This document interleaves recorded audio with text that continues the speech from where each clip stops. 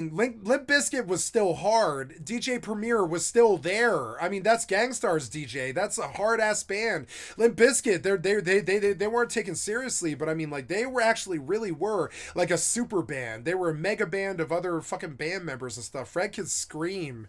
Fred was a really good singer. He was a really good writer too. And like, so it's weird because like you see these other bands like Linkin Park get the credit that Limp Bizkit should have had. And I'll say that for Fred because I have screened some Fred in my life, but but the only song I ever really liked by Linkin Park, besides Faint, is In the End. Rapper And Kanye West. in the end is a Backstreet Boys song. In the End is such a pussy ass song. It's an excellent example of that band, but I mean, like, I love that song. It's a really good song. It rocked the radio for like 20 years and shit. But when you think of like what that band was trying to be, Linkin Park, and what they ended up being, I think they wanted to be Slipknot, but they ended up being fucking Backstreet Boys. And Backstreet Boys was not a good influence on my metal channel. I hold you to task for it, Linkin Park. You kind of Backstreet Boys my metal channel. Every metalhead in the fucking world knows exactly what the fuck I'm talking about too, and it's still like that. But maybe the You can't get Cradle of Filth or even Marilyn Manson. You can't get real metal on real metal radio anymore. I don't try.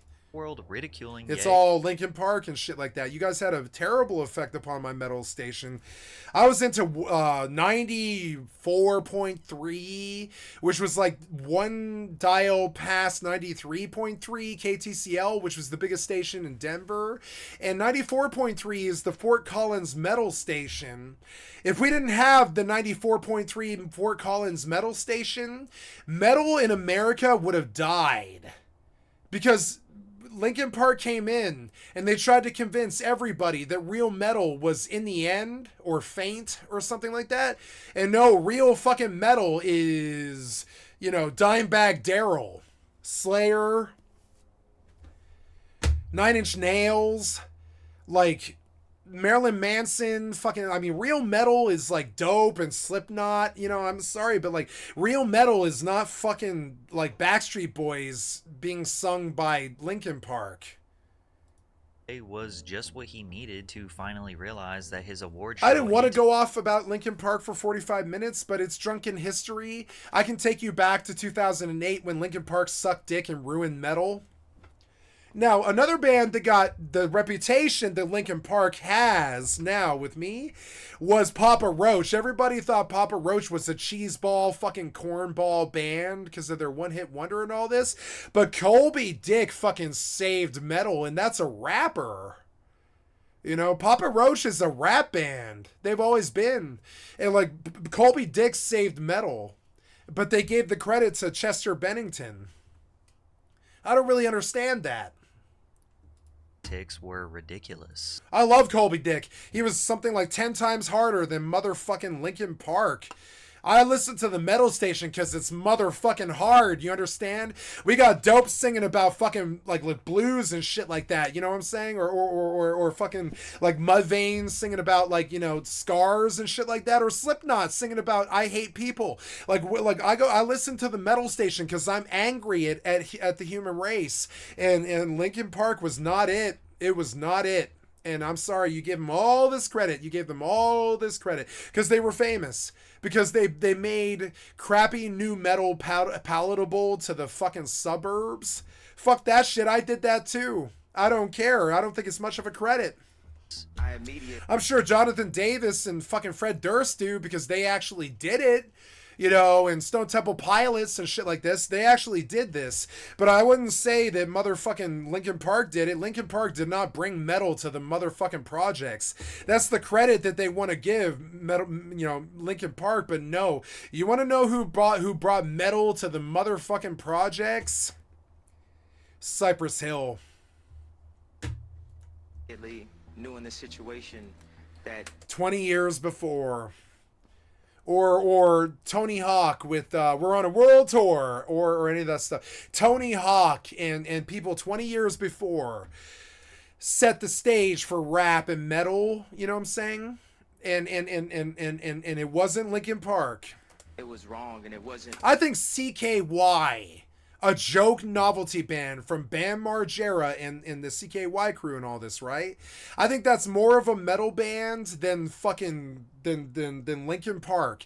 And you get an idea that how much I actually sort of dislike what Linkin Park did to music is because, you know, like I'll shout out CKY before I'll fucking shout out Linkin Park. I'm doing both. A spectacle, or just, you know, it's actually someone's emotions, you know, that I stepped on. And This stuff used to matter 20 years ago. It doesn't matter anymore. But Linkin Park, like every time some fake ass metal fucking, some fake metal motherfucker would step up to me like they know what Veil of Maya or Under Oath is or anything like that. They don't know metal. Like they don't know metal. They don't know metal. They don't know you know, Scary Kids Scaring Kids, or like you know, or deathcore, or Kraftwerk. I'm sorry, yeah, is it Kraftwerk or whatever? It's like there's so many metal bands. Like they don't know. They just don't know that metal is like classical music. It has this huge range that transcends like 17 different genres or something like that. And so every time they try to tell me that Linkin Park is good because they sound like Backstreet Boys, I'm like, no, that's not metal. it was rude, period. And, you know, I like to be able to apologize to her in person. In a Rolling Stone interview, I like to be apologized to in person. Taylor described what their relationship was like after But did you apologize to her? the 2009 incident. I just so badly wanted that respect from him, and I hate that about myself, that I was like, this guy's antagonizing me. I just want his approval. I don't care about that person. I don't care what Kanye West fucking thinks. I don't care what Taylor Swift thinks. And that's the problem. Most of the world cares about what other people think. Who's You antagonizing need to care me. about I what just you want his think. approval. But You need to care about what you think. You should never care about what anybody else fucking thinks. I couldn't give a flying fuck what Donald Trump thinks of me. I really just don't care. Don't care. I don't care what Taylor Swift thinks of me. I don't care. But that's where I was. And so we'd go to dinner and stuff, and I was so happy because he would say really nice things about my music. It just felt like I was healing some childhood rejection or something from when I was 19. In an interesting twist of fate, 6 years later at the 2015 MTV VMAs, Taylor Swift was going to announce Kanye West as the winner of the Vanguard Award. During Ye's speech, he mentioned that What's a MTV Vanguard used his Award? Taylor interruption He's like the guy on the outside. as promotion, pointing out their contradictory behavior, demonizing someone for their terrible behavior, then turning around and considering it an iconic moment so they could profit. You know how many times MTV ran that footage again?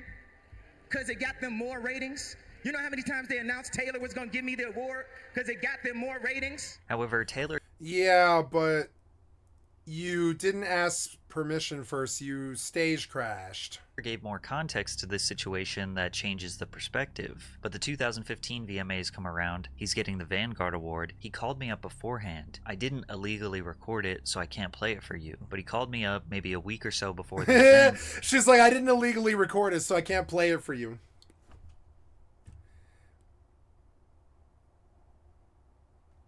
And we had maybe an hour-long conversation, and he's like, I really would like for you to present this Vanguard Award to me. This would mean so much to me. And he went into all the reasons why it means so much, because he can be so sweet. And I'm standing in the audience with my arm around his wife, and this chill ran through my body. I realized he is so two-faced, that he wants to be nice to me behind the scenes, but then he wants to look cool, get up in front of everyone and talk shit. Ye kind of played the victim on stage, but behind the scenes it seems like he was begging Taylor to essentially give him her public approval. And this was just months before he released a song called Famous, Oh no. where he says, I feel like me and Taylor might still have sex. What? No. That girl's never gonna sleep with you, no.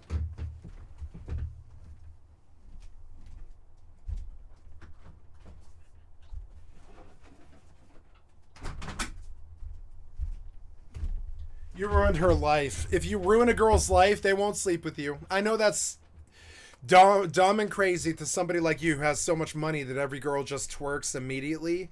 But understand, if you treat a girl horribly, they won't sleep with you. I made that bitch famous. However, during this 2015 VMA speech, he tried to explain precisely why he has over the years struggled with award shows. The contradiction is I do fight for artists. But in that fight, I somehow was disrespectful to artists. I didn't know how to say the right thing, the perfect thing. I sat at the Grammys and saw Justin Timberlake and CeeLo lose. Justin, I ain't trying to put you on blast, but I saw that man in tears, bro. And I was thinking, like, he deserved to win Album of the Year. I still don't understand award shows. No, you don't. You don't understand award shows. It's the popular girl tells everybody else what to do. Tay-Tay.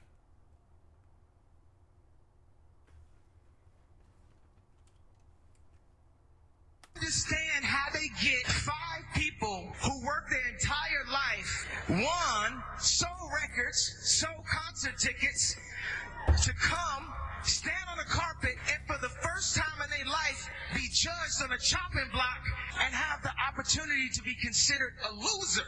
I don't understand when the biggest album or the biggest video, I still don't, I've been conflicted, bro.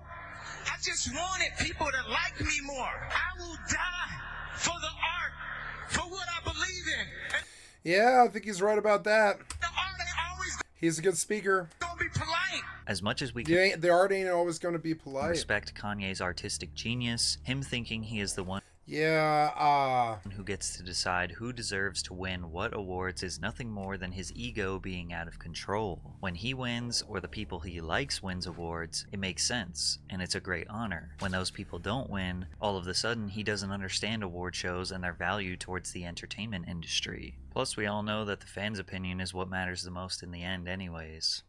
yeah. Oh, how he closed. I really loved how you closed this.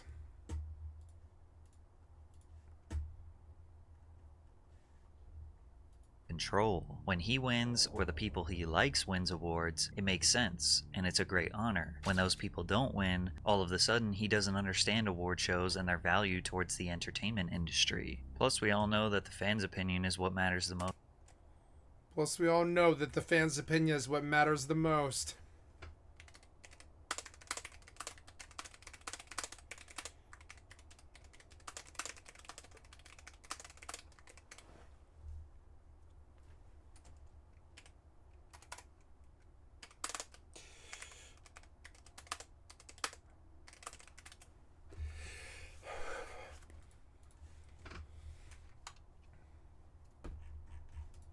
In the end anyways.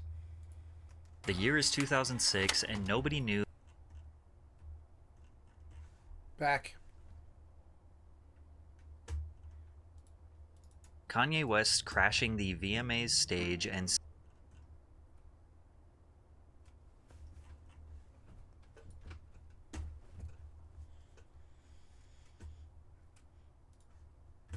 The frequency illusion, also known as the Baader-Meinhof phenomenon, is a cognitive bias in which a person notices a specific concept, word, or product more frequently after recently becoming aware of it.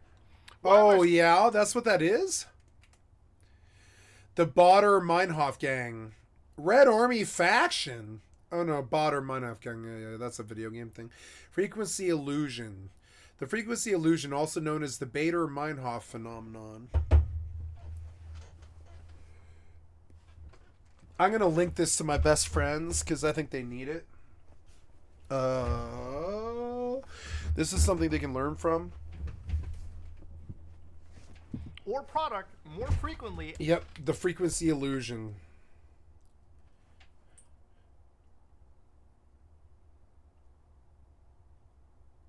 I'm going to send this to my best friends because, I mean, they need to hear it.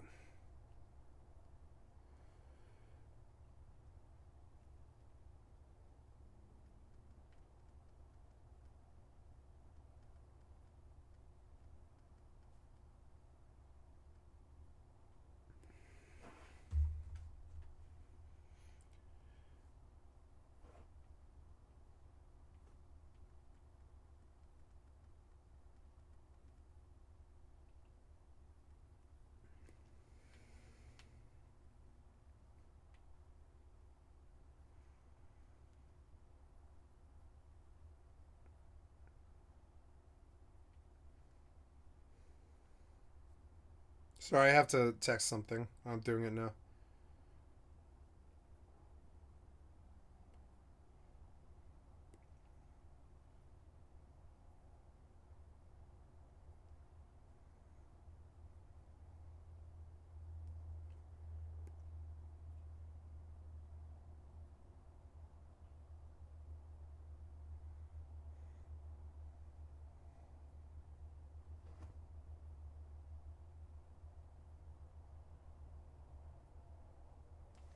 Frequency illusion.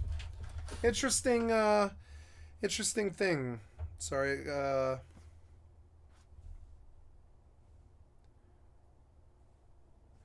I'll be right back. I gotta pee.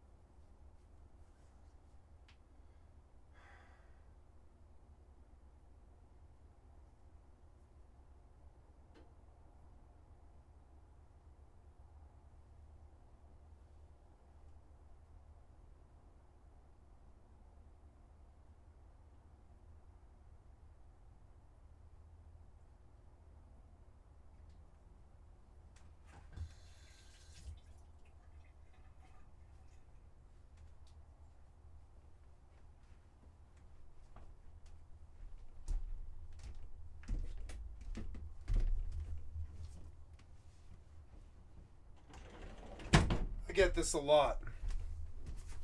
this a lot. Frequency illusion. Cognitive bias in which a person notices a specific concept, word, or product more frequently after recently becoming aware of it.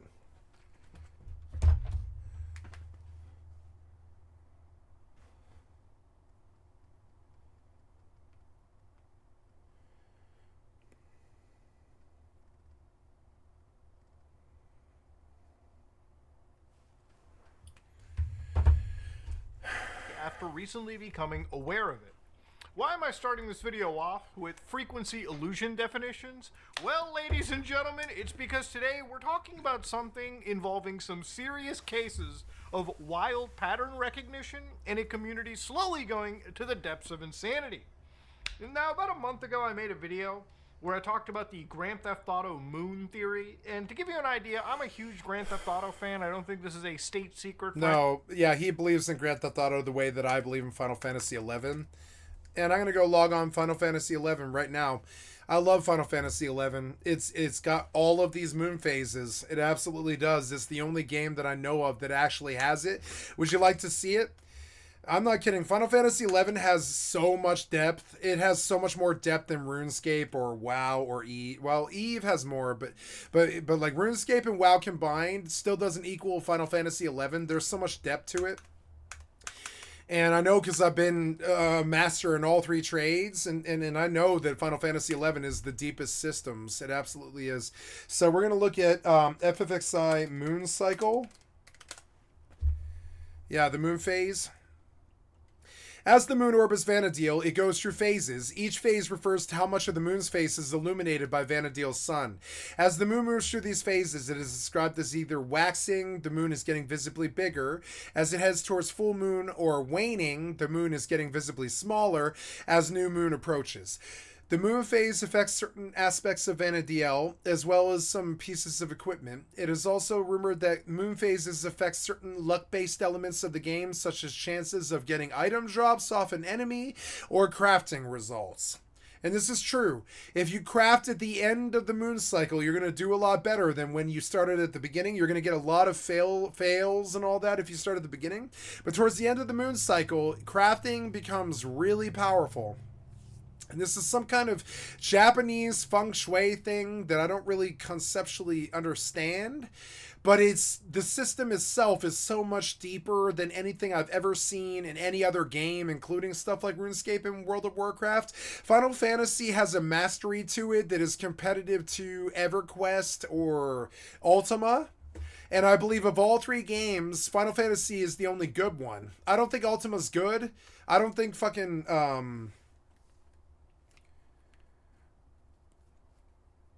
I said what I meant. I'm just going to stop there. I think they're good games, but I don't think they're modern games. Final Fantasy is a modern game. It still plays, but it has these terribly deep systems. On an interesting side note, the moon's face will be tinted the color of the current day as the days change. I.e., on Fire's Day, the moon will tint red, and on Wednesday, the moon will tint green. And I love this because you can tell what day it is because of what day is, and that brings us to, the days of the week in Final Fantasy XI, and it's like Fire's Day and Wednesday and Ice Day and Lightning Day and Thunder or Dark Day and Light Day and all that, Light's Day, and all of those things are elemental sways over the entire world, which is something that the rest of the modern MMO community did not mess with, that I think makes Final Fantasy the greatest game ever made. And it takes a Final Fantasy player to verbalize that, because it takes understanding it for 25 years to really understand that most games just don't have the depth that this simple game does. And you keep looking for it.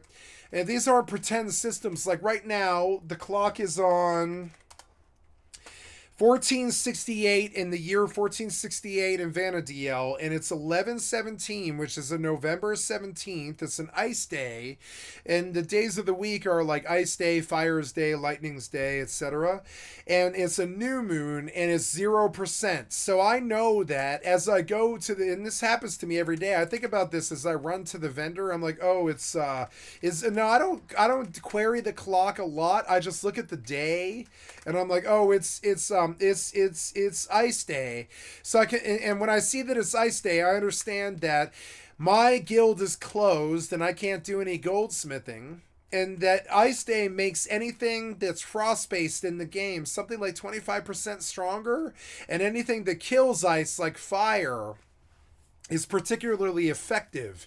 And so I think when Ice Day hits, I think, oh, I could go burn ice elementals during Ice Day, and fire will do really well. It'll kill those elementals really quickly. And not quickly, but just higher damage. Each time you cast a fire spell, from Fire 3 to Fire 2 to Fire 1, you're going to do a little bit more damage on Ice Day, because ice is weak to fire. Now, no other elements in the chart, and I'll show you the depth of the chart. This is usually the point where Final Fantasy XI blows somebody's mind. When you begin to understand the rank A chart, which is like this Japanese concept of feng shui and elemental power, and not elemental power, but elements. And there's the chart. You're going to see it as something that'll blow an RPG player's mind. This is something that is something like, I've seen this before, and I know the response that people have to this, and they're like, what the fuck, there's something really crazy here. And you can see it the second that you look at it. There's something really crazy going on here. The RPG system around magic in Final Fantasy XI is better than Genshin Impact. It's better than EverQuest. It's better than, the Japanese don't fuck around. They built something that is fit for the ages, and I think Final Fantasy XI is the only game fit for the ages, short of EVE Online. EVE Online has continued to evolve like Final Fantasy XI has, but 11 was evolved when it first hit. I mean, it's an old crappy game that plays bad like RuneScape, but it's still an evolved game. And so if somebody with a sword opens up with their weapon skill, which is this tech point ability that builds up as they do weapon swings, they get from 0 to 1,000 tech points. When they reach 1,000 tech points, and between 1,000 tech points and 2,000 and 3,000 tech points, they cycle in, they throw a weapon skill with their sword, like Flat Blade, and then anybody who can correspond in the Thunder or the Wind chart can now chain a combo with them. Like Archery can do Sidewinder, Axe can do Raging Axe, Great Axe can do Steel Cyclone. Like it opens up here. You have to pick one when you start on the rank A chart. Like you pick a weapon skill, and then you look at weapons, and you're like, okay, it's sword. I get Flat Blade and Circle Blade and Vorpal Blade. Vorpal Blade is a dark blade ability. But you open up with a weapon skill like Black Halo A, or Assured Fist for Monk, or Tachi Gecko for Samurai, or Arching Arrow for Ranger, or Tachi Kasha for Great Katana. All these Japanese things that we don't really have concepts of in the Western culture that are actually really beautiful. They're like these super attacks with magic combined, but they're not magic. They're just trying to tap into the elemental pull of the world around them in some kind of crazy feng shui balance, and this chart is the only way I've ever been able to describe it to anybody. Even EVE Online, I mean EVE Online has this. EVE Online has this, but it's the only other game that's ever had it. It's the list of resistances, lists of resists, right? I typed lists of resists, right? And we're gonna look at natural resistances, right? But I mean, like, I don't think that's actually NPC damage types is actually what I'm looking for here. So NPC damage types have frost, or sorry, electric, which is in Final Fantasy 11, it's electric, it's thunder, and in EVE Online, it's EM. In EVE Online, fire is thermal. In Final Fantasy 11, fire is fire. In Final Fantasy 11, kinetic is physical. That's anything physical, like, you know, weapon swings and stuff like that, or archery lands, or anything that's like physical that actually hits you and hurts you. And then in EVE Online, there's explosive, which is, you know, is very powerful against people who use shields, because explosions hurt shields and all this. And so if you ever wonder, and I'm just going to explain this because I'm drunk and I don't really ever have the time to do this sort of stuff. If you ever wonder why I sit on Final Fantasy 11 or EVE Online over some game like CSGO 2 or Apex Legends or Valorant or something like that, or I only play Fortnite, it's because Fortnite still has the same sort of systems like that, sort of. You can still get burned and frozen and all this other stuff. Fortnite still really has a lot of depth. A lot of these games do, but, you know, but my main thing is most games don't actually have the NPC damage types. They don't respect what I call the elemental chart. This is why that when you hear a gamer say that they're a Genshin Impact fan, you're going to cringe and you're going to be like, oh my god, you like Genshin Impact? What the fuck's wrong with you? That piece of shit freemium fucking gacha game? What's wrong with you, right? But no, if somebody actually likes Genshin Impact, it's because the elemental chart does exist there, whether you pay money or not. And Genshin Impact is far more deep than, I would say not as deep as World of Warcraft, but it's about as deep as World of Warcraft.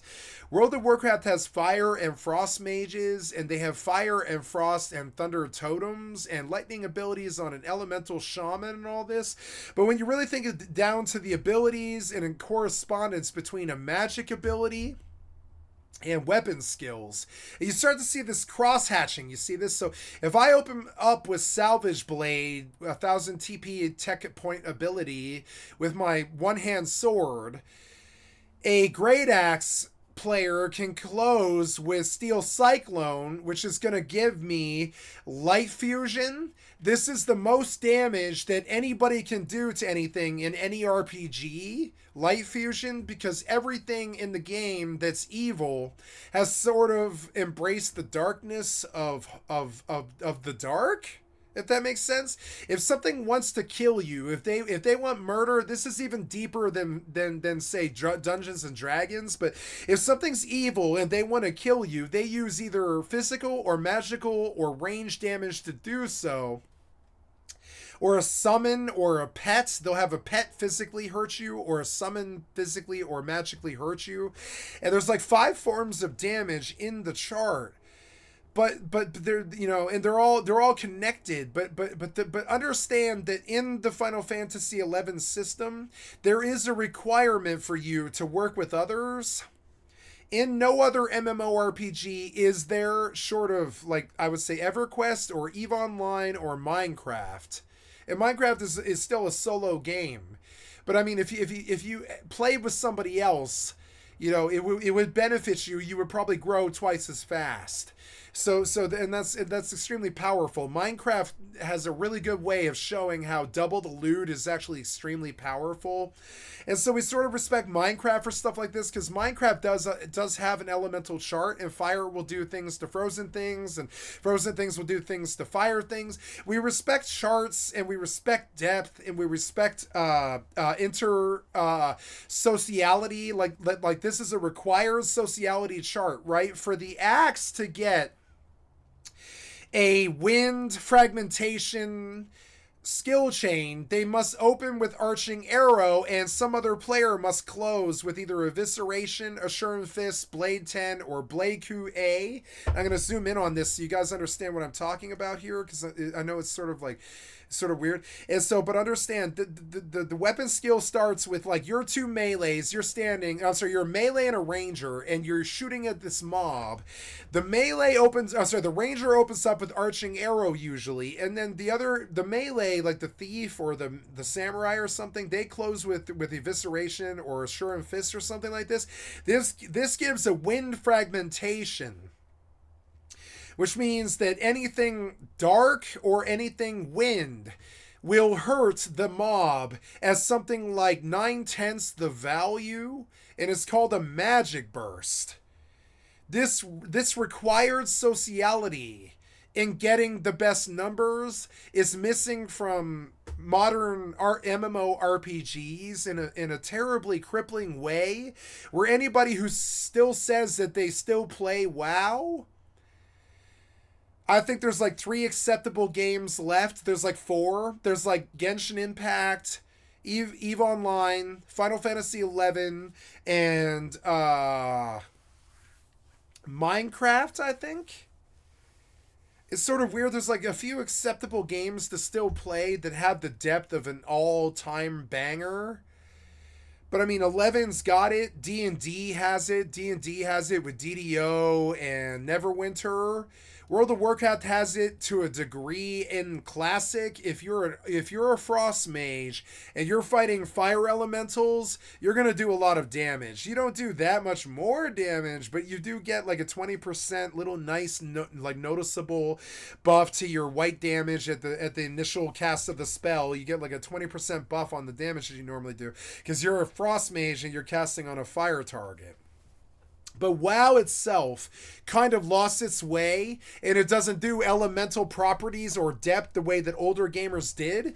Because in Final Fantasy 11, you must observe this system. You must memorize it. You must know what your correlations are with other people. And if you want to kill a mob before it kills your tank, whether you're the damage or the healer or the tank, it doesn't matter who you are, you must observe this system to do 990 type damage that'll actually kill a mob, as opposed to just you auto swinging to get the tech points to begin the skill chain all over again. When one becomes a master of Final Fantasy XI, one is a master of feng shui, of all the elements, and they understand how every weapon plays into every other element. They have this all memorized. They know what can do what, from light to ice to water. And I forget sometimes. I come back to the chart and I remind myself, because this doesn't come up that much, because it's very simple to create a chain that everybody in the party follows. But this overall discipline of the entire party being forced to conform to a very deep elemental system like this, you'll only ever find it in EverQuest, Final Fantasy XI, EVE Online, Ultima Online, DDO, and Dungeons and Dragons. If you don't play those games, and you understand now why I can make a statement like I'm the best gamer on the motherfucking planet, you understand? I am showing you Final Fantasy XI, EVE Online, and all of the other MMOs all at the same time. I know the skill chains, I know the DPS, I know the weaknesses of all the bosses of every game. This is a mastery I don't know what you would call it. It's elemental mastery, I think. I don't know. If you don't know elemental mastery, if this is new to you, if you don't, if I mean, it's not new to RPG players, but if you don't have a mastery of it, if you aren't thinking about what your edge is on this elemental chart and how you're going to get it, you will not do enough damage before your tank dies. Does it sound familiar? I do the same thing with Overwatch. Overwatch has this thing where, as a healer, if I don't do enough damage to my target, my tank will die. They just won't have enough wherewithal to stay alive through all the damage that's coming in, even through my heals, if I don't get some of that damage dealt with. And so Overwatch forced me to deal with doing damage as a healer, and I'd never really seen how important that was before, because WoW is just like, apply a dot rotation and forget. Right? WoW is not that deep. WoW is not that deep. Not like this. Not at all. And so when I meet a Final Fantasy master, it's like meeting a Go player who's been playing Go for 50 years or something like this. And so I'm looking for a woman who has the mastery of this, or at least the ability to learn it. Most women don't. Most women do not have the mastery to understand the rank A chart in their souls, and that sounds sexist, but I'm talking about like dateable women. They don't worry about elemental charts. They just don't. And the elemental chart is what I care about. This is glaringly missing from games like Bellwright and Rust. You know, Rust has it to a degree. You can burn and freeze your enemies if you want. You absolutely can. Rust has the elemental chart. It absolutely does. That's why I think it's the greatest game ever made. But understand, Final Fantasy XI is the greatest game ever made. I think anybody with some real knowledge would understand. The depth of any games doesn't really equal anything of like an Ultima or a Final Fantasy XI or an EverQuest or a Bethesda game or anything like that.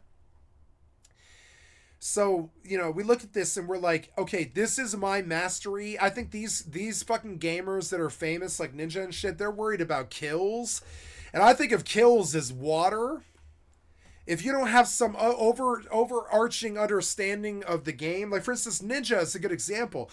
Ninja knows Fortnite. He knows when the rotations are going to come through. He knows when the people are going to come shoot him in the back. He knows when he can push a shotgun and kill some dude in 2 hits or anything, pretty much over and over and over and over and over again. I know his style very well. I studied him for a long time. I like Ninja, you know, and but I mean, that's an example of mastery. And then I come to find out later that Ninja is a Final Fantasy XI player. And I was like, oh, that's why he's so good. Yeah, that's why he's so good, is because he understands the rank A chart, which is understanding that not only are you the fire archer, but your responses and your combos are in relation to all of the other players on the board. How you play, how you do, how you start, what your rotation is. It's all the same RPG stuff. But understand, he looks at it from this whole chart's perspective, where he knows, if you understand this chart, you kind of understand how random a Fortnite battle might be. Let's say you get in an AK fight with an SMG dude at you know, Boney Burbs, right? All these other dudes with all these other weapons and all these other elements might come through from around the storm and come right to you the minute that they hear your gunfire. If you don't have the mastery of all of these elements and what those elements are going to do to you and how they reach you and what their correlation is to you in the game or anything like that, I hate sounding like Admiral Akbar, but I like the Admiral Akbar thing. I like training fucking gamers, you know, I like the Admiral Akbar thing. And so I point out that the superior understanding of your correlation to you and the elemental chart, where you relate to the other players on the battlefield, your game sense, and what you can do to a particular element or a particular player with a particular weapon that they have. Weapons in Fortnite are no different than these elements. There's certain things that certain weapons can do to other players in certain situations that are stronger than other situations. Like, for instance, a sword can kill a dude who's point blank a lot fucking faster and more efficiently and cheaper than the best chain gun on the motherfucking planet. Another example of this is a person on foot can always outrun a person in a car for their first 150 feet. because the sword is just closer. The sword will just hit the target immediately. The chain gun has to be aimed, lined up, suppressed for its recoil, and sprayed. The sword just goes shop. It's faster. So even in weapon differences, from great sword to club to dagger to hand to axe to club, all the weapons that the stupid ass New World should have but doesn't have, you know, and all this stuff, right? And there should be a light staff, and there should be an ice staff, and there should be a fire staff, there should be a thunder staff, and there should be a wind staff, and a thunder staff, and all this stuff, and a water staff, and all this stuff, and all those staffs need to be in New World, and all these weapons like archery, axe, great axe, blood pact, summoning. There needs to be a summoning class. There needs to be gun classes. There needs to be marksmanship classes. There needs to be boomerang. There needs to be bombs. There needs to be axes and great axes. New World is a really good game, but it doesn't understand the elemental weapon chart very well. This is how damage is sussed out in the real world. If you don't have a mastery of it, you're just not a good player. So all these worthless pieces of shit step to me like they're better than me. They're not better than me. They are now that I've taught them, but they're not better than me. No. They had no fundamental grasping of this 15 years ago or anything like that. And I can look him right in the fucking face in public, and I can be like, you weren't better than me ever. You didn't have this grasp. You don't understand the overall arching like damage chart of how all damage is applied. You didn't see it. You've never seen it until today. You don't know how damage is sussed out on an elemental wheel. You play shooter games, you know?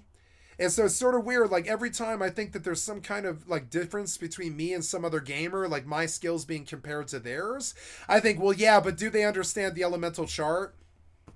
And the answer is almost always invariably no. Not until somebody shows them. And then you're like, oh, you're pretty bad at video games. I don't care if you're Ninja and you play, you know, well, I wouldn't say Ninja's bad actually, because he plays Final Fantasy 11. He knows the elemental chart. I've seen him sell buffalo hides for years and years. That motherfucker, he actually understands how video games work. Most of you guys don't. That's why he got so immensely popular so fucking fast. It's because when you see somebody who understands the overall systems that run the game, and they add them into the math that is their constant gameplay, they equal this chart where everything has some correlation to something else. Shotgun has correlation to pistol. Pistol has correlation to SMG. SMG has correlation to AR. AR has correlation to sniper rifle. Sniper rifle does not have correlation to melee. Melee does not have correlation to, well, I mean, melee has correlation to sniper rifle, but I mean, like most of the time, you're not going to melee a sniper. That might happen, but it's very rare. That's on the rare end, you know? And when you understand that all of these things have cross balances to all of each other, and the chart is not a literal example of it. The chart is just an example of Final Fantasy 11. When you understand that this chart exists in every single game and you have mastered it, you are on Ninja's level. You're not till you do. And that's how he got like Shotgun Monkey out of nowhere. He just started shotgun monkeying everybody because he understood that a shotgun blast to the fucking face on the elemental wheel is extremely strong. There's pretty much nothing that stops it. What stops a shotgun blast to the face? Nothing. Titanium? Some kind of titanium helmet? It wouldn't stop it.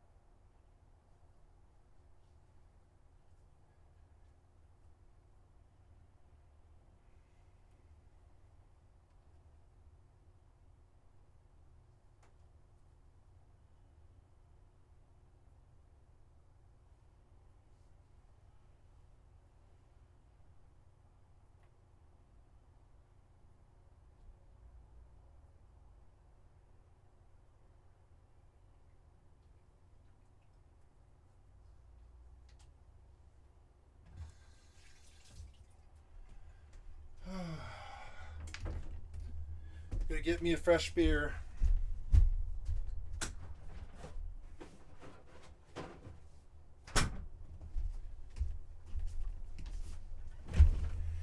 Every designer adheres to some sort of chart like this where everything is sussed out.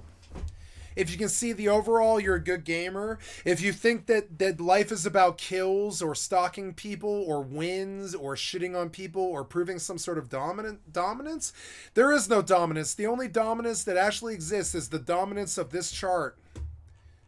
I'm dead serious.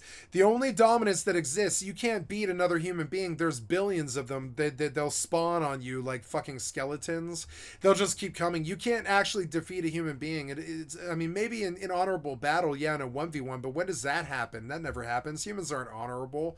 So, like, understand your mastery of the whole universe and where you stand in this chart and what it is you can do. I think all of the time of the strengths that I have, and I play to those, you know, and I think about it all the time. Like this balance back and forth between, you know, the rankes and the elements and what happens with the overall game. And so I play games where the elemental chart is very real. You know, if you don't have the elemental chart, that's why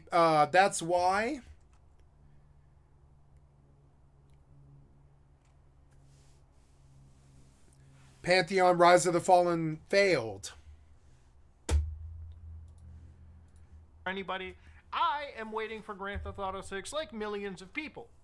However, Grand Theft Auto 6 had a trailer released over a year ago at this point, and while the trailer was exceptionally amazing, showing us exactly what GTA 6 is going to have in terms of visuals, in terms of the amount of NPCs on the screens, in terms of Rockstar elevating their technology to another generational height, I don't really want to be a fan boat driver. that even their I know fan boats are cool.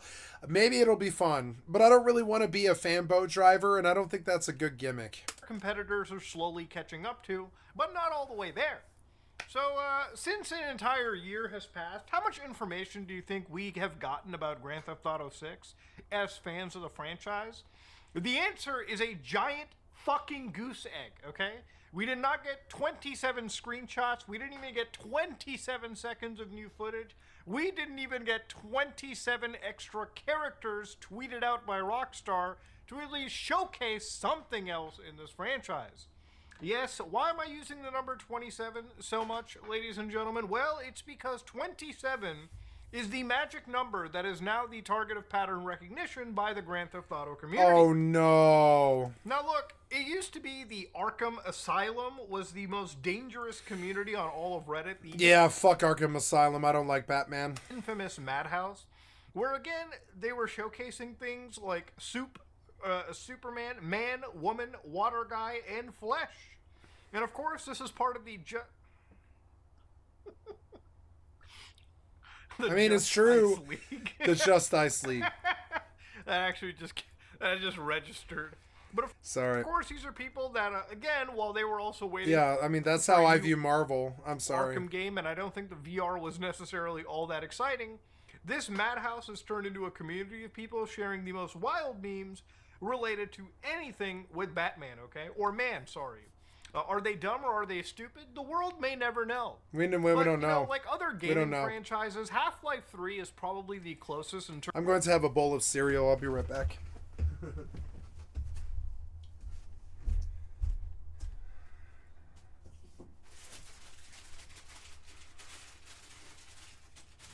want some yogurt.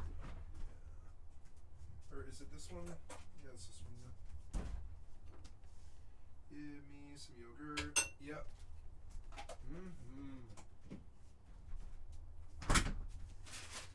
Some peanut butter. This was an interesting mix, but I don't care this much.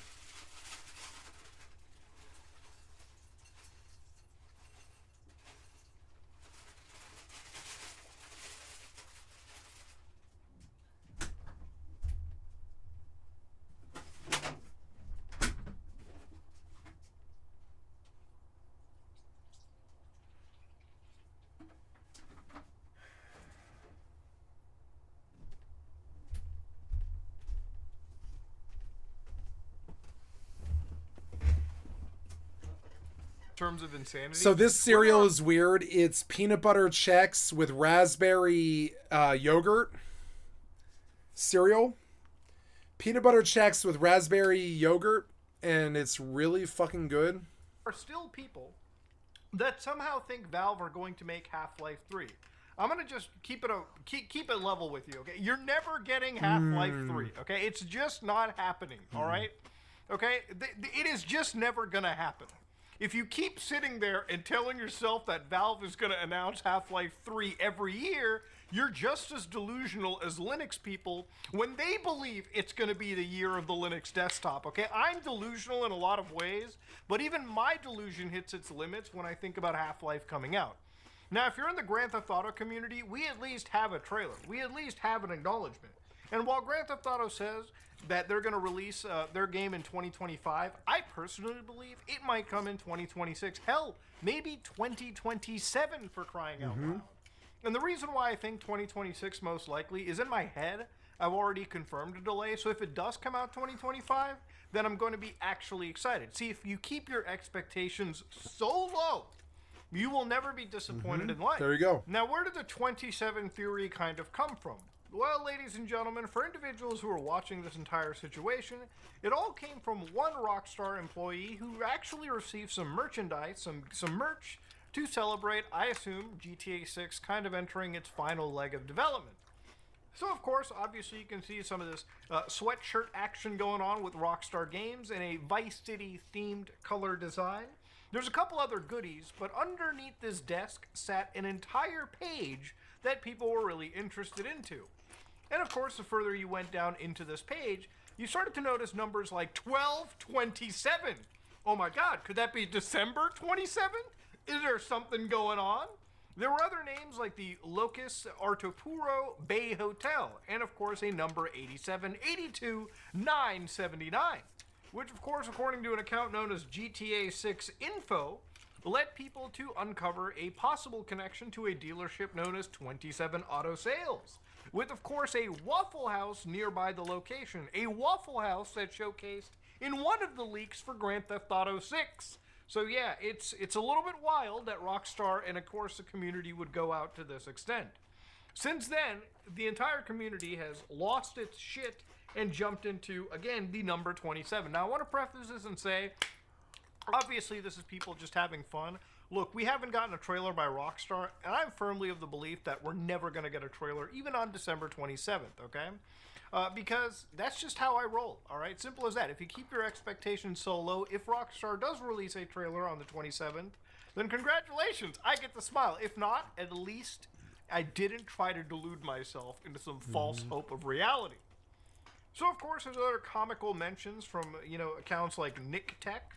Great stuff from him, where, again, he looks closer into the GTA trailer and finds the body cam section of the trailer, where, again, the numbers 8 and 4 add up to the number 12, and 2, 3, 5, 8, 4, 5 add up to 27.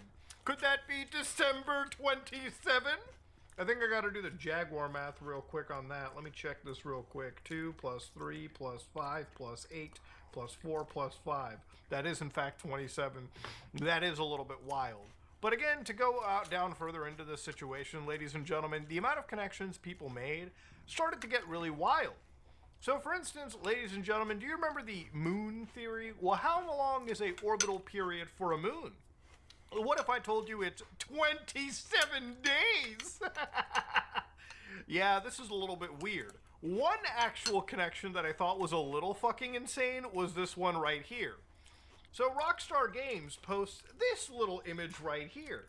Now you might be like, whoa, this is nothing serious. This is actually drip feed announcements for Grand Theft Auto Online.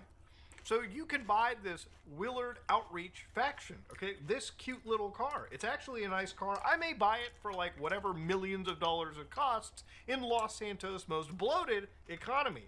But if you look closely at the license plate 6DW31980, let's do a little mathematics on that one. So if we open up our good old calculator, we add the numbers 6 plus 3 plus 1 plus 9 plus 8 plus 0, which you might as well not even add, but you hit equal. That is 20 fucking 7. Now, why is this such a huge deal? Well, because when Rockstar posted this to their own Instagram account, which as of now has only 27 posts, if you look at that license plate, why did they scratch him out from this post? Is it because they don't want people adding up the number 27? Now, Grand Theft Auto 6 is slated to take place in the state of Leonardo, which is based on Florida, with the main city being Vice City, based on Miami. Do you know which infamous U.S. route takes place all the way from 27. Chicago, Illinois State, going 27. all the way to the heart of Miami? Right here, ladies and gentlemen. 27. If you guessed U.S. Federal Route 27... I've been on it before. I think these patterns are a little more coincidental than one would think. What is the 27th most popular name in the world? It starts with a J. It's actually James. Oh, God, if it was Jason, I'd be creaming myself. Because, my God, I'm fucking going insane just researching this for the last few days. Now, what is in the 27th second of Grand Theft Auto 6's first trailer? These are just interesting cars at a car meet, okay? You got a bunch of NPCs just vibing. You got a helicopter in the Looks distance. good. But this car, what's a decal? 27?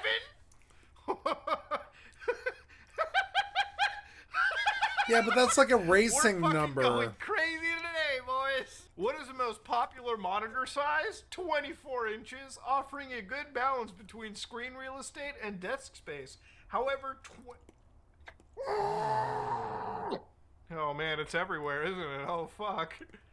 Let's look at Rockstar Games' oldest videos. They started with a bully trailer. Let's add up the numbers. 1, 2, 3, 4, 8, 12, 16, 20, 24, 25, 26, 27. Beta-rater sessions. Jason is in one of the characters from GTA 6. Why are we doing this stupid video? I'm getting off it.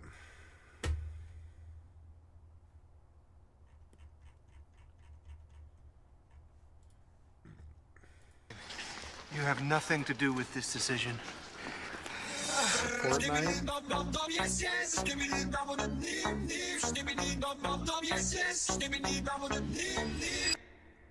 Fortnite. Now, you may have noticed on this channel, I do a lot of videos stood up. I have high energy. Why am I sat back down again? Did I become lazy? No, it's because the announcement that has recently came out about Epic Games' most prized possession, Fortnite, is so amazing that my legs are quivering. They're shaking. I simply cannot get out of my seat because of my excitement. Welcome, welcome, one and all. It is Rizmas. Santa has opened his package to give all you little my Sigmas God. something beautiful this year. And what is that? Finally, Skibbity Toilet is being added into Fortnite. The thing that was prophesized, the thing that people would make memes of and jokes about, it is now actually happening. Now, I'm sure many of you have a list of presents you might want Santa to give you this year. Also, I do want to say, when Christmas does roll around in a couple of days, it will basically put all Santa deniers on suicide watch because, again, he does exist, okay? I don't care how old you are watching this channel. You could be someone in your 40s. He does exist. If you don't think he does, you are a filthy denier and you're going to hell. So, on the 17th of that's December, Fortnite put out a strange series of tweets. A Oh, plunger no. emoji, a toilet, and a camera. And then afterwards, all hell broke loose because everyone realized the end times were coming. Skibbity Toilet was coming into Fortnite. I do want to say, by the way, YouTube's a great website. I'm sure many of you that are watching this right now, this video, you probably think to yourself, oh, I want to be a YouTuber. I want to, you know, make videos from the comfort of my own home, support my family. That's what I'm basically doing. someone that's pushing 30, talking about Skibbity Toilet being added into Fortnite. So just keep in mind that there's going to be some low points in your career, all right? Now, when the trailer dropped, the response was, it was definitely received. As you can see, there's a lot of dislikes. I know I've said this in the past, but looking at dislikes on a YouTube video isn't actually that accurate for a lot of different variable reasons. Like, for example, people that install a dislike app to check the amount of dislikes have a higher chance of probably disliking a video in the first place anyway. So the numbers are never actually as bad as they look. It's probably about half or something like that. But regardless, even if that's accurate, there is still a fair amount of dislikes there. I just like how we've reached a point where, unfortunately, Gen Alpha and now the dominant species. I mean, here's a good example, right? Millennials, everyone's been making fun of them. When they go to like film a video, they have this bizarre awkward pause for like 5 to 10 seconds. Hey everybody, just got...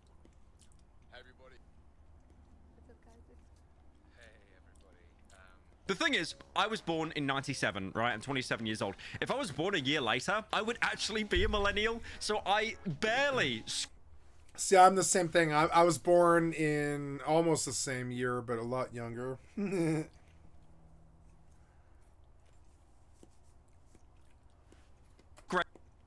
Into being Gen Z. Thank God for that. Gen Z was the dominant species, but it seems like we're not anymore because the little fetuses, Gen Alpha, they're now getting their humor in early. Like, for example, Skibbity Toilet. I mean, like, most people that enjoy that, unironically, not with like a sense of irony or anything like that, are probably kids. I mean, there are so many videos on YouTube of kids that are like singing Skibbity Toilet. One of my favorites is this kid getting like a shot in his arm, and he starts singing out Skibbity Toilet to basically self-soothe him.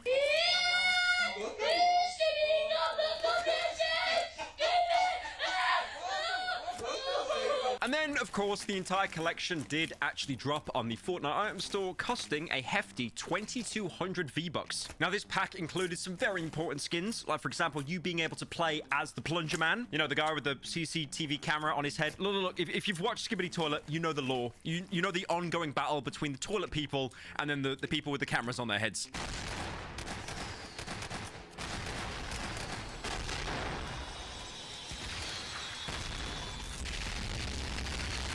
Now, unfortunately, as much as many people were begging for it, you can't actually play as one of the toilet characters. Instead, being delegated to back bling, just like something you wear on your back. Now, personally, I think having this collection in Fortnite is a genius power move, because obviously, you know, the average age of a Fortnite player is probably like 10 years old, but there will still be people that will boot up the game and they will buy the skin pack out of pure irony, because it's like, oh, it's so bad, it's actually hilarious. I was actually going to do that. I was going to boot up Fortnite, install it again, and buy the pack, but then I realized I actually had to play Fortnite, so I didn't bother. I'd also like to point out as well to Fuck Boom, the very talented individual behind the Skibbity Toilet series. He actually came into my stream the other day, and I asked him, how much were you paid? Was this like a cut of a commission? Was it a percentage? Did they give you a flat rate? Hopefully not, because that would have been a huge scam. And he turned around and basically just said he got a skibbidillion dollars. Skibbidillion dollars. And it took me about 5 minutes to be able to enunciate that word properly. Is the Fuck Boom in the chat? Oi, how much are they paying you? Skibbity. I'm having a stroke. He's being paid a skibbidillion dollars. I think if anything, this really shows to me that Fortnite is never going to die. When a company becomes so big, or like a video game or a franchise. I love Fortnite. Let's go play Fortnite. Fortnite came up. We're gonna go play Fortnite. I love Fortnite. Fuck that shit.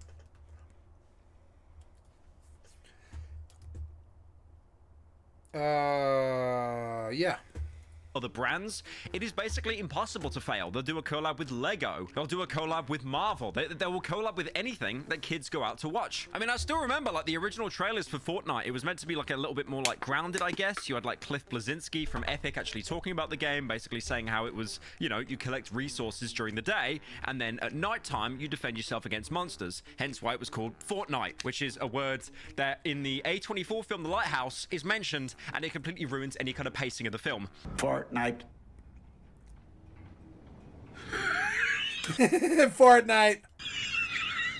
Fortnite. Me going back to watch The Lighthouse now, because the current brain I love The Lighthouse. humor, it is like watching a really elaborate bit. It's such a good movie. I love The Lighthouse. I wish they would make more movies like that. It was hard to do. Towards the end, I wanted to shut it off. I was like, God damn it, the mermaid stuff is bothering me so much. And like, God damn it, that movie was so good. They don't make movies like that. Toilet Riz pack, that's totally fine. I've seen enough videos online of kids that are basically, they're fetuses, they were just born, but they're having the time of their life just playing a video game. One of my favorite ones is this German kid, and I think his mom bought him like Coke Zero or something like that, and he's just playing Fortnite. Yeah, Fortnite and Coke Zero is some good shit. You know, I've got Voodoo Ranger. I'm about to play some Fortnite. I'm a 5-year-old at heart. I'm basically a 5-year-old man-child, I would say. I'm gonna go play my Fortnite and drink my beer, and I'm just, you know, I'm happy with Fortnite. I like Fortnite. Are you guys like, I don't know, are you guys like, do you not like Fortnite? Fortnite, it's really cool. And because I play Fortnite all the time. I love Fortnite. he is that young, there are no life stresses, no pressures. Yeah, no fuck it. I'm that that young. I don't give a fuck. I'm gonna go fucking play some Fortnite. My pressure is what video am I gonna watch next? adulting or growing up or mortgages or... Fuck that shit. No, the mortgage, that's somebody else's problem. My house, I own my house, and I'll kill to defend this house. But I don't do anything. or taxes or health. Oh, taxes. I pay my taxes, yeah. And it's a pain in the ass. And boy, I cuss the government. Healthcare, I do, and I've had a lot of eye doctor appointments lately. I'm an adult. I do a lot of adult things, but Fortnite and beer, you know, Fortnite and beer. Bro is just having the time of his life. Yeah, fuck it. Fortnite und trink Cola. Yippee! It's funny, but if you get two groups of people, you get I get to play Fortnite and I get to have soda. I'm fucking happy. I have beer and I get to play Fortnite. I'm fucking happy. You know what I'm saying? I'm fucking happy. That's the difference. Like, sure, ton of fucking scrub ass piece of shit humans tried to kill me and scare the love of my life away and try to throw me in jail or over false assault charges and all the stupid ass pieces of shit fucking skibbity toilet humans and all that stuff. But I'm really just that guy who likes to drink beer and play Fortnite and have fun. I don't really want that taken away from me. I'm basically a man-child at heart, and I'm definitely going to play my Fortnite and drink my beer. I don't care about that.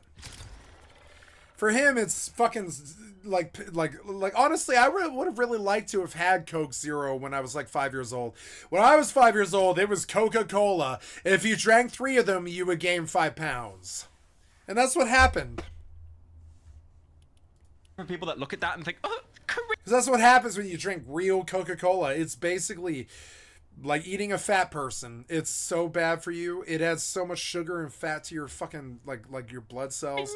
And then you'll get the other half that almost look back at it in nostalgia to think, yeah, I look back at it and I'm like, yeah, I was a child and I'm still a child. I'm a fucking child. I like butt sex and taking the government down, but I'm still a child. wow, life was really easy back then. Life was really easy back then. Before I was worried about having butt sex with a woman that I love.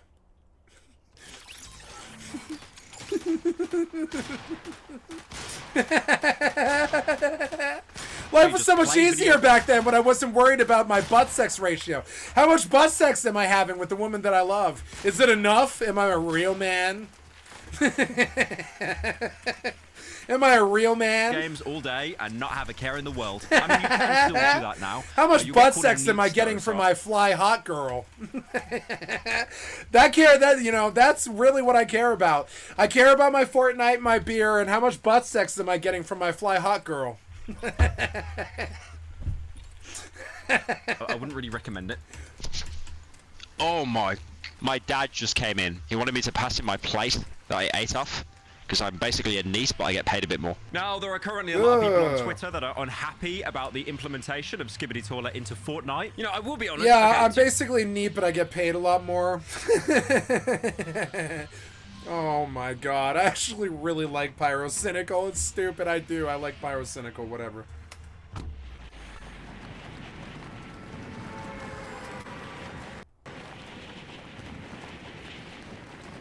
God damn it. Why won't you go forward? You're so annoying.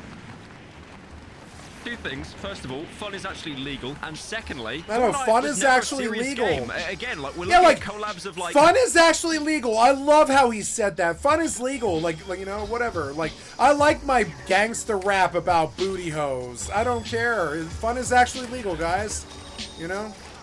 It's not so bad. Yeah, I'm driving too. Fuck you. Oh, I'm getting that thing.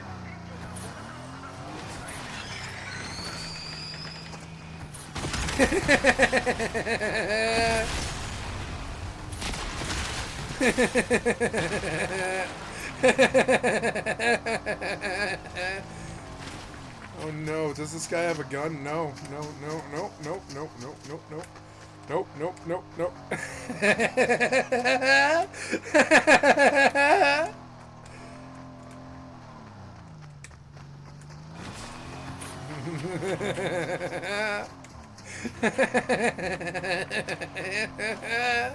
Come on, you're gonna get it. You're gonna get it.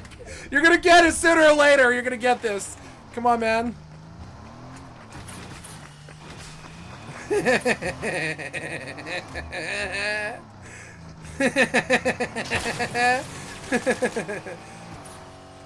that gun. Damn it. I don't have any guns. What?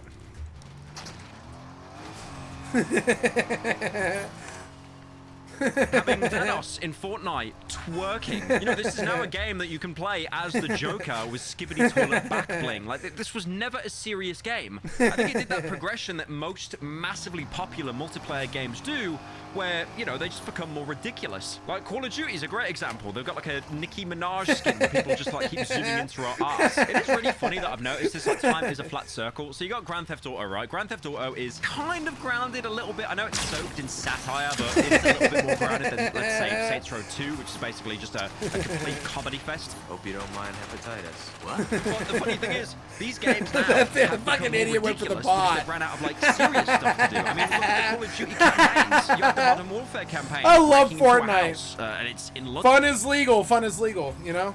Fun is legal.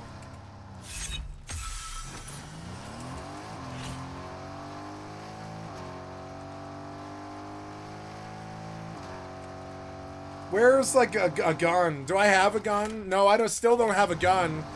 I've killed 2 people and I still don't have a gun. It's so annoying. What happened here? Where's this other idiot? Yeah, give me this thing. Yeah, give me that. Yeah, like, give me that. This is so dumb. Give me these things, too. Yeah, give me that. Like, I'm leaving this place. You guys suck. You're boring. I just watched you while you sucked for most of, like, 20 minutes or whatever. It was 5 minutes. Ah, I need my pause button to work, and it's not working.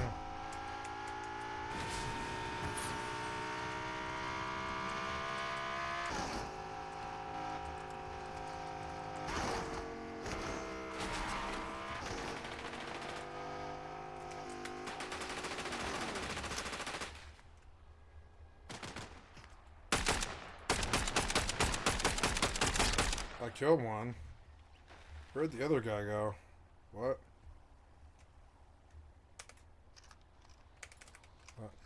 What? The hell was that? The other guy disappeared. Oh, I missed him.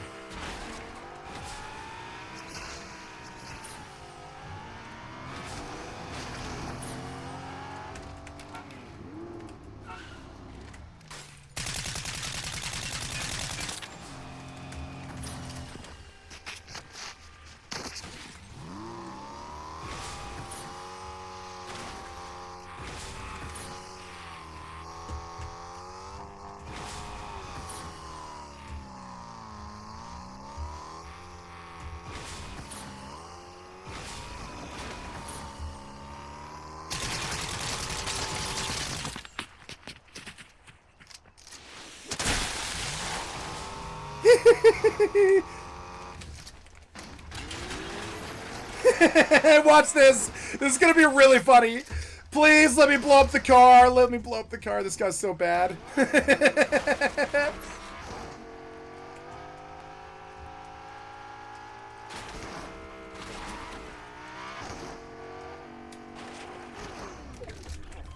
Come here. No, come here. You're so annoying. Come here. Oh, you fucker. You're so annoying. Where's this other scrub? He got away. Ah, fucking asshole. Can I pick him up again? Or whatever? There's a fresh car.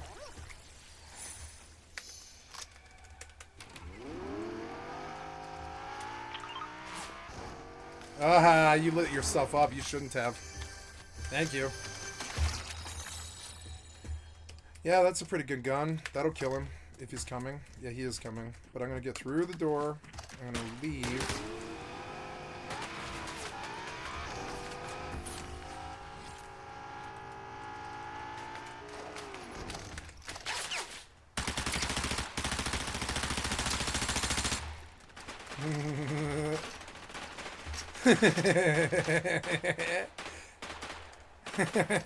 These stupid idiots.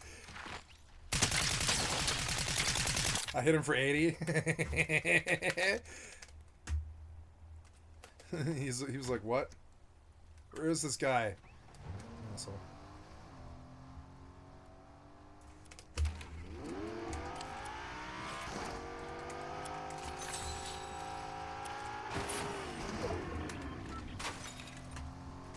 Please get out of the car.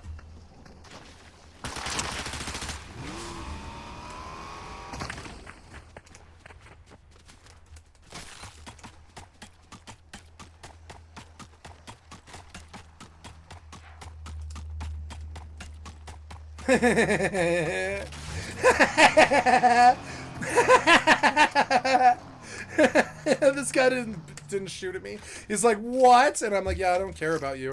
I really don't care about you. I'm gonna fight this guy. He took my car, didn't he? Did you take my car? That was my car, asshole. God damn it. I don't want your piece of shit truck. There you are. There you are. There you are. Where'd the car go? There it is.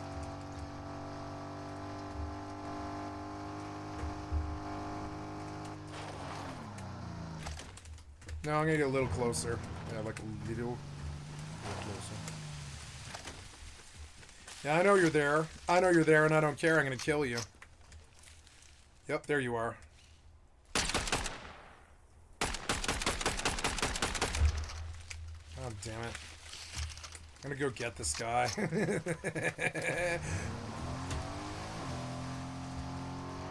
Why won't you play the video? You're so annoying.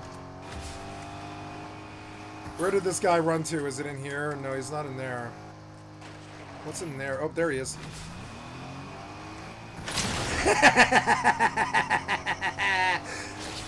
Oh, he's got a sword, huh? Yeah, you think a sword's gonna help you, huh? Where is he?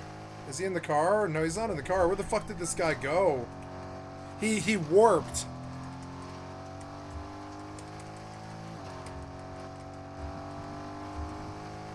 He was really mad that I did that to him. Oh yeah, you want me to come to there, huh? Yeah, you want me to come over there, huh?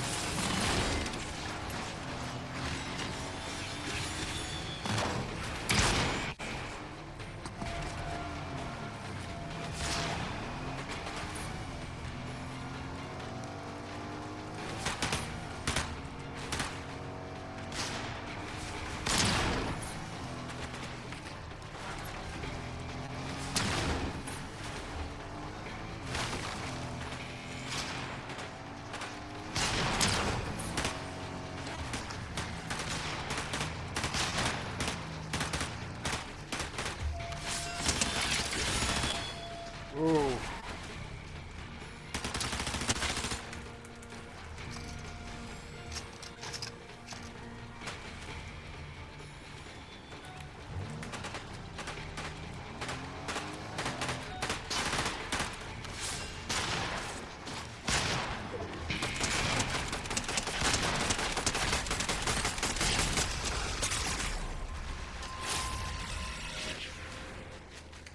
What?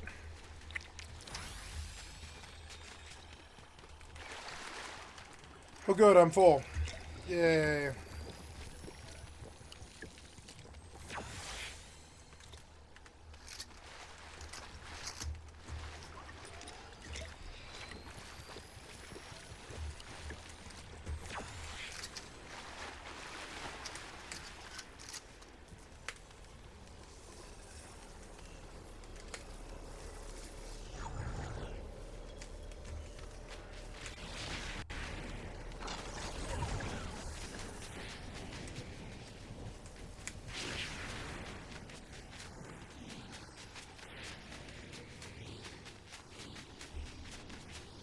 I love Fortnite.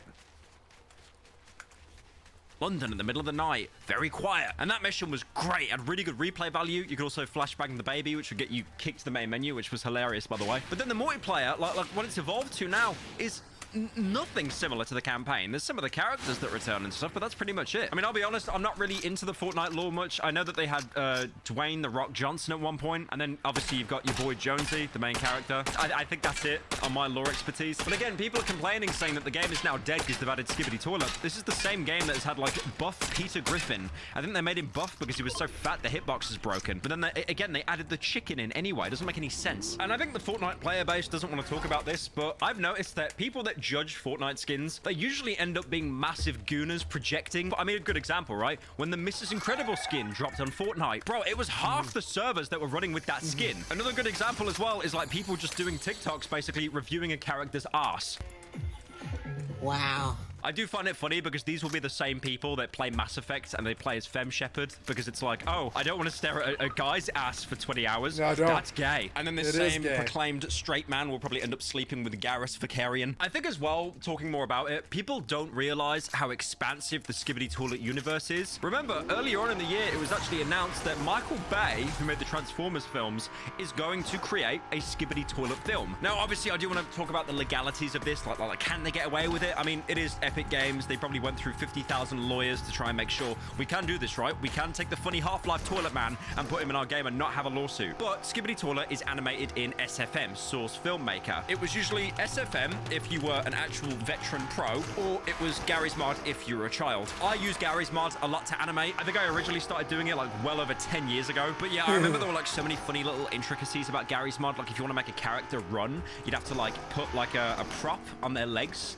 like a bike or something, and then make the bike invisible so it just looks like they're kind of like running on the spot. There were so many cool little details. But yeah, SFM, more on that, less on Gary's Mod, is Source Filmmaker.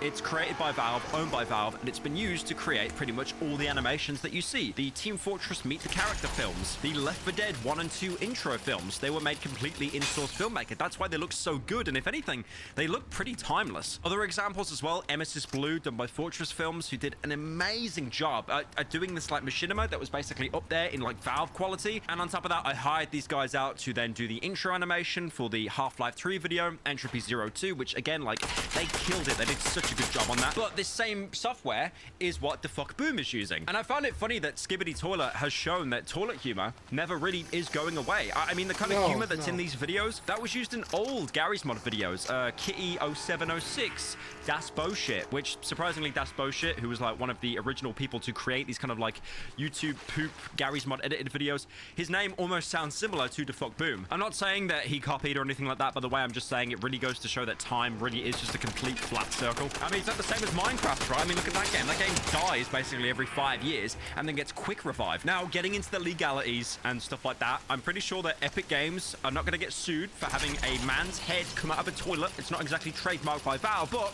all of it is done in SFM. It is using objects and props and models from Half-Life. The toilet, the male's head that comes out the toilet, I know there's loads of them, but the original one that was, you know, most famous is Male 07. That's a Half-Life 2 NPC you'd encounter pretty frequently in the game, and that was the scan of a real person's face called Michael S. Smith. And one thing you'll notice, which I think is really cool, is Half-Life 2, when you see characters' faces, they look photorealistic. That's because, for the most part, they are. They're scans of people's actual faces. Now, because technology's got so much better, we actually tend to animate faces, so they look a little bit like less uncanny and more kind of animated and unique. But back then there were games like Half-Life 2, Dead Rising is a great example. Dead Rising, not the remaster, but the original that came out, and I think around 2006. What are we doing here? Fantastic.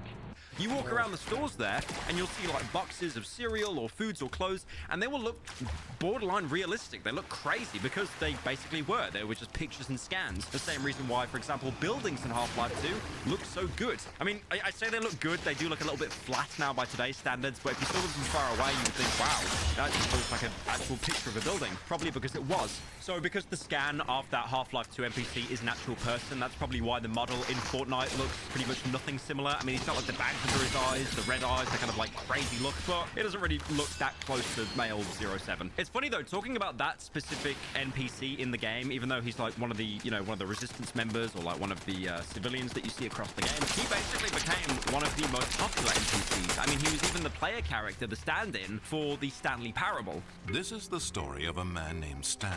Now, the biggest question here, does Valve care? Are they probably going to sue Epic Games? No, I don't think, I don't even think it's on their radar, honestly. I mean, a great example is Gabe Newell. He's probably too busy living it up on his super yacht that he basically never leaves. He's probably care into looking into this. I'm Gabe Newell. What I'm actually more interested in is how much of a cut the Fuck Boom actually got, because honestly, this could be like a Feastables thing, like with Mr. Breast. He could literally be making more money off this single collab than he might have ever made from his YouTube career, because keep in mind, Skibbity Toilet, you know, that the song he goes, Skibbity Dub Dub Dub, yes, yes. They had to cut that song out because it got copyright claims. So even though that song got cut out, the series today is still incredibly successful. And I think, like, I know a lot of people don't like Skibbity Toilet and they think it's cringe, or the guy behind it has had like a bit of a checkered past. And I get that, but the fact that he's not able to use this song anymore and his career didn't flatline straight away, that shows that behind the series there is genuine talent. The fact that he's still been able to make it work, because if you go viral because of like a meme or a song and you can't use that anymore, that's it. It's over, you're done. But the fact that he's still been able to actually, you know, have a career afterwards animating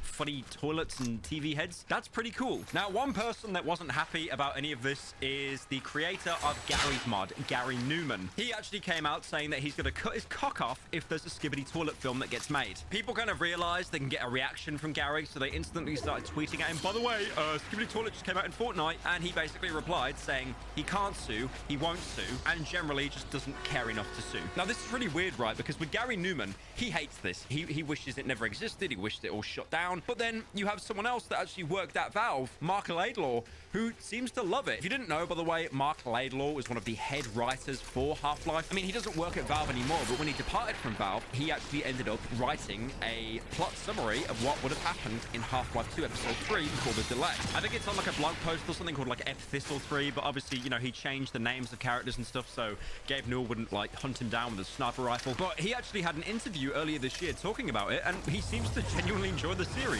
He says he enjoys the weird, random nature of Skibbity Toilet, and he's not upset that it uses Half-Life 2 assets to make something, you know, totally weird and different. So again, like, the one that was smart enough to write the Half-Life 2 lore is the same guy that says, yeah, Skibbity Toilet, it's kind of based. But again, I don't think Valve care. I don't think they're going to pursue any kind of legal action here. It literally just is a shitpost. Obviously, goals do change when money gets involved as well. I'm not sure how much they're going to make off this. I'll be honest, I'm imagining at least a couple mil. Genuinely, I would not be surprised with how big Fortnite's player base is. They're probably going to clear a couple mil from this. Which, like, saying that from Skibbity Toilet, it's making me feel things, man. I don't know what these feelings are, but I'm definitely feeling something here. Also, I do want to mention the song as well, because I did mention earlier how it's, you know, been taken off of like all the Skibbity Toilet videos. That song isn't original. It wasn't created for Skibbity Toilet. It was a mashup of Give It To Me by Timbaland and Dom Dom Yes Yes by Bison King. The second song was all over TikTok 2 years ago for some reason. There was like a fat Turkish man, and he was just like shaking his belly up and down with that music being played. So it's basically a mashup of two songs. And as we know, the way that YouTube copyright works, it doesn't work. It's awful. You know, streams I've had taken down because I played like 3 seconds of like a Blade song on stream, and because of that, the company that represents is able to get all the revenue or take down the stream if they wanted to. So yeah, I guess the Fuck Boom had 2 choices there. Basically, keep making these videos for free because you couldn't monetize them because the song companies would be stealing all the revenue, or remove it and try and find a way around it. I think again, it just shows to me that like time is a flat circle. Toilet humor is not going away. I really thought like we would have moved on to a different kind of humor, but it just shows like nothing's ever going to change. We've basically just not moved on from that early YouTube poop Gary's mod humor. But now instead of people saying lol or lamau, they say bruh with the prayer hands and then the sob emoji. But yeah, am I going to be playing Fortnite with the Skibbity Toilet pack? No, probably not. I mean, if the Fuck Boom adds me as a cameo in one of his videos, maybe. I know you're watching this video. You better do it. You better do. Come on. There's literally TV head guys in the lore already. It makes total sense.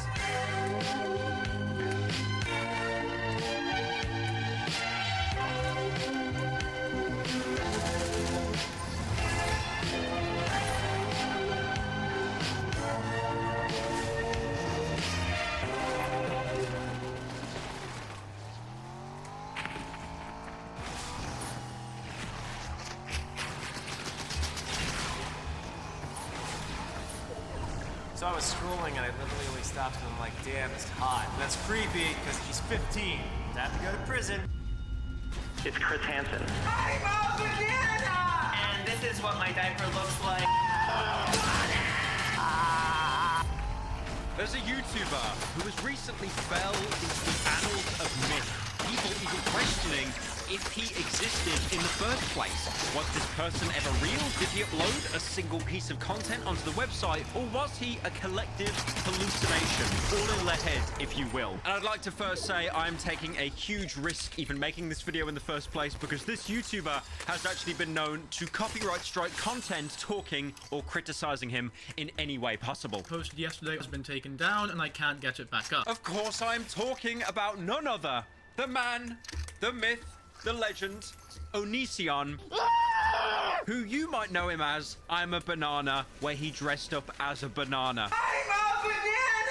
Onision is an old head. He is in the YouTube retirement home. He was probably making content before most of you were even born. Just to put into comparison here, my oldest video on my original channel, Pyrocynical, is How to Pizza. A hilarious laugh out loud, family-friendly experience where I made a parody that is still hilarious, by the way, of Breaking Bad. Skylar would actually say that. Skylar would definitely say that in Breaking Bad. 1v1 me pizzas. Oh, Jesus, this was humor 10 years ago. God. You know what? I welcome Skibbity Toilet with open arms. Meanwhile, if you look at Onision's channel, his oldest video is from 17 years ago!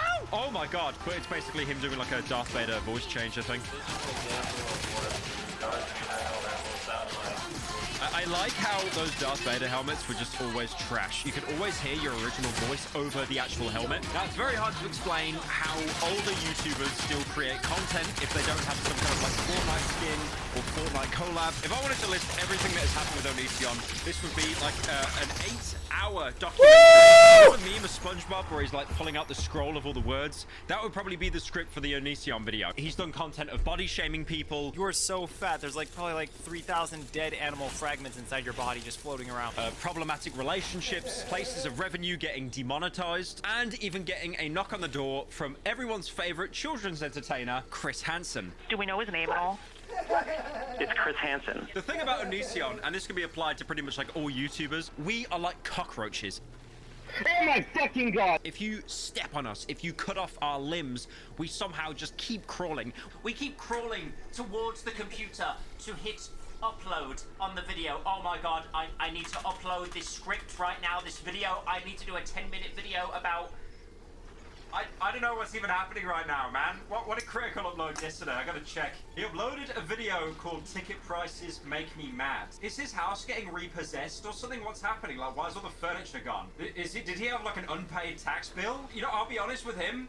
He's too busy looking in front of the camera recording videos, so he's probably got someone that's going in there stealing his furniture slowly. He doesn't even notice. But yeah, the point I'm trying to make is we are like cockroaches. It is a very rare case to see a YouTuber get run off the platform. Now, I'm sure a lot of you will criticize how many channels I have. I've got the main channel, Pyrocynical. I've got Pyro that's uploading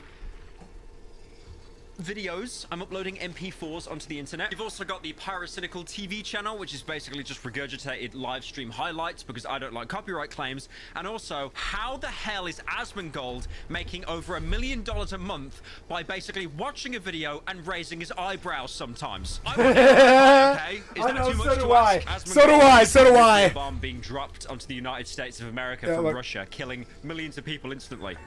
Well, sure. Raising an eyebrow. I loved this. This one's good. Is it old? Yeah, this one's old from 2 weeks ago. It's good and he's funny, but I don't want to get caught in Pyrocynical world. I'm not from that generation. 17 new best games in 2025. I don't trust Force Gaming anymore. He's cost me a lot of money. Actually, maybe I better... No, I'm not going to ban him off my channel, but he's cost me a lot of money. How one bad joke shattered a comedian's ego. They really want me to watch this for some reason. Kendrick Lamar delivered... Oh, it's Kendrick, yeah. One line on his recent album that sent comedian Andrew Schultz on an all-out crusade to expose Kendrick for being a hypocritical liar that panders to social justice warriors for money and status. Yep, I bet he does. The more Andrew attempted to attack Kendrick, he just dug himself a deeper hole that he is struggling to climb out of. It all started in July of 2024 when Andrew hosted the UK podcast duo Shits and Gigs, whose real names are James and Fuhad. The pair are known to share their unfiltered opinions on sex, friendship, and relationships. You censored the word Those were sex. large talking You censored the word sex. I mean, I'm points sorry. throughout this pod, Andrew kept obnoxiously forcing race into his questions or topics. Are there black people in the UK that are just black people? I don't know anyone who's ever known a god. Facts. Ever. No idea. But that's like, you're asking the wrong guys. Like, that's the whitest shit. Do they have black ones? Black people love the front like they don't love America, and the second they leave, they be complaining about wherever the f they go. A topic called the Black Girlfriend Effect was brought up and sparked a much larger discussion online, and even Kendrick Lamar chimed in. What is the Black Girlfriend Effect? This You might not know about this. Glow up the other culture. Yeah, so you'll see a guy who's had a black girlfriend, all of a sudden he's got a buzz cut, like clean shape up, glows up, bro. I like that. They shave their hair because they start losing it. Because they're so stressed being around this black girl complaining about shit all the time. That's What? why they shave their hair. Nah, bro. White guys with black girlfriends, They grow a beard they step because their dick there's up. more cushion when they get slapped the f out of That's hilarious. I think the Black Girlfriend Effect, it might be a protective instinct, bro. You think? Yeah. Do you guys have you ever had black girlfriends? Yeah. Have you ever had white girls? Yeah.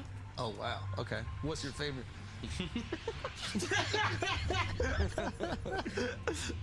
We love them all. Yeah.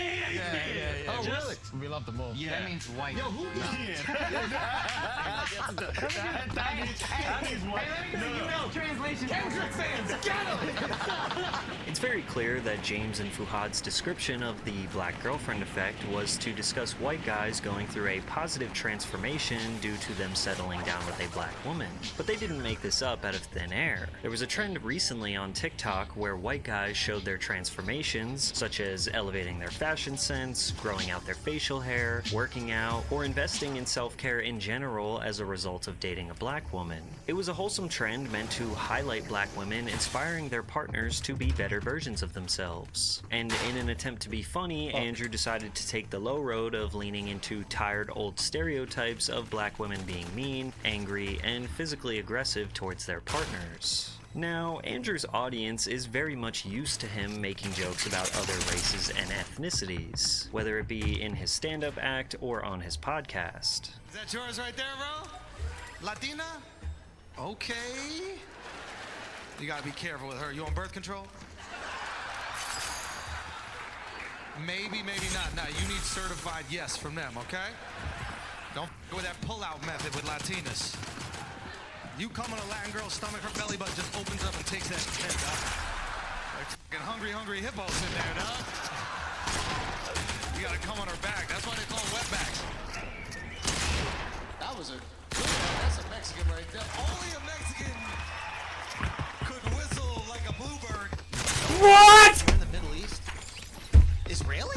That teammate didn't fire once! For fucking 95 seconds, didn't fire a shot or do anything. Why did I waste the money? Initially, but James Come on, and man. Fuhad's audience were taken aback by Andrew's persistence to keep the conversation about race. They were also disappointed that James and Fuhad laughed at what they deemed as racist jokes. As an American, this is the most ignorant conversation, hyperfixated on race and keeping people segregated based on stereotypes. That's humorous to these people? So unnecessary. They let this guy run too many black jokes. As a black man from the UK, I'm disappointed, I can't lie. Now it's important to understand that James and Fuhad are known to be relatively non-controversial. They also have a large female fan base. So to see the two laughing at Andrew, a white guy who's making a joke at the expense of black women, rub their audience the wrong way.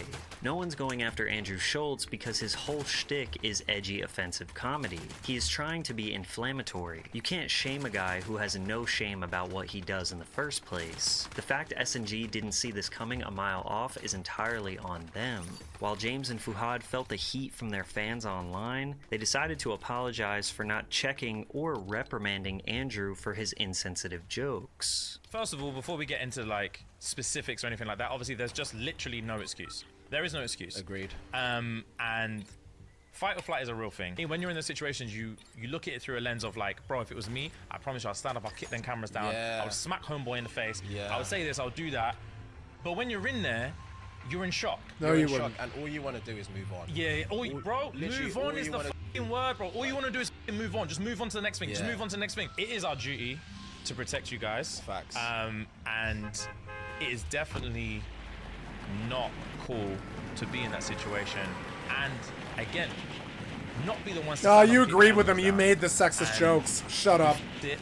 On that You occasion, lie. It's not going to happen again.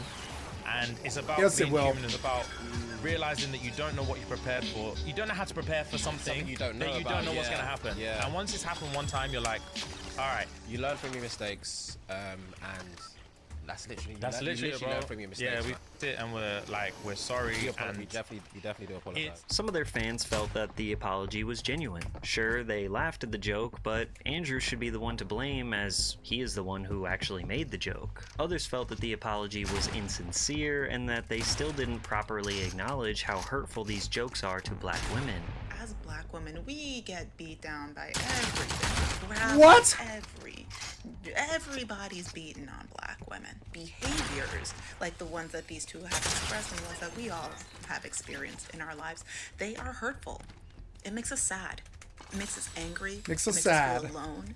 And I think that it's important for us to use that kind of language in these kinds of conversations, because actions like what happened in this podcast, it's important to talk about how much this hurts, because it doesn't just hurt us as individuals, it hurts the black community. Interestingly, Andrew used their apology to remind the world that he had no intentions of apologizing. Any listeners here that are upset at us, we just want to let you know that you're going to stay upset. Okay? What we're not going to do is sit here with our tucked between our legs apologizing on the podcast for jokes. Andrew then proceeded to react to and mock James and Fuhad's apology. How many years have we been doing this? 6, 7. The past 7 years, where I've been saying that your people f*** mud. Yeah. And you've been saying that my people f*** sheep. Yeah. I don't feel like we've protected either of our people. You know what? You're right. You're right. And it's our duty to protect people. Scottish people, I just want to say that I apologize to all of you for letting this mud say we Scottish people, I apologize that you're all so ugly that you have to sheep. I apologize for that. It's our duty to protect people. Andrew's co-host, Akash, then proceeds to speak on behalf of black women. Oh, we have black female fans. I appreciate them so much. They must be so hurt by this. They're not hurt by this. You don't realize that. You start feeling empathy for people that don't feel bad, that weren't hurt. No black women were offended. The stereotype Andrew said is that black women are angry. Why would they try and stand up for themselves when y'all would just say, yup, look at how angry they are. That's black women for you. It's impossible to fight or debate with someone who really feels that way. You called them abusers, bro. They're not engaging with that nonsense. Akash and Andrew explaining the feelings of black women. Many black women who are fans definitely canceled them. Whether it actually has an effect on the mass of their fan base remains to be seen. Also, I'm the only black woman I know who watches Flagrant. The podcast wasn't noticed because y'all don't have a large black women audience. Somehow the clip went viral and more black women were exposed to it. There's this phenomenon that happens with podcast comedians today where criticism is intertwined with cancel culture and comedians use it as a defense mechanism to essentially win every argument or justify their behavior. A comedian's job is to tell jokes with the goal of making people laugh. On stage, if they make a bad joke, people won't laugh. Maybe even in extreme situations, they might boo the comedian. This is commonly referred to as bombing on stage. When a comedian is bombing, do they start having a TED talk about how they are actually funny and they're just joking and that the audience needs to stop trying to cancel them and chill out? These are just jokes. No. They finish the set and they learn how to make their material better. Today, when comedians like Andrew Schultz get backlash online for bad jokes, they turn it into a think piece. They start casting blame on others for not laughing or understanding the joke. It's because you don't get it, or oh, this is just cancel culture. And this is especially more common on podcasts because while stand-up is often written and more carefully crafted, podcasts are usually unfiltered conversations that go on for hours, so you're bound to to miss a few times. You're bound to tell a few bad jokes, and that's normal. But for Schultz, considering his right-hand man Akash laughs every single time Andrew breathes, you can see why Andrew must think that all of his jokes are crushing with his millions of viewers. You can watch Andrew get a reality check in real time when Shane Gillis straight up told Andrew his joke was not funny, and Schultz immediately started blaming Shane for being politically correct. Bro, Shane actually has been working out, dude. This is fucking crazy. Let's see it. Hold on. That's crazy. Oh my god. Bro, you look good. Is this from West Point? That actually is. Oh, nice. You guys, and you know what? That's his rival's profile picture. Shane, can we click the video? I just want to hear the sound. I just want to hear the sound. It's a Sue. It's Sue. Nah, you look great, dog. Congrats. I don't think that's funny. But yeah, I see that. I see why. Like you don't get it? You mean? John, my guy's nice. By the way, that's wild. These guys are awesome. Yeah, they're having fun. Yeah. For you guys to sit here and be like, wait a minute, let's bring it up and mock them. That's fucked up, dude. That's a dude. By using them as an insult. Using you. So you're insulting them by saying I look like them, or you're insulting me by saying I look like them? This is you back in your victim thing. No, I'm not being a victim. I'm saying the jokes you're doing is not. It's not like. It's not PC. That's not cool. You know what's really great? Triggering? You're making fun of these guys. These Down syndrome dudes putting out TikTok videos. Now, it doesn't seem that Shane was actually offended. He was trying to just be contrarian for the sake of comedy, but Andrew's reaction was very telling. He was genuinely bent out of shape, getting loud and aggressive towards someone who didn't just mindlessly laugh at one of his jokes. This is exactly how Andrew would react when Kendrick Lamar addressed his feelings towards Andrew's jokes about black women in the song Waxed Out Murals on his new album, GNX. Kendrick rapped, "Don't let no white comedian talk about no black woman. That's law." This single line, composed of just 12 words, absolutely derailed Andrew Schultz. He established war on Kendrick Lamar. Oh Andrew no, starts don't do off his that. response by essentially calling Kendrick and all other rappers hypocrites. Rappers are telling comedians we need to be more respectful to women, so we gotta sit back and reflect. Yeah. Do you know what I mean? They're the most pious group. Listen, nobody has respected women more. What? What? Yes. Yeah, art rappers? No. Nope. Okay? Absolutely. So I completely understand how Wrong. a rapper could look at a comedian telling a joke and be like, yo, Hollywood has respected women more than rappers. Rappers hate women. This sucks. That was all part of it. I knew how bad all that stuff that they used to say was. Pimps up, hoes down, all that.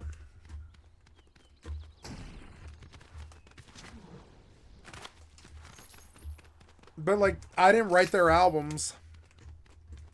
These guys didn't write their albums.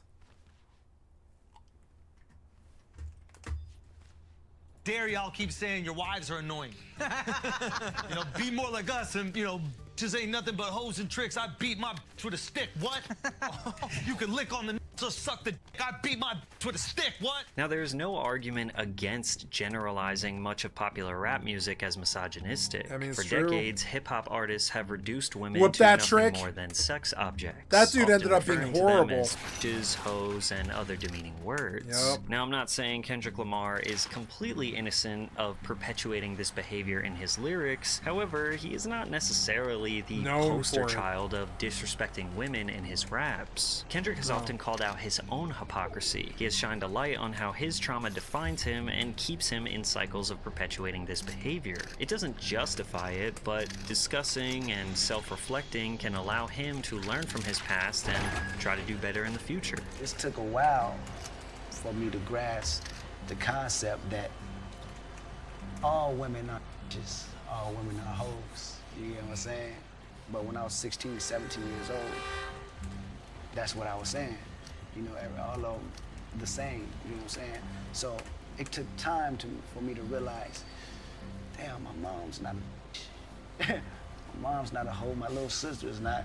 So now I gotta distinguish, you know, right from wrong. But Andrew takes it a step further and says that because Kendrick has collaborated with and celebrated rappers who often disrespect women, that makes him just as guilty. Go back to talk about Drake, how he's a deadbeat dad. While you do songs with Future. Rapper Future is often referred to as the Toxic King and has droves of I don't like lyrics Future. that minimize and disrespect women, such as, anytime I got you, girl, you my possession. Even if I hit you once, you part of my collection. Or, think I might pull out my D and I pee on her. Kendrick collaborated with Future this year for the first time on a song called Like That. Unsurprisingly, Future's verse is all about having his way with women. So while many people see this as Kendrick being hypocritical, others say that just because he's not perfect doesn't mean he can't try to send a positive message. Kendrick is a rapper. Kendrick decides he wants to stand up for black women for whatever reason. What essentially came back was, you're not qualified to stand up for black women because of look at you, because you are with a cohort of people, rappers, who in the past have been bad to black women. That argument is used anytime black people stand up for themselves in any way. Sure. Because there is a purity test that black people have to pass before they defend themselves. Of course. That is a way to keep them from defending themselves. To equate a black person with the worst version of what you feel a black person is culturally is a way to say, as long as you're with that, you can't say anything about what we're saying, right? Kendrick ain't never made just ain't shit but hoes and tricks. Kendrick has never said any of that stuff, but he Bitches is ain't a shit rapper. but hoes and tricks. Rappers say those things. He is inherently connected to the worst lyrics amongst something that his says suck the dick. industry. Get the because fuck he on is before with you them. get done. So, he's not good enough to want to defend black women. That trick bag, whether or Bitches not ain't shit Andrew but knows it or hoes and not, tricks. He knows. has been Suck on the used nuts and suck they decade dicks. after Nigga, get the decade fuck on after before I'm decade done. on black people. Schultz also And then I go falsely out and claimed find that another Kendrick one. threatened to remove his music from Spotify in 2018 when a hateful content and conduct policy was enforced that removed R. Kelly, XXXTentacion, and others from Spotify editorial playlists. Are you saying that Kendrick Lamar put it on wax that he is protecting black women from white comedians' jokes, but not the kidnapping, molestation, and of R. Kelly? And actually, in reality, he would take his own music off Spotify to protect R. Kelly? Yeah. Someone who's kidnapped, A sexual molested, predator, yeah. and black women? Kendrick never threatened to take down his music. It was the head of his label who made the threat, which, as messed up as it sounds, actually has more power over Kendrick's music than he does. His label head, Anthony Top Dog Tiffith, told Billboard, "I don't think it's right for artists to be censored, especially in our culture. How did they just pick those artists out? How come they didn't pick out any others from any other genres or any other different cultures? There are so many other artists that have different things going on, and they could have picked anybody. But it seems to me that they're constantly picking on hip-hop culture. It's not that the label thought that R. Kelly was actually innocent, they just felt that this hateful content and conduct policy was a slippery slope that could lead to more censorship in music. Andrew also convinced himself that Kendrick needed to mention him for clout. What a time to be alive where I was not one of the Asians who said, good luck on your special. I'm just saying. What a time to be alive where rappers gotta talk about comedians for clout. God bless, dude. Like, we are up right now. God bless. The biggest story about the album, outside of the album and people enjoying it, was a sub at a comedian? Kendrick dissed me for clout. How delusional and oblivious can you be, bro? Schultz continues to call Kendrick a hypocrite by pointing out that he has a musical comedy in production with the creators of South Park. Now I understand why he's doing a comedy with the South Park creators. Ah, that makes because sense. he appreciates white comedians that make fun of black people. There you go. And they've done that brilliantly for decades. Yeah, that's true. And he would never want to, break one of his own laws. No, that's true. I mean, didn't they have a character called Token on the South Park show? Yeah, they do. Yep. Which I'm sure Kendrick Well, is yeah, a big because fan. that's what the media does. He must be a big fan if he's going to do a comedy with them. I mean, we can look that up. Apparently, he has a comedy coming out. It is true that Lamar is pairing with the South Park creators, Matt Stone and Trey Parker, on a feature-length film. The film will depict the past and present coming to a head when a young black man who is interning as a slave reenactor at a living history museum discovers that his white Ooh, he had a girlfriend's good ancestors set. once owned his. Paramount film chief Brian Robbins said, "The script is one of the funniest and most original scripts we've ever No, it read, isn't. and it's certain to No, it create isn't. some fireworks when it hits theaters on July 4th, No, I agree 2025. with And that. yes, I'm sure you all know, Nah. South Park has aimed jokes at black people countless times over the years. Here we see a black person eating chicken and watermelon, a stereotype that hurts the African American community. Okay, well, looks like you're gonna get a lot of help here. Category is people who annoy you. Ugh. Audience, keep quiet, please. Naggers. Well, 10 seconds, Mr. Marsh. Well, I know it, but I don't think I should say it. Now, in all fairness, South Park has made jokes about literally every race, every religion, every ethnicity, every gender, every disability. They have joked on everyone equally. Yep, which they're is not- the they're exact not same haters. ethos that Andrew lives by. I will say, as far as that line goes, we're gonna make fun of everybody, and that's just the reality of the matter. Is everyone gets these jokes? That's the ethos of the show. It's the ethos of the comedy that we do. And the second you start, and he just might not be aware of it. I don't know if he's doing it to sell records or if he's doing it because he just thinks it rhymes or it looks good, or he's taking advantage of like a viral moment, knowing that we'll react, knowing the internet will react. But the reality is, the second that you make a group protected, everything else becomes racist. You're either racist to that group, or you're racist to everybody else. And when you make fun of everybody, that is the one beautiful thing that allows us to kind of come together and laugh at ourselves and each other. I've been very fortunate to travel the world making fun of people of all different race, religions, cultures to their face. Everywhere around the world. That is a fact. Everywhere. And they've had an incredible sense of humor about it. They're coming out specifically to see that happen. However, things took a strange turn when Schultz started pondering the idea of him and Kendrick in a one-on-one fight. You want to squabble up with Kenny? No. I mean, Kendrick's out making albums. You're thinking about Kendrick sexually. It's like Kendrick's dick will never like, be in your first of all, mouth. Kendrick's people and the gang affiliate, everybody, his security, they will kill me. They will destroy me. They'll find me in the street. They'll f***ing cut me up. They'll shoot me. They'll do whatever. I'm not a tough guy. Y'all do. But just Kendrick, I would make love to him. Nothing he can do about it. Just Kendrick Lamar, I would make love to him, and the only thing that he could do is decide if it's consensual or not. That's the only thing he can do. If it's me and Kendrick, this is about physics. It's about physics. I don't even know if I'll get hard. But if we're in a cell, there's a chance that if we're in a cell and we're bored and we done tattooing each other, whatever you do in the cell, and we ran out of board games and we did all the other things, we cleaned everything, and I'm like, man, I might as well f*** you. There's nothing he can physically do to stop that. Besides put his legs in the air and choose a position. Maybe I'll let him choose a Why are you position. pulling this picture up, Mark? Why are you doing this? Look at, put up that picture of him and Travis Kelce's girl. Look at that shit. Oh my god, dude, that's unbelievable. Yo, I'll be honest, I would go so far as to say, I don't think he could stop most people on the planet from having sex with him.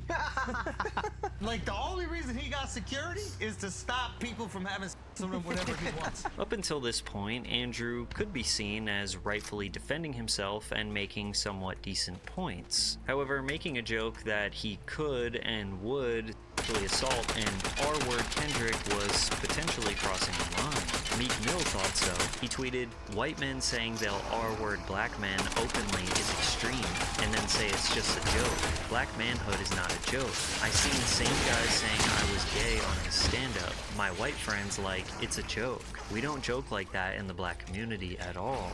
O'Shea Jackson Jr., Ice Cube's son, simply called him a weirdo for his jokes in a tweet that has 6.3 million views. Andrew replied with "Google No Vaseline" by Ice Cube, basically insinuating that O'Shea's own father has made a song about R-word. The ironic part is that if Schultz Googled what No Vaseline was about, he would have learned that it was a diss track towards his former group, NWA, and their manager, Jerry Heller, who had them locked in a horrible business contract. O'Shea replied, "A metaphor about getting effed business-wise by your manager. It's not the same, homie. He ain't call you a bitch. He ain't say F you, didn't even say your name. and your response was buck-breaking. Shit was just crazy. However, others stepped up to defend Schultz. LOL, y'all mad at Andrew Schultz but push this tough-ass, no-rules hip-hop culture. Dudes talk about murder, pimping, trafficking, smacking hoes, but they're drill, pussies. etc. And They've not done Clutch any of Girls that a shit. joke. They've not done And it like yes, me. a joke from the Patrice O'Neal,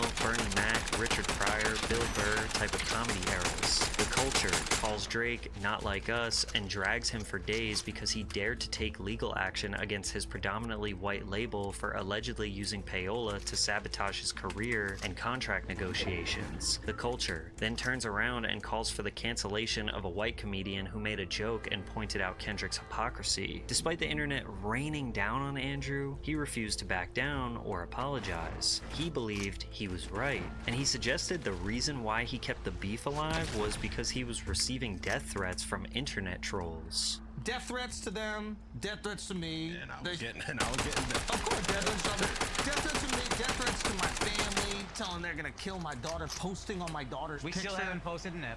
We haven't talked. I don't talk about it for 2 weeks, right? I go, okay, you saying death threats to all of us? You gonna talk about my daughter? Okay, it's up. I'm your man. Right? Because if we saying anything, it's like let's have some fun. It's still fun. I'm your man. It's still funny. Right? Consensual Like, love. No, but then we're gonna do the molding of his butt. I'm hanging it on the wall. Schultz tripled down on his comments during a podcast with Charlemagne the God, where Andrew repeated all his same arguments, how Kendrick is a rapper, and rappers promote misogyny, and how he couldn't fight him one-on-one, and how he is a hypocrite for collaborating with the South Park creators. So the guys who created South Park are two white guys, and they've made jokes about black women. Or they make jokes about everybody. Oh my God! Hold on. They do have a character. What did you say? What's the character, the black character? Token. And they do make jokes, like they did earlier this year, they did do the episode about Lizzo. They do make jokes about everybody. Everybody. And see, that is what, now, I don't really know what's going on. I don't know. Everybody gets these jokes. Okay, that I know. Everybody. Mustard gets it. Mayo gets it. Okay? Duck sauce gets it. Okay? Curry gets it. Curry gets it. Oh, you talking about the season? Yeah. I didn't know you talking about Steph or Indians. I'm talking about Indians. That's Indians. We're doing it for each group of people. Everybody gets these jokes. That's the rule. Taylor, what's the line? But Kendrick got specific laws. Kendrick got to protect women from comedians as long as he's got outfits on. Listen, Kendrick's got to stand up for you ladies. As long as he can possibly. Woo! Oh, he beat me! He beat me at 21 health! Oh, it was epic. Stereotype existed. Good fight. And I could see what people say you might have been reinforcing the stereotype of yes, black women. Black women being angry. Yes. But the joke was a black men. I didn't even know that was a stereotype. Black men. Andrew. I just thought you were angry. Good I fight. didn't know it was like a whole black woman thing. I just Good thought fight, good fight. I just thought it was a you to me thing. Fans were disappointed with I shot him before I did the initial 180 damage with my sword. I did another 270 to him when he was in the car. I blew up the car. The guy had 550 health. He didn't heal. I only had 150. And so notice if I had 550 health and all the damage that I did that to that guy, I blew up 75 in the car. I put a whole bunch of damage into him when he was in the car, like another 110. I put a whole bunch more damage to him with the sword. He hit me twice and I died, but I did 570 damage to that motherfucker. If Epic could do math, I would win. Pretending that he has no idea what's going on when he has been a large voice in hip-hop commentary for the past 15 years, and he has co-hosted the Brilliant Idiots podcast alongside Schultz for the past 5 years. Additionally, he pressed Post Malone in 2015 for not doing enough for Black Lives Matter. What are you doing for the Black Lives Matter movement? What are you doing for the Black Lives Matter movement? I don't know. Is that a serious question? Yes. Okay, I'm sorry. If anything. Charlemagne I don't care about Post Malone. has criticized many white rappers for appropriating black culture, as he tends to interpret the behavior of these. Yeah, I would say so. The whiteys act like blackie. And yeah, it's not too good. Now, blackie sounded like a terribly racist term, but I actually meant it more towards white people, like whitey. Whitey. Yeah, whitey acts like black rapper.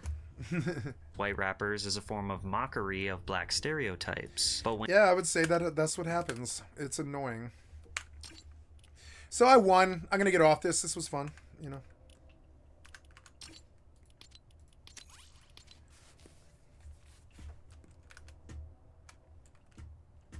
When Andrew was directly making fun of black people, he just pretended he had no idea what was going on. The crazy part is, Kendrick was actually talking more about people like Charlemagne than Schultz. That's why he's so quiet. And if you listen to the song again, you'll see Kendrick called him out perfectly. The fact that Charla roasts every other white person but quiet about Schultz is crazy. This whole situation is the perfect example of the modern day comedian's response to criticism of unfunny material. Comedy defenders will remain firm in their stance that when it comes to jokes, everything is on the table. Nothing or no one is off limits. And as a fan of stand-up comedy myself, I do agree with that ethos.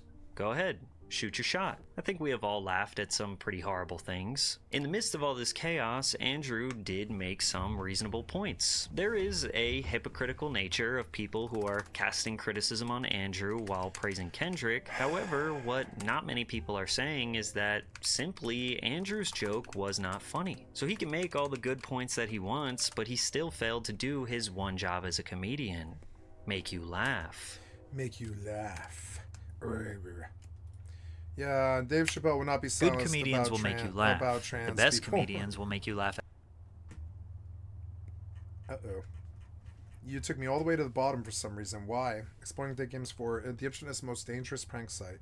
Israel-Hezbollah conflict. My name is Andrew Callahan, and you're watching Channel 5 News. Yeah. This video features both interviews conducted in northern Israel and southern Lebanon at the exact same time. On the Israeli front, we have our two-time correspondent Agat Schwartz, who interviews a regional IDF commander and local residents who refuse to leave the conflict zone despite bold government warnings. And in Lebanon, we have our recently displaced guest correspondent, Wael, who interviews civilians affected by Israeli airstrikes. Israel is the only reason to blame. Well, obviously it's the Shia Muslims to blame because they initiated the fucking war. And spends time in a homeless encampment where people have gathered to seek shelter and await government aid. But that's not all. We also sent a camera crew to interview a senior Hezbollah official who speaks on record for the first time ever. Hezbollah did a preemptive move to defend Gaza. Oh, and wow. Lebanon. It struck and opened fire on Israel to keep it busy, weaken it, and foil its plan. But before we get into it, let's back up a bit. Our coverage begins in the parking lot of a shopping center in northern Juicy. לחיות ככה זה מאוד קשה לאנשים, לילדים, למשפחות, ללימודים. כל שנייה בום, כל שנייה רעש, כל שנייה זעקות. Hezbollah upping its drone attacks into northern Israel. זה לא חיים. אנחנו, מגיע לנו לחיות בשקט. אבל נחיה פה, נהיה פה, נשאר פה. וכל מה שצריך לעשות, נעשה פה בשביל להישאר פה. מאמין בצבא הישראלית. נקודה. Alright, so we just arrived at Kiryat Shmona, an evacuated city very close to the border with Lebanon. Right after the city, some places have been declared as war zone, so nobody can get in besides the military. This city has been bombarded heavily since the beginning of the war. It has been evacuated, but some people still refuse to leave, so we're here to ask them what's up. למה החלטת להישאר בצפון? I'll take tank, היינו במלחמת לבנון השנייה, אז גם נעבור את זה איכשהו, בעצב רב. קוראים לי חנה כהן ואני שלומי טוב מאוד. Oh wow, that was an insecure. בקריית שמונה אני לא עזבתי. אני פה בארץ עוד מלפני מלחמת השחרור, ושום מקום בארץ בעצם לא בטוח. אני לא פוחדת. איך היית רוצה שזה ימשיך מכאן? להסיר את האיום של חיזבאללה מהצפון. Israel launched a ground campaign inside southern Lebanon to push Hezbollah fighters back. אני לא חושבת שצריך להפסיק את הלחימה. אנחנו מצד אחד שמחים שמטפלים לבנון. אני מקווה מאוד שהשקט יחזור. צה"ל חייב לגרום פה לאיזושהי רצועת ביטחון שתשמור עלינו, כי היישובים שגרים על ההר, שמקבלים את הנ"טים ישירות במטולה, זה קטסטרופה, זה ברור לגמרי. Hezbollah later claimed responsibility for a drone attack on Tuesday. ובשנה האחרונה זה לא הכי נוח. אידיאולוגיה של ארגונים כאלה כמו חיזבאללה, כמו חמאס, זה להקים ישות אסלאמית. כלומר, מדינה שיעית, אסלאמית, קיצונית, עם משטר דתי קיצוני. חיזבאללה זה ארגון טרור, אותו צריך להשמיד, אין ברירה, אין פה מנוס. מה אתה חושב בעצם על חיזבאללה? שהם פחדנים, הם חושבים שהם יותר חזקים, אבל הם לא. אבל לדעתי ננצח בסוף, כאילו אין צעד הצבא הכי חזק בעולם. זהו, זה ממש ננצח. They have a war with Hezbollah. Why don't they put Muhammad access? Why don't they put all our buildings? Airstrikes have hit the southern suburbs of Beirut in the past few hours. Here's supposed to be my room. This is one of my sports shirts, and this is my pillow. In southern Beirut, there was a strike next to the biggest government hospital in the country, in which 4 people were killed, including a child. Civilian people. One of them is an insurance company. One of them is a bus driver. Why? Because they live in this building. They are killed. For what reason? We've been told by the Israelis that they're now going after Hezbollah's financial infrastructure. Why do you think Israel would strike this building? They want to hit this place. They hit this place. They know that nobody will ask them why did you do this. هو الإسرائيلي بس مو بيعمل صلاح. هو بيقصف مدني وبقول إنه نحن اختلنا حدا ونحن ضربنا مصنع صواريخ، هون في مصنع صواريخ، بيوت عشوائية، هون ما في مصنع صواريخ. ما في شيء هون. As usual, most of the victims were civilians, including women and children. As long as Hezbollah chooses the path of war, that's exactly what we're doing. To get a more academic perspective on the conflict, we decided to sit down with Dr. Shakespeare. My name is Dana Gelvin, professor of Middle Eastern history at UCLA. As some of you may recall, Professor Gelvin once walked us through the Israel-Hamas conflict in the wake of the October 7th attacks. So I figured he was the guy to speak about Hezbollah. What is Hezbollah? Hezbollah is a Sunni organization that represents the Sunni community of Lebanon. Started out as a social service organization, actually an ambulance corps. Hezbollah supporters say the group provides them with key social and economic support. And then moved on to other things.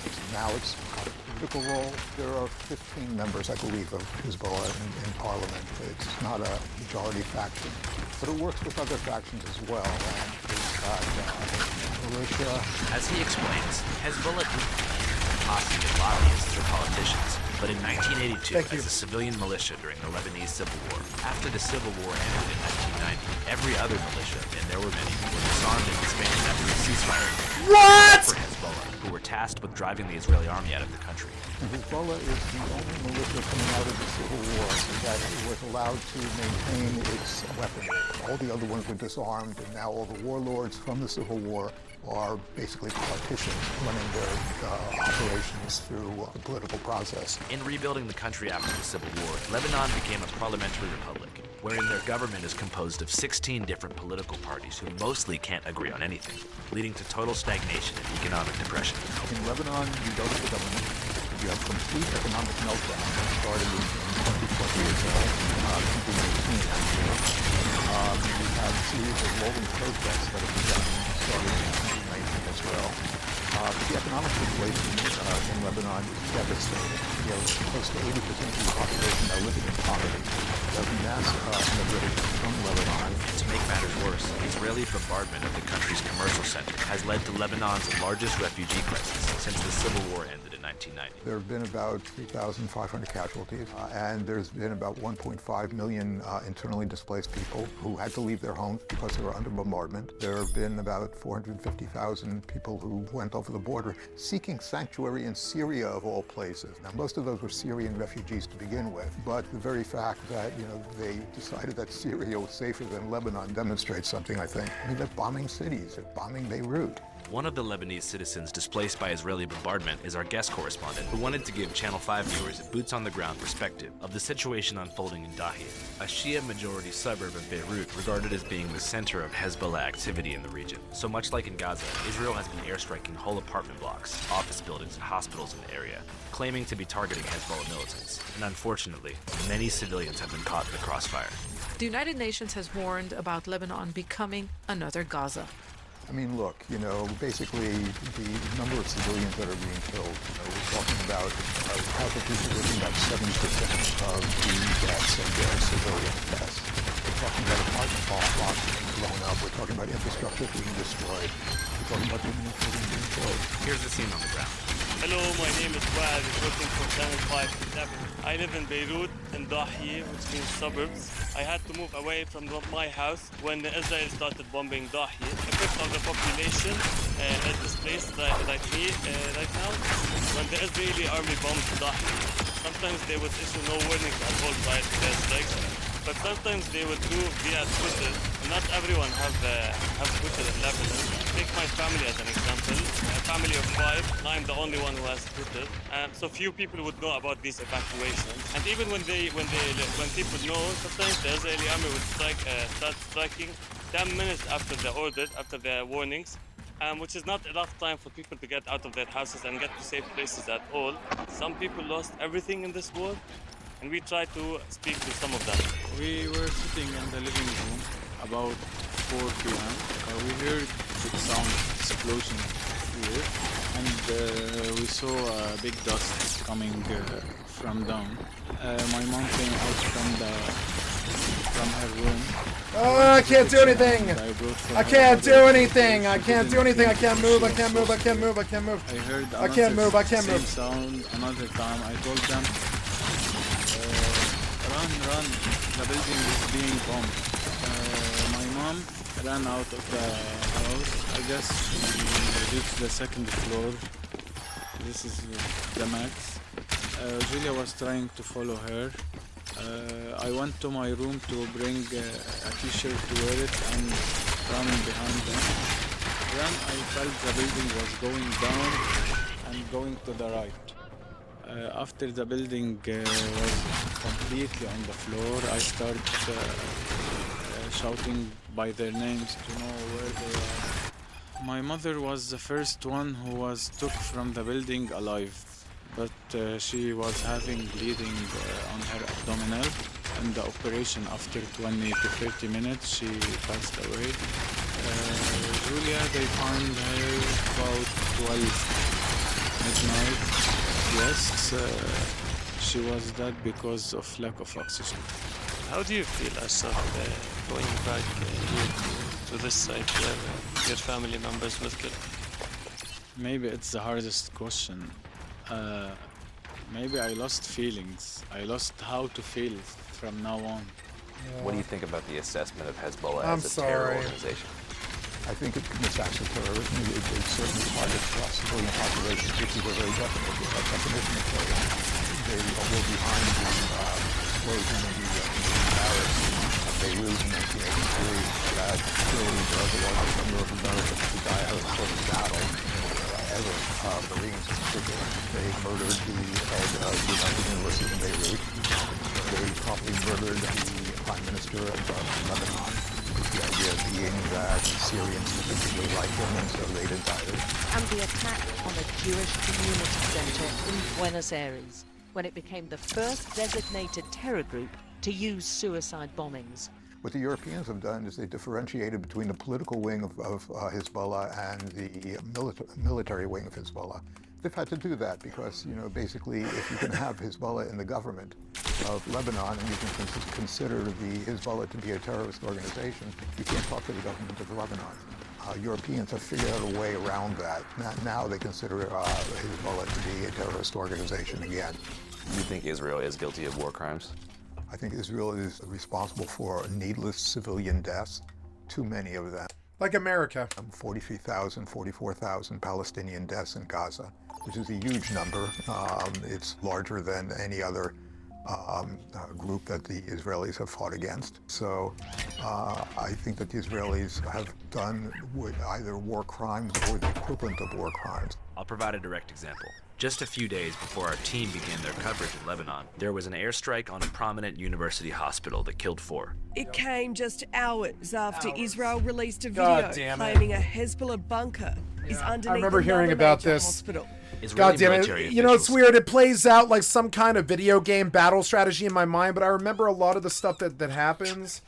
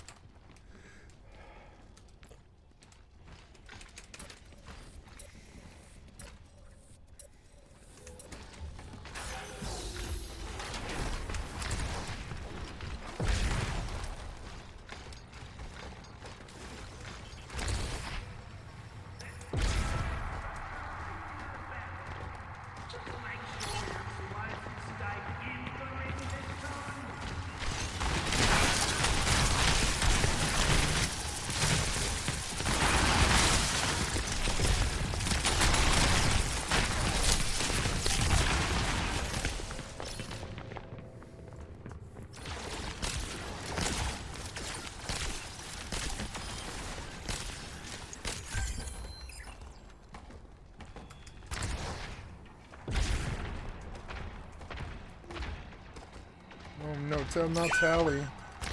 No, not Tally. Tally? Are you serious?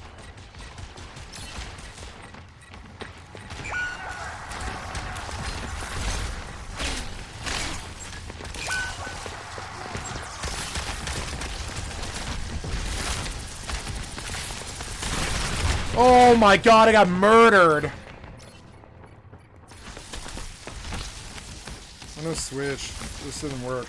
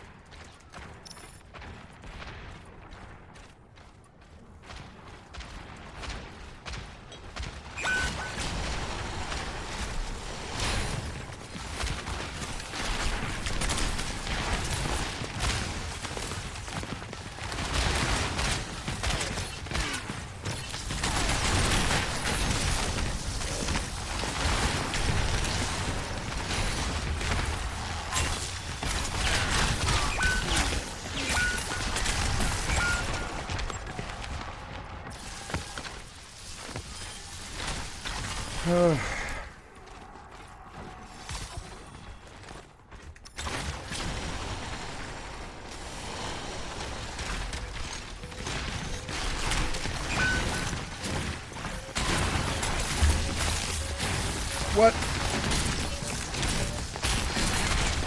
Please kill the Mercy.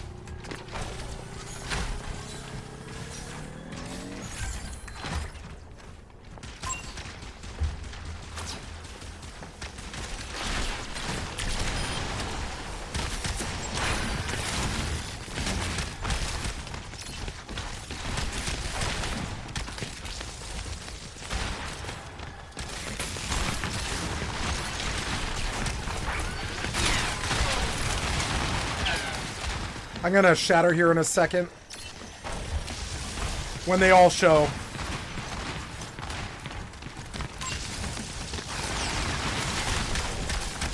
Okay, here it is.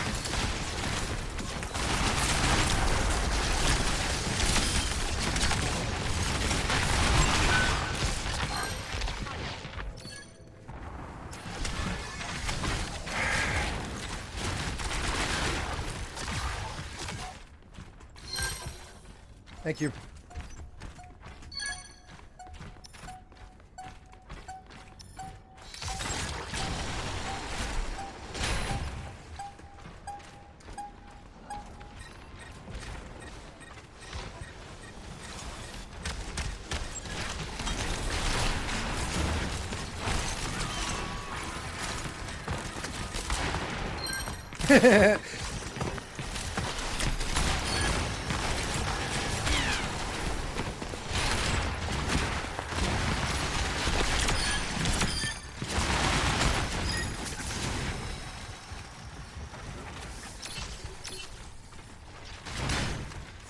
Good wall.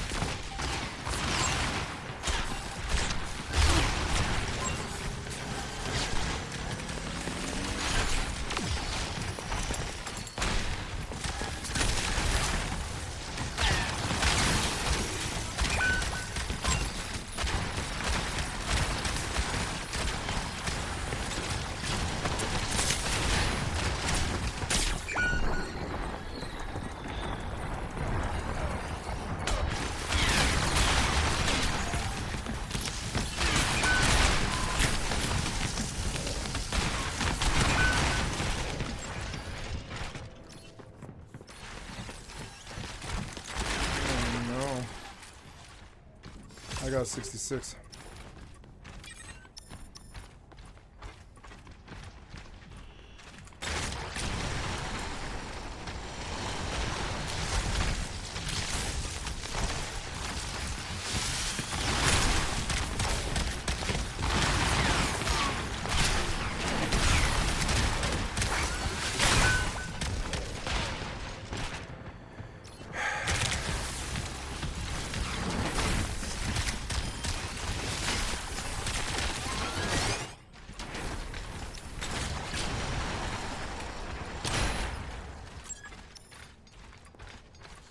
Oh, noes.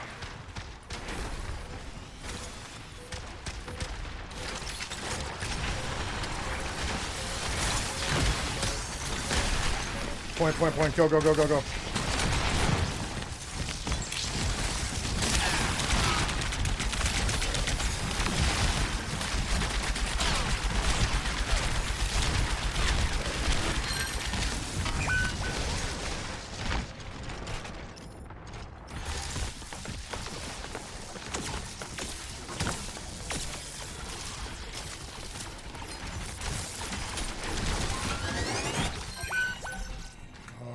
Nice try. Still don't have a shatter.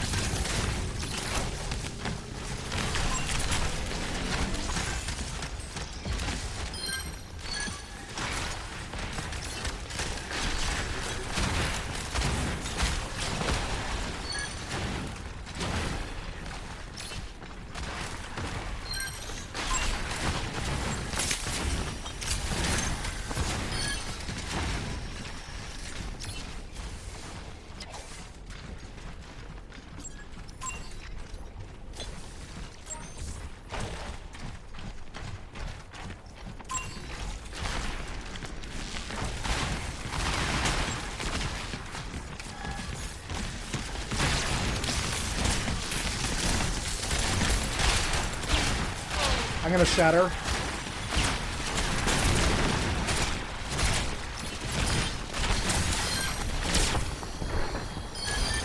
Thank you.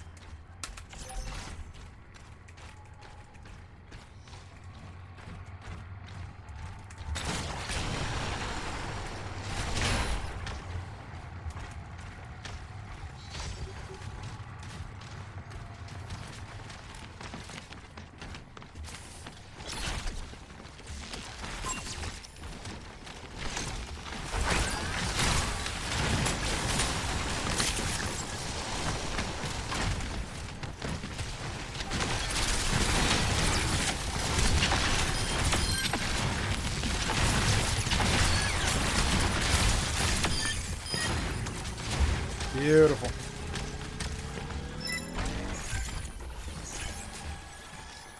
Team kill, bitch.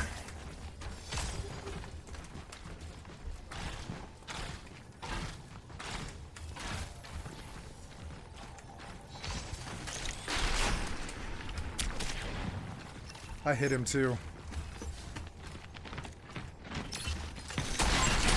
They're right here.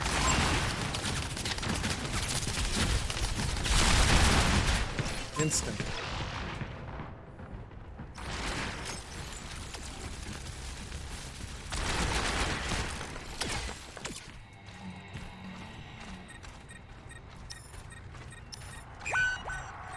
Oh no.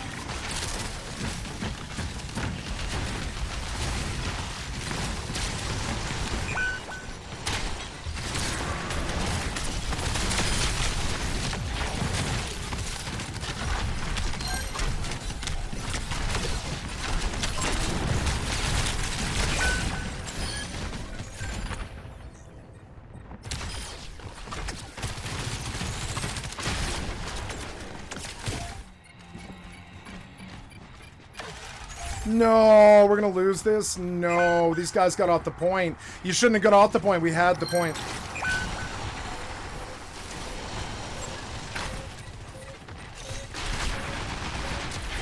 No, don't die, Tally. Oh god.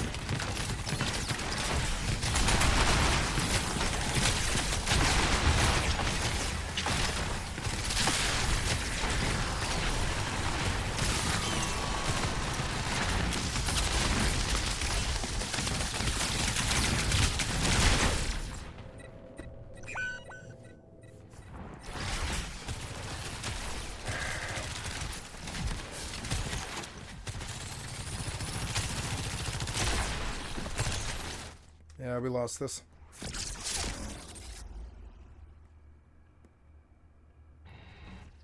You guys don't talk, so we lost. I mean, that's how it works. Talk more, we'd lose. Less. I'm the only one who talked. I'm the only one good who's here. I'm the only one who has any skill at all. The rest of those people, they're bad. They deserve the loss. I was the only one who talked, even remotely at all. All the rest of those 5 people, they deserve the loss, not me. Said that beneath the Al-Sahel hospital was a large underground bunker used by Hezbollah to store large quantities of weapons and cash. There are hundreds of millions of dollars in cash and gold. However, we will not strike the hospital itself. Instead of striking the hospital itself, they struck the buildings surrounding a different hospital, killing 18 and wounding hundreds. The man in the red baseball cap is looking for his son. Here's an interview with the best friend of one of the youngest victims. Watch carefully as his psychology shifts throughout the interview. أنا من سكان المنطقة من هون I'm from that area and we lost a lot of loved ones. خسرنا كتير عالم بنحبها من هون نحنا. خسرت Like my friend Jawad. خسرت حدا كتير عزيز على قلبي هو رفيقي. Close to my heart, he is my friend. I spent beautiful days with him. We used to eat and drink together. We go out on trips and play. سوا ونلعب وهيك. يعني كنا هيك قاعدين فجأة عم نلعب ونسمع صوت ضرب بنطلع. I was sitting and playing when suddenly we heard a strike, so we go out towards the hospital. التليفون دقيت له أول واحد. I tried to get my phone. He didn't answer. He was under the rubble. Yeah, I think so. These guys, yeah, I'll probably run Reinhardt again. Fuck it. 8, 7, 6. 3 الصبح يطلعوه من تحت الردم واجانا الخبر انه هو استشهد. A child among the dead. تعرف شو اسمه قلت لي جواد؟ جواد علي المقداد. بقول له انه كلنا حنلحقه. هنيئا له كلنا حنلحقه ونحن بهيدا الطريق كلنا فدا الحسين. وكلنا هادي يا ابا هادي. Who was Hassan Nasrallah? He was the leader of Hezbollah. He was somebody who actually rebuilt Hezbollah after his predecessors were assassinated. Basically, the Israelis just recently assassinated to expel the Americans. Palestinian militant group Hamas said Nasrallah's killing would only strengthen its resistance. نحن قبلانين باللي عم بيصير. ونحن بدنا نموت. بدنا نستشهد. كرمال شو؟ كرمال أهل البيت وكرمال الحسين وكرمال كل حدا استشهد عنا بالحزب. ونحن بدنا نكفي هذا الطريق. هلا الحرب ما حتنتهي بسرعة. You guys are getting kills. No, you did, but how did they have 3 and 2, but we fought the entire team? يبطل في شيء اسمه إسرائيل. بس يلا هلا. هي اسمها channel 5. تمرين اذن من لا ما بس انتوا في ساعه فما كنت معهم يلعب تي في. لا مش ام تي في. عبدت كنت نهار بالطمر هون. مش ولا العربيه ولا سكاي نيوز عربيه. Thankfully, our guest correspondent talked his way out of that one. But the point is, this young man's rapid transition from grief to vengeance perfectly illustrates why the Israeli bombardment of civilian areas may ultimately backfire on them and exponentially multiply the cycle of revenge that consumed the Middle East for so long. The way out of these situations. And I do think what's going to happen, though, is if the bombing continues, you're still going to get recruitment into these organizations. A lot of 17, 18, 19-year-old people join these organizations because basically they're the meanest sons of bitches on the block. So somebody who has had difficulties all his life, the idea being, I'm going to join the meanest son of bitches possible. We're going to be part of the meanest gang in the Middle East, and you see that as much more of the motivation than religious motivation, actually. ما بتخاف لا ما بخاف على حالي بالعكس أنا بخاف على الحب ما بخاف على حالي. In addition to targeting civilian areas, Israel has also deliberately targeted American journalists. set out to document the conflict in Lebanon. Here's the story as told by American photojournalist Dylan Thompson, who filmed the indiscriminate airstrike in the southern border region. Viewer discretion is advised. To break it down for you, like, we had arrived at this spot, like, what? Around 5 that day, and there was this big plume of smoke in front of us. I didn't get a heal for so long. I'm gonna go heal this. Away. I've covered conflict for more than 10 years. This, to me, seemed like a super safe area, relatively, given the context. We're exposed to multiple Israeli positions along the border. There were drones circling us overhead. You know, an audio analysis of my video showed that an Israeli drone circled us 11 times in the last 25 minutes before we were hit. We were wearing press vests. One of the cars had press written on it. We had 3 live broadcasts going out to 3 international news agencies. They could see us. I thought it was like we were safe. The fact that we could be seen was a good thing. But you know, apparently it turned us into a target. It seemed almost as if okay, I'm gonna shatter here. On their back. I've been cases that can't move, instant dead, sorry. By IDF. Second I pressed the button, 700 damage came through. Doesn't want the news being reported. Not in that way. How come? Well, because the news tends to be tilted against the IDF. The first strike came out of nowhere. It came from behind us. Big impacts, like I saw flames and sparks kind of in my peripheral vision, and I was blown back a little bit. And I just heard Christina screaming, "What happened? What happened? Fuck, I can't feel my legs." And my blood went cold. I turned around and I saw her on the ground, and her legs were like blown apart at the knees. So I ran towards her, and I had the 2 tourniquets with me, and I knew if I didn't get tourniquets on both legs, she's going to bleed out. She's losing a lot of blood. So I got down and started putting a tourniquet onto one of her legs, sliding up towards the knee to tighten it. But before I could even tighten it, the second strike came, hit the car from Alldayerrydaybaby. That exploded. I was injured in that strike. Carmen from Alldayerrydaybaby was injured. Elif from Alldayerrydaybaby was injured. Blew apart his shoulder. The 2 other Reuters guys were injured as well. We kind of like lost the plot. I was super concussed from that second blast, and then like my foggy memory, I'm hovering over Christina, who's bleeding and then screaming, "Fuck, fuck, fuck, what happened?" And I look up after the second blast and I see a leg lying in front of me, which turned out to be the leg of Isam, who was hit by the first blast.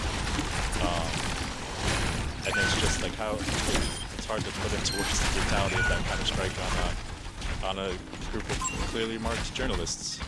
There are other ways to get people to turn off their cameras instead of firing 2 tank shells at them directly.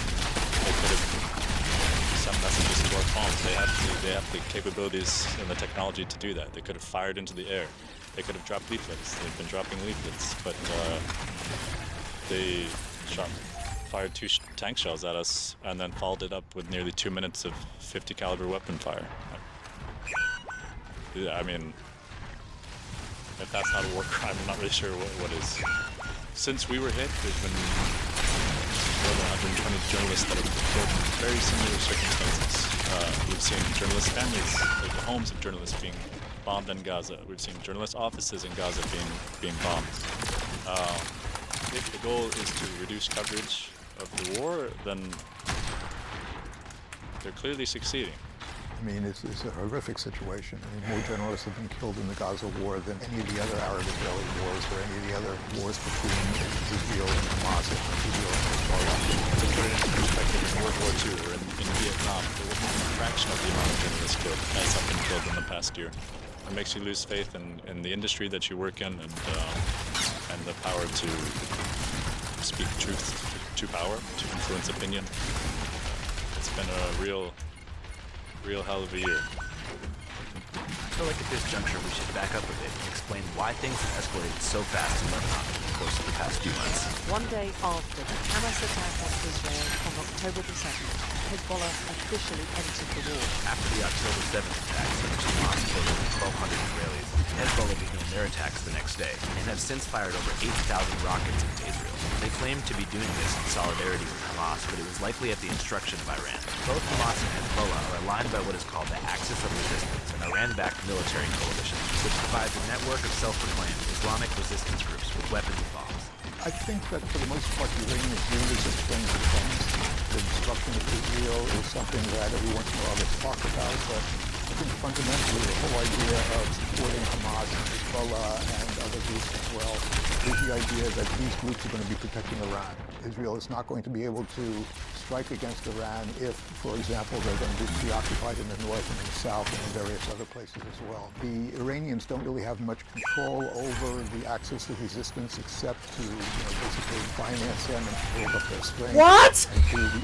Come on, it's like you want me to lose. Yeah, it's like you wanted me to lose. I didn't charge a wall. You just fucking sucked me to a wall and forced me to lose.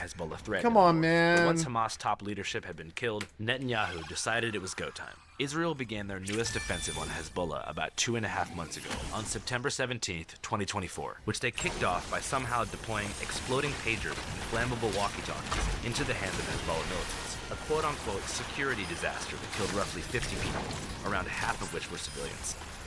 There might have been something in terms of the Israelis able to interrupt the supply chain for the people manufacturing the pagers and walkie-talkies as well. But I'm again, queuing healer. I could do a lot of good here. Since then, it's been non-stop back-and-forth rocket fire between towns along the border. In the past 2 months alone, 3,000 people have been killed in Lebanon. In response, Hezbollah has claimed the lives of 120 Israelis. It's the deadliest drone attack Hezbollah has carried out against Israel in over a year. And it's safe to say the death toll in Israel would have been much higher without the Iron Dome defense system. The Iron Dome system is an anti-missile defense system, and it's not only been effective in terms of these various rockets. Oh, wow, look at it kill rockets! Look at it kill rockets! It's beautiful. Drones. Look at that! It's killing all the rockets and saving the civilians. Fuck the war people of this world. You can suck a dick. I know you love that gun down your throat. That big gun down your throat. You're that big 5-star general. And you love all the explosion and death and everybody dying and everything.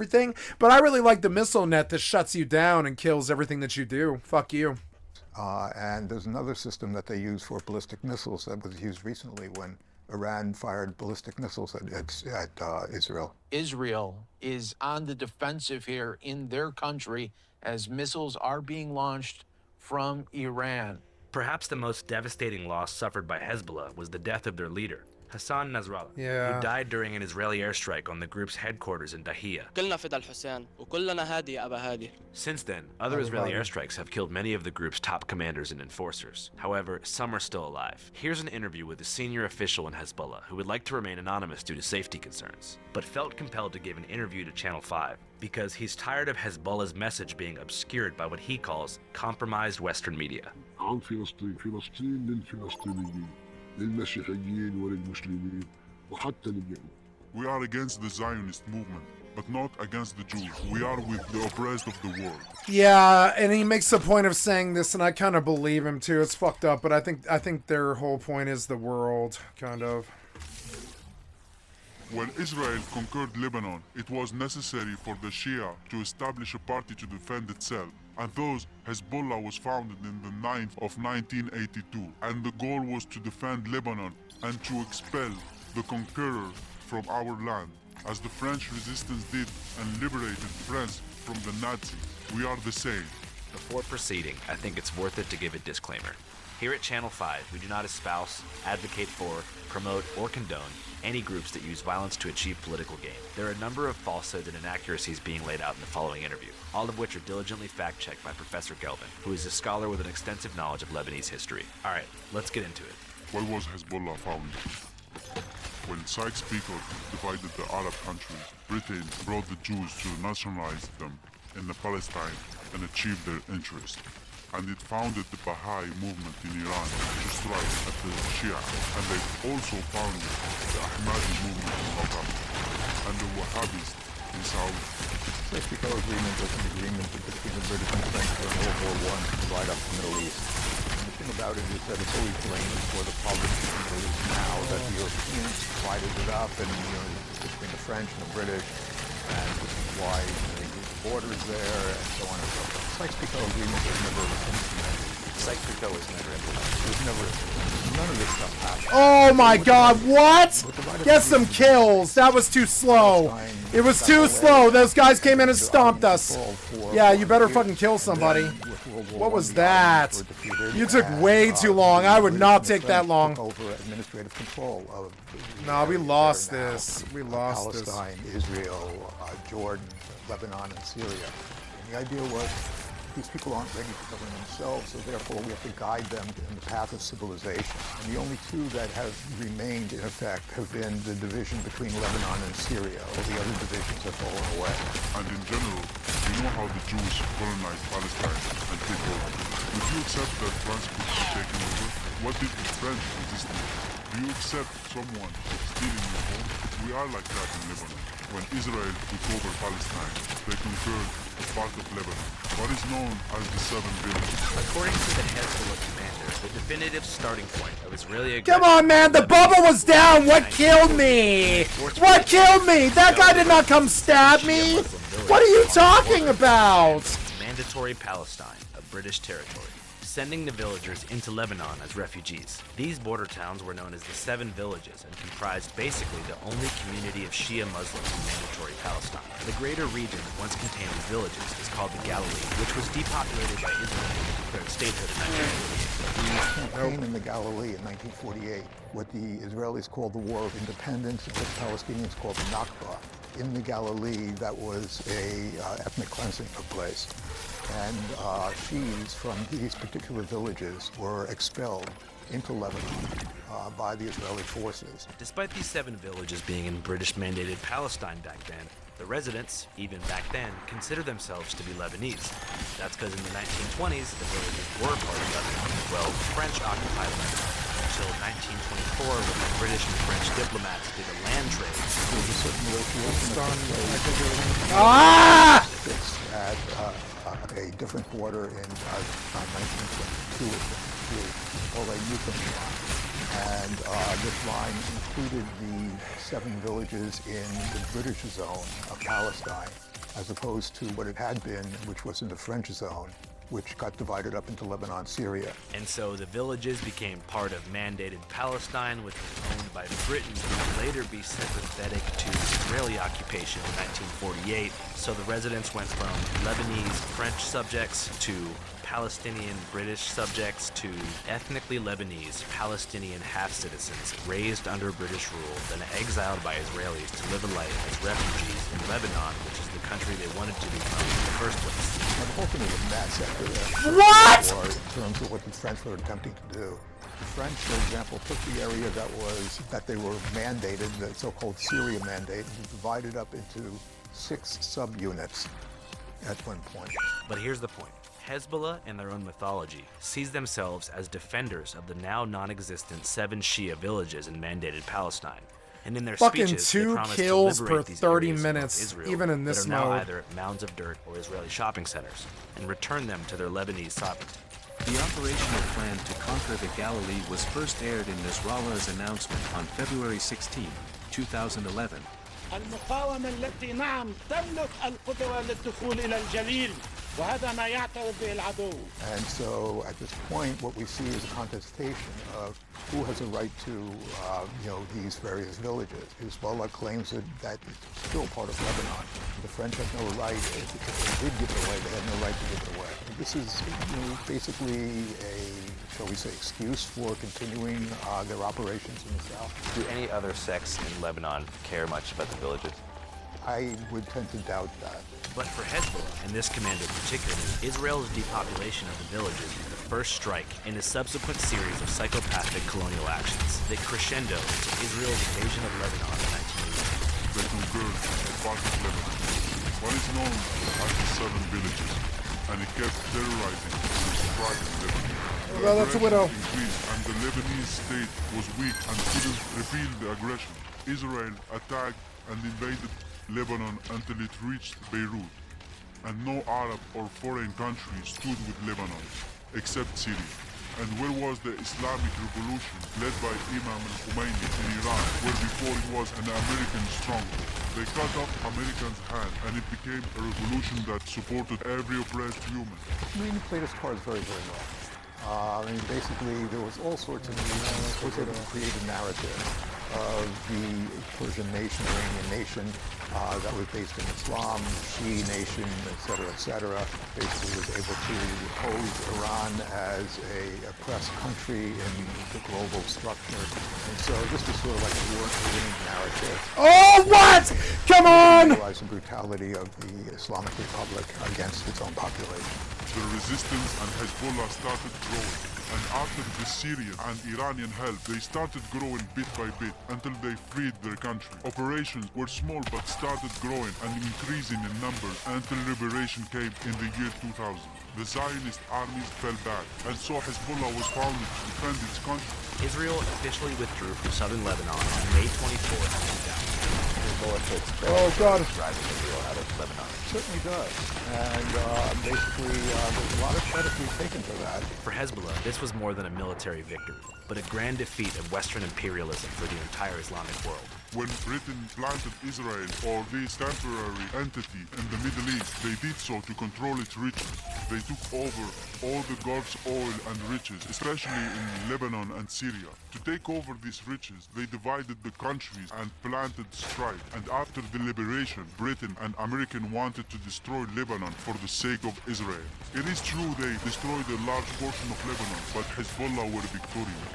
We defeated Israel, and when we did, they decided to strike Iran and Syria. This was admitted by Andrew Olmert and Hillary Clinton. We must also mention that America founded Al-Qaeda and Bin Laden in Afghanistan to put pressure on the Soviet Union. We armed the Mujahideen in Afghanistan, and they turned on us and created Al-Qaeda. That's true. That is true, yeah. But this isn't true. They founded Al-Qaeda and it spread as a Muslim outfit, and it started committing heinous terrorist attacks attributed to Muslims. But Muslims are the opposite of that. Islam preaches compassion and acknowledges Christianity and Judaism, and humanity too. We see humans as humans. We don't care if they are Christian, Jew, Buddhist, or anything else. The commander also believes that ISIS was an American proxy, set up to destabilize Syria and eliminate Hezbollah. Oh, what? Back in 2006, America and Britain decided to destroy Syria, so they founded ISIS. All their leaders are American intelligence. They founded ISIS under the guise of Islam, and they started attacking everywhere with Nusra Front and others. And all of them are terrorist movements founded by Americans and Israelis. America planted ISIS and fought them. They made ISIS their excuse to keep their American bases in Arab countries, saying they're fighting the terrorism that they created. When ISIS took over Syria, we saw that their goal was to destroy Hezbollah and the Syrian state. We saw all these terrorists and realized that when ISIS was done with Syria, they were coming to Lebanon, and we went into Syria and fought ISIS. With this operation, Hezbollah wanted to be seen as fighting terrorism, not part of it. So why was Hezbollah so proactive in fighting ISIS? Because the two groups hate each other. They were on opposite sides in the Syrian civil war. Fundamentally, ISIS is out for ends that are very, very different than Hezbollah is. ISIS is making war on Shi'is also. The goal of ISIS was to remake the map of the Middle East and maybe by getting rid of the borders that were there in particular Syria and Iraq. The idea was there for them to restore a caliphate in Syria and Iraq, and then expand the borders from there. And their caliphate was pretty much the equivalent of the Sunni state. As a matter of fact, you could say ISIS represented the Sunni form of nationalism, in the same way that Hezbollah represents the Shi'i form of not nationalism, but sectarianism. As time passed, martyrs paid the price, and we got rid of ISIS from most of the Syrian territory, and we protected Lebanon. Here we returned to occupied Palestine. The entire world knows that Palestine was taken by the Zionist group with British and then later American support. Israel did killing, slaughter, and genocide. Even in 2006, they struck a UN headquarters, and 300 women and children died while under the protection of the UN. Israel doesn't accept any international law. They consider themselves on top of the world, and the rest of the world are their servants. Israel said, why is Hezbollah helping the people of Gaza, and why did they open support forceful because the American-British plan is to first destroy Gaza, the West Bank, and then Lebanon. We already explained why we're fighting. We are fighting to defend our country. Israel occupied Lebanon, and we freed our land. And now we support and help Palestinians because we believe that when Israel is done with Gaza, we are next. This is the reason for the preemptive defensive of our country and people. The rest of the war should find truthful news and not the Zionist media. The main and final condition to stop the war in the south of Lebanon is to stop the war in Gaza. When the war in Gaza stops, Hezbollah won't fight it. Despite the innumerable losses taken by Hamas leadership, the commander remains confident that Israel will lose the war in the end. Because the internal situation in Israel is divided and shattered. I think America is trying to find a way out of Netanyahu, but I think he will meet his fate like others before him. Despite the commander's confidence about Israel's destruction, in the far north, residents are somewhat uneasy given the circumstance.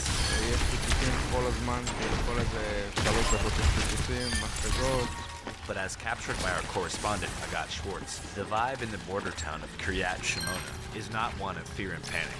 Most of the people there are determined to stay put. ואני כבר חי פה 42 שנה, וזה הבית שלי, אף פעם לא עזבתי. פה אנחנו נחיה ופה אנחנו גם נקבר בבוא היום. ושוב מקום בארץ בעצם לא בטוח. מקום מעניין, לא פוחים בטוח. This demeanor was actually familiar to me, even though a vastly different situation. My one and only time in an active war zone in western Ukraine, 30 days after the war began in 2021. Despite constant air raid sirens, locals shooting cutouts of Vladimir Putin with a BB gun, and the occasional offhand comment about an impending Russian offensive, I noticed that for the most part, the people of the city were doing their best to maintain their daily routines and hold on to any semblance of structure amid an uncertain future. And the same was true in northern Israel, which actually makes a lot of sense.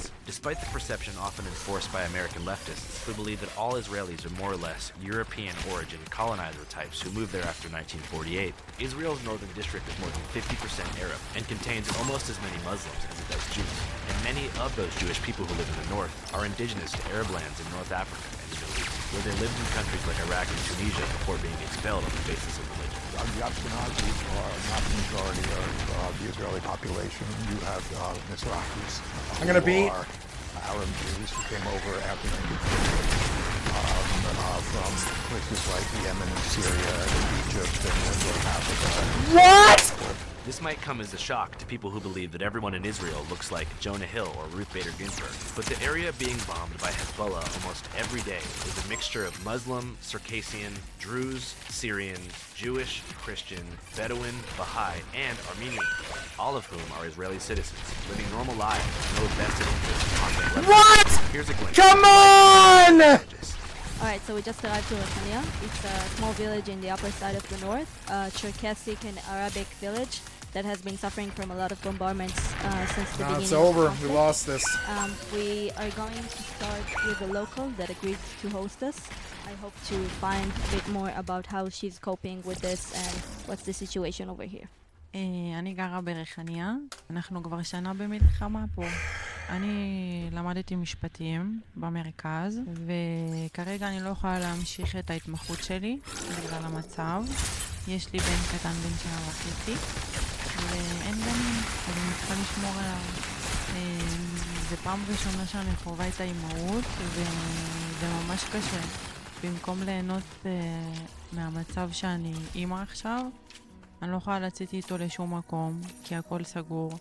אני משחקת איתו בחוץ ליד הבית, ומנסה כמה שיותר שיהיה בחוץ ושישחק כמו ילד רגיל, אבל זה ממש מפחיד. הוא בן שנה וחצי, אבל הוא מבין את המצב. כל פעם שהוא שומע הבומים, הוא אומר בום, בום. כאילו, החיים בצפון הם די שוממים, די משותקים כבר שנה. וזה רק הלך להחריף בתקופה האחרונה. יש לנו פה כל היום טילים מעל הראש, אזעקות, כל היום בממ"דים, מי שיש לו משפחות עם ילדים, אז החיים פה הם די עצובים אפשר להגיד. הוא באמת אחד היישובים הכי יפים וייחודיים באזור. זה כפר שהוא צ'רקסי וערבי, כאילו מעורב. הצ'רקסים עלו מקפקז לפה, נדמה לי ב-1824, משהו כזה. יש לך שתי כפרים צ'רקסים, ריחניה וכפר קמה. יש משהו כמו 4,000, 5,000 צ'רקסים, חלק פה, חלק בכפר קמא, משהו כמו 40 דקות. באמת, זה מורשת שהיא מיוחדת. אתה צ'רקסי בעצם? אני לא, אני ערבי מוסלמי. אבל יש לי שכנים צ'רקסים, אני גדלתי איתם, למדנו באותו בית ספר, ואני מכיר כאילו את המורשת, אני גם דובר את השפה הצ'רקסית. אני מכיר אותם כאילו מקרוב, יש לי חברים צ'רקסים, כאילו יש להם ריקוד מיוחד, אוכל מיוחד, סגנון חיים אחר, מה שאנחנו רגילים אליו. וזה כיף תמיד ללמוד תרבויות אחרות, חוץ מהתרבויות שיש לנו פה בישראל. עכשיו טוען בי הדרוזים, טוען בי הציונים, כל העדות טוען בי. בעצם מוסלמי או דרוזי? מוסלמי. מה, אתה בעצם מאמין באלוהים? אתה מאמין באלוהים? בגלל אלה אני מאמין בכל דת ודת.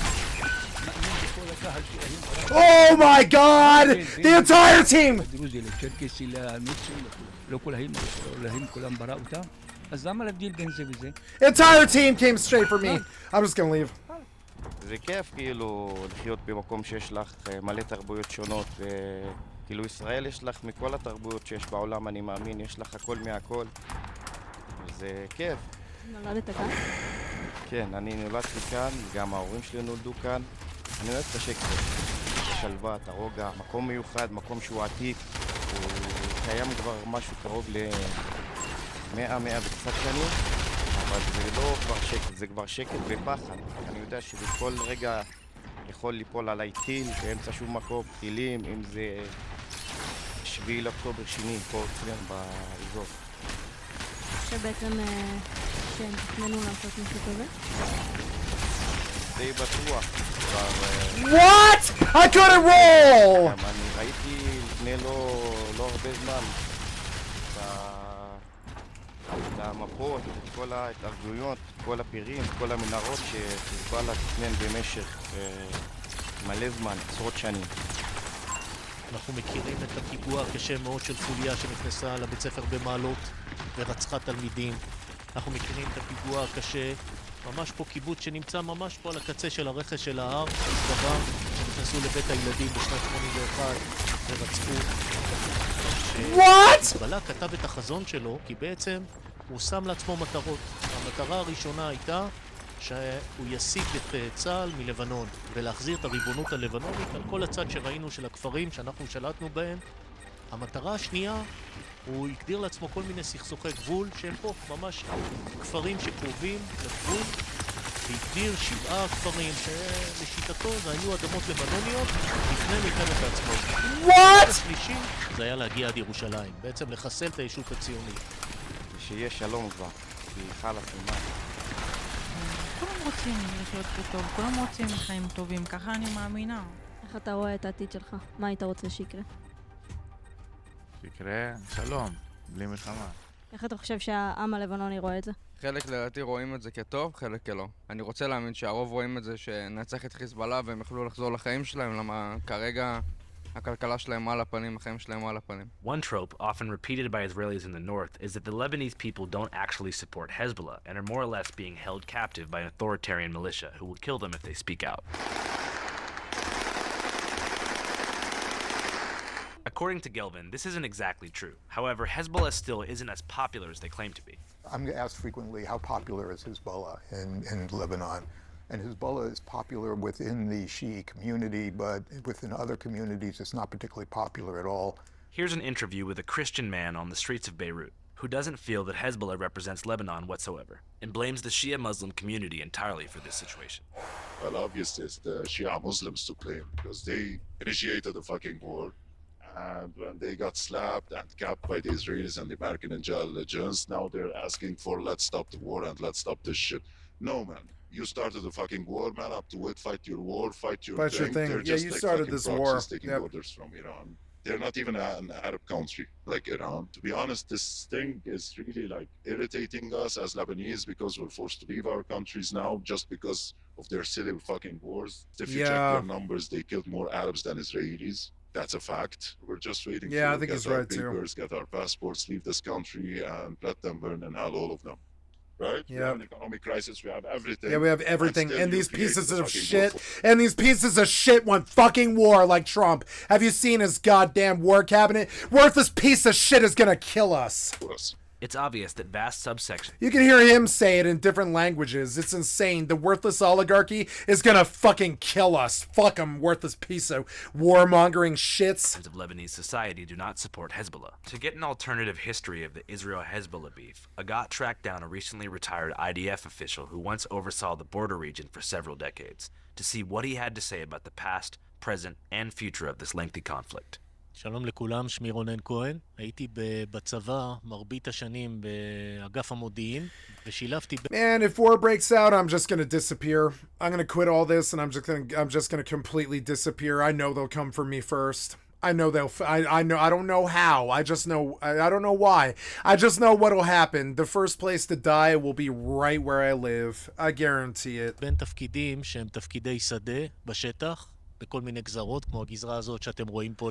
So I'm just, I see them start to fucking bear arms and get crazy like this, and I'm like, nah, fuck you guys, I'll straight go live in a fucking tunnel somewhere, growing food outside of it, or something. I'll leave you to suck each other's dicks with your worthless piece of shit waste of life. לבנון, התגייסתי בערך כשנה לאחר מלחמת שלום הגליל, וסיימתי כקצין המודיעין של פיקוד מרכז. Yeah, it's just a bunch of shithead assholes who want to cause a bunch of other fucking people problems.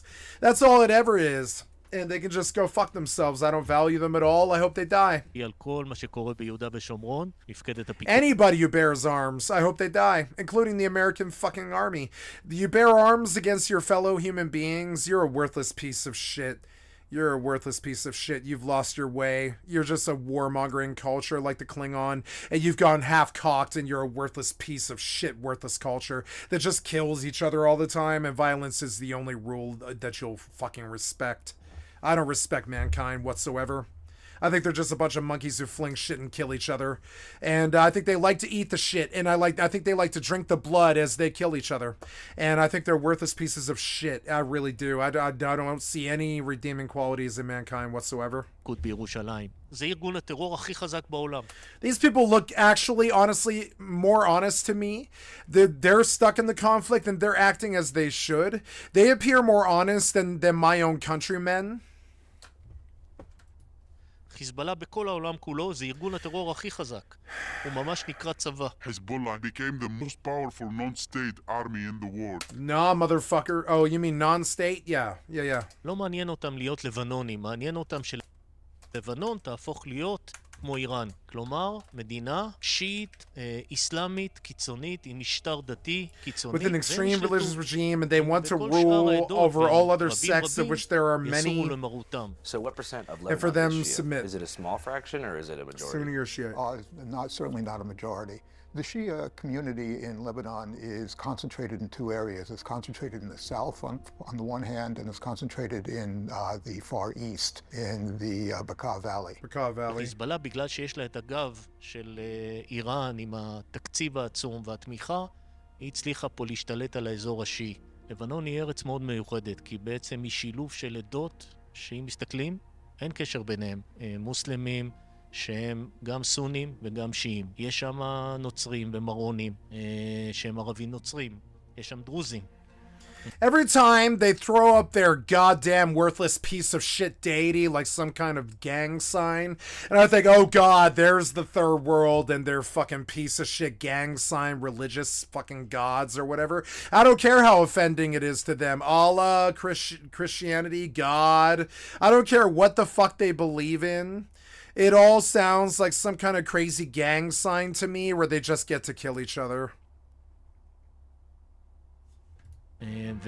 Christianity, Judaism, Muslimism, Allah, God, Confucianism, Zen, Buddhism. It doesn't matter what the fuck it is. Lakshmi, it doesn't matter what it is. It's a bunch of idiots who all have a gang sign, who follow that gang sign and kill anybody else who doesn't believe in that gang sign. Tell me I'm wrong. It's the same exact bullshit that happens with the fucking MS-13. is the same old gang sign tribalism bullshit. A bunch of worthless piece of shit human beings signing up under some fucking flag so they can kill somebody else who has a different color flag. And it makes me fucking sick. I can't stand human beings. Keep them the fuck away from me. I'd rather have the common cold than humans around me. ויש גם המון פלסטינאים שהגיעו גם כתוצאה מ... Oh yeah, that shit you did 70 years ago. You bring it up, huh? Yeah, I mean, is anybody alive? Was anybody alive back then still alive right now? I don't give a two shits what happened to your cousin who was still alive when they saw the war. I don't give two shits. You guys kill each other constantly all the fucking time. I don't give two shits. I don't care what gods you follow. I don't care what fucking flag you follow. I don't care who's killing who. All you do is kill each other like a bunch of worthless shit-flinging fucking monkeys that I can't stand. And I mean everybody, including America. של מלחמת העצמאות שלנו, 48 שברחו הרבה. אם הייתם לבנונים, היה אכפת לכם מלבנון. לא הייתם כל היום מחרחרים מלחמה. וחיזבאללה... I'm not trying to be doomist or Nietzsche or something, or even like, you know, I believe in things, but I don't believe in this bullshit. This bullshit looks like retardation brought to some kind of financial forward. Like some kind of businessman backed a bunch of retardation. That's what I see when I see your yellow flags and your pictures of dudes with glasses and hats and your fucking weird, your fist in the air like Hitler. I think, oh, you signed up under some other fucking idiot flag and now you're a bunch of idiots and now you've got some fight to argue with other fucking idiots. You're essentially the, you know, you're like the grunts in Command and Conquer. You're just gonna fight each other. It doesn't matter. Call the guy Heathen. He doesn't follow your God, so just kill that guy or whatever. I think most of the world is goddamn clown shoes. I think you're fucking retarded. I'm sorry, but I think most of these people are fucking retarded. I see your hands in the air for something other than fun, and I think you're a goddamn moron. And the things that you follow, your religions are hollow, and they don't mean anything. And none of your fucking deities have ever stepped foot on this fucking earth, and you know that they wouldn't, because this place is a shithole because of all the people who follow the deities. The deities wouldn't ever come to this planet because the piece of shit people who follow the deities turn this place into a goddamn suicidal fucking nuclear hellscape. All over some religious bullshit. And so no God would ever visit Earth. Not while these piece of shit religious fucking zealot retards are sitting around, no. And I mean that to the Christians too. I mean that to my fellow Americans. The longer you push this stupid ass fucking dominance thing with drug wars and Christian wars and, you know, oil wars and fucking, you know, holy wars and racial wars and all this stupid ass shit that you do, I just lose more and more respect for you. And I think, man, your IQ keeps going down by the quotient. Every year your IQ keeps going down and you keep fighting these fucking retard loser ass wars. And I'm like, Jesus Christ, the entirety of humanity is goddamn brain dead. And I fucking wash my hands of the entire lot of you. You're entirely goddamn brain dead. From the piece of shit brain dead room temperature Ronaldo motherfucker who harasses me every day, to these piece of shit brain dead fucking zealots who follow some god and wave some flag, to the piece of shit government fucking leadership who fucking fails us all the fucking time, and the fucking piece of shit right wing, left wing, tribalist fucking like discussion that has ruined us. And I'm sorry, but, you know, you idiots waving flags and marching around the square like some kind of joke song from 1971. And I'm sorry if that sounds hurtful to you, but you do. You look like some kind of piece of shit retard relic out of 1971 Vietnam War. And I know that you guys believe in something and you're fighting for your homes.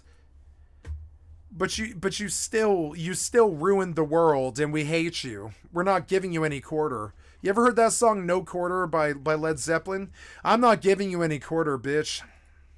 Hey everyone, welcome back. Today we're going to be checking out some of the best looking new upcoming games planned to release in 2025. While I have spent the past couple of weeks binging on Path of Exile 2, I'm always looking forward to what else is on the horizon, so I've taken a little break from the grind to do exactly that. So what fun games will we get to play next year? You got that $3 game. Quite a few, it seems. Let's check some of them out. Kicking things off is Kingdom Come Deliverance 2, like its predecessor. Yeah, but it's not even January yet. You're talking about a February release. It's not even full-blown past December yet.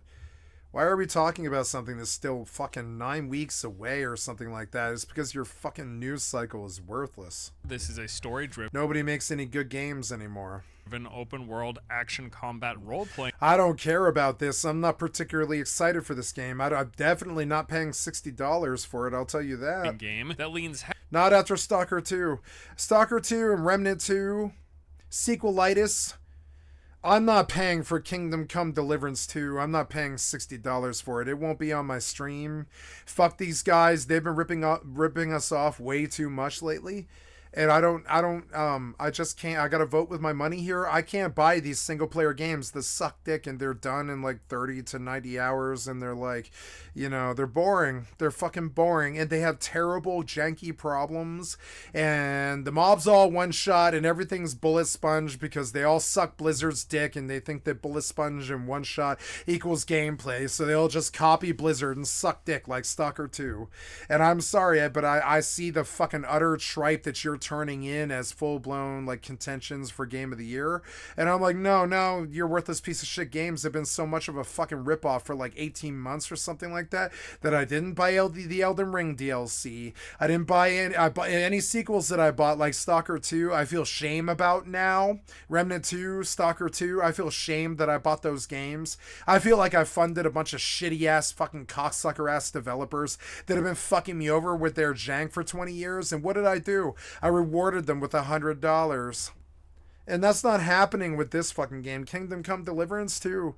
Honestly, one of the probably the better ones in the list, but no, I'm not too excited about this fucking game.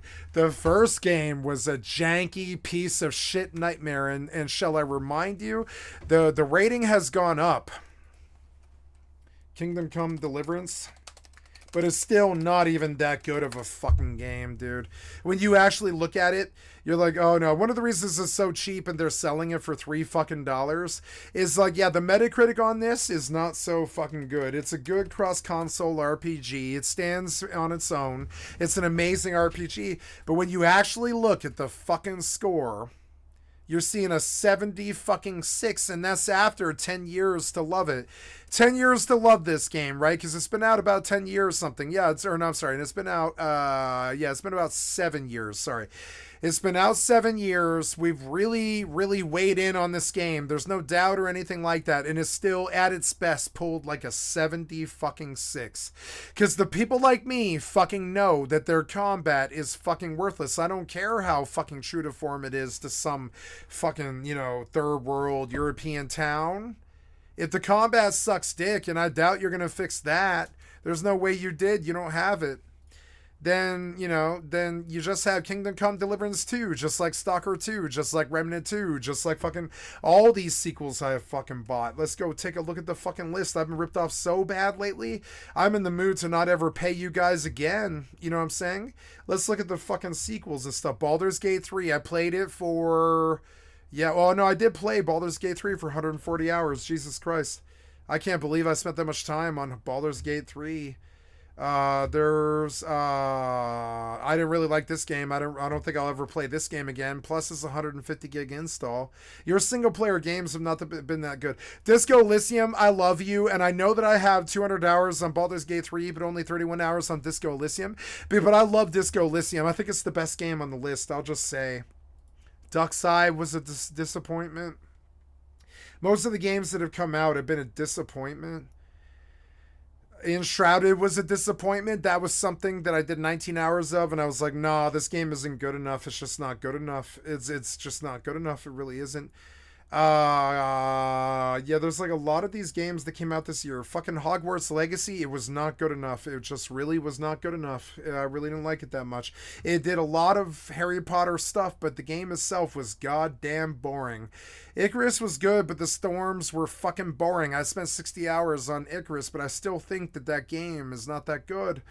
Kenshi, I don't know. I don't know about Kenshi, but I know that I don't want isometric RPGs in 2024.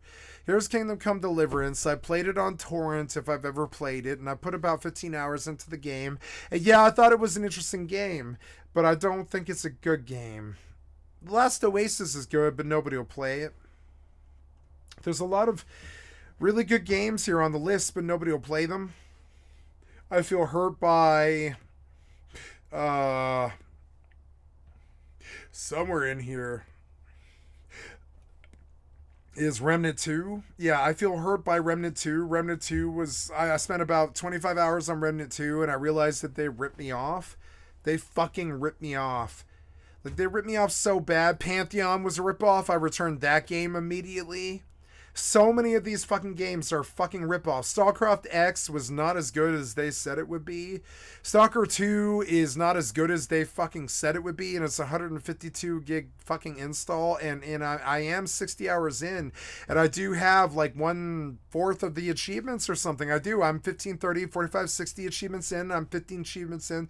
I'm a quarter of the way through the achievements, but this game was just not that good. I kind of feel ashamed that I spent like $120 on Remnant 2 and Stalker 2, and I can't even justify playing them. I like Tiny Tina's Wonderlands, and I beat it in 35 hours, so I don't have any regrets with this game, and I have a fairly high opinion of it, but I still feel ripped off. Like, I still feel like I should have been able to return for about 100 hours or something like that, but nah, I packed in the 35 hours, and I feel like I don't have anything else in this game that I need to see. And so I kind of felt ripped off by that. I bought that this year for $20 or something like that. I feel fucking ripped off by even the games that I got good deals on. I feel fucking ripped off most of the time. I think Valheim is a ripoff.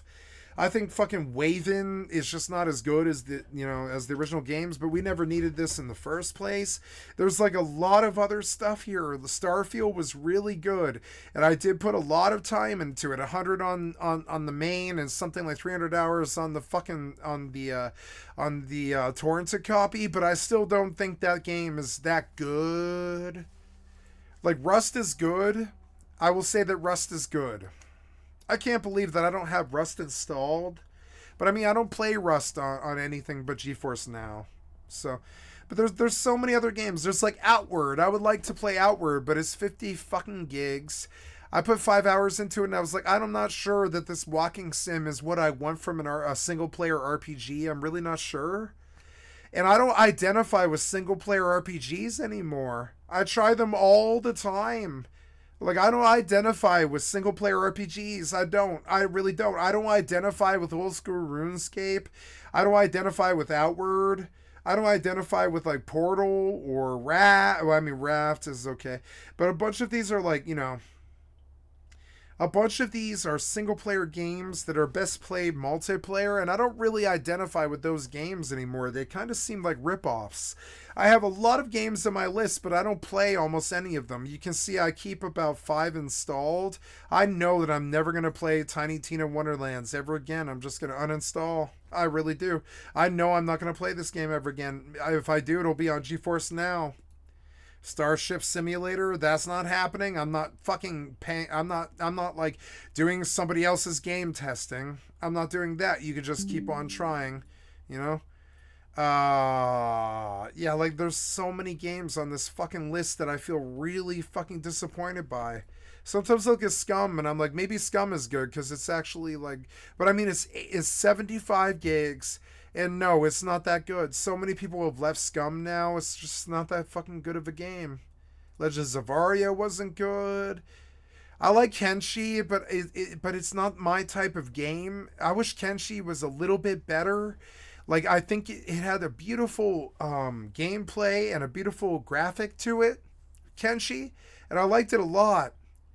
But that fucking isometric shit from 1996, I just can't do it. Icarus was good, but I don't like storms. I don't like storms in Stalker, and I don't like storms in Icarus, and I don't think they're that good of a fucking gameplay mechanic, frankly. They come when you don't want them. They fucking fuck you up, so you have to repair the house all the time. And you become a slave to repairing your house.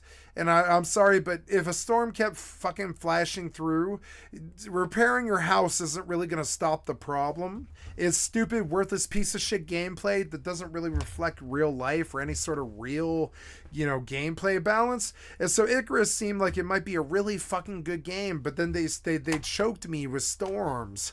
For like 60 hours, they just ran storms on me every 15 minutes or something. And I'm like, dear God, why? Do you think that's fun? 7 Days to Die. Do you think that's fun? I'm telling you right now, it's better to have the World of Warcraft approach where you add in that event that you want that's timed, like Icarus where a storm comes. And that should be part of the gameplay, but it should only be like 1/20th of the gameplay. It shouldn't take up my time. It shouldn't force me to repair the house. You shouldn't become a slave to repairing the house. What does that teach the player? Nothing at all. I can't play Grand Theft Auto 5 because I'm locked out. I have fucking 5 hours on it, but god damn it, I have definitely played Grand Theft Auto 5 on Steam, something like 45 or 65 hours on fucking stream.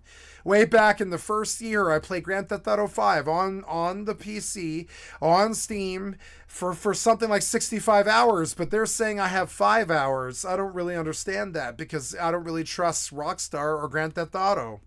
I don't really trust Rockstar or Grand Theft Auto. I didn't buy Red Dead Redemption 2. Like, look at my list. I did not buy Red Dead Redemption 2. You can see it. It's not on this list, Red Dead Redemption 2, because I don't fucking trust them. Even when they sell it for $5, I still don't trust them. I think their combat's fucking worthless, and the game itself is kind of worthless, and it sucks, but I mean, that's my actual fucking conviction. There's a lot of games like this. You can go down the fucking line, and you're like, oh my god, they said that one was really good. Nah, there's like 5 good games on this fucking 250 game list. There's like 5 good games on this 250 game list. That's not too good. That's like you guys blew like $30 trillion or something like that, and you came up with like $2 trillion worth of games that we like to play. You took like $30 trillion from us, and you came back with like $2 trillion worth of games to play. I look at software developers, and I'm like, nah, you're worthless pieces of shit. You steal our money all the time. Is that a really shitty outlook? But I mean, I've spent like goddamn $60 350 times or something like that, and there's like 10 games that I actually want to play. I think you're actually really bad at developing games. I think you got into an industry kind of like you saw money and you just wanted to go into it. But I mean, like, and I know because I have some friends like that, but you don't have the love for the industry that is required. We're playing chess here. If you don't step with something that's as good as chess, we don't want you in the industry. You are a game maker. You must come up with a game that's just as good as chess. I know that's unacceptably hard pressure, but I mean, that's the name of the motherfucking game. Sometimes we've done it. Like, for real, I think Metal Gear Solid, Phantom Pain is just as good as the entire game of chess.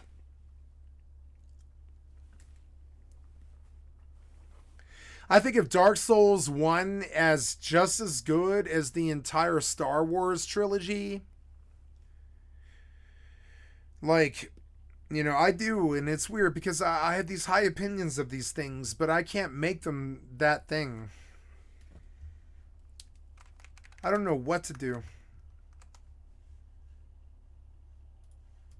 Heavily into delivering an authentic medieval experience with a... I don't care about an authentic medieval experience because your jank completely dominates the entire fucking experience.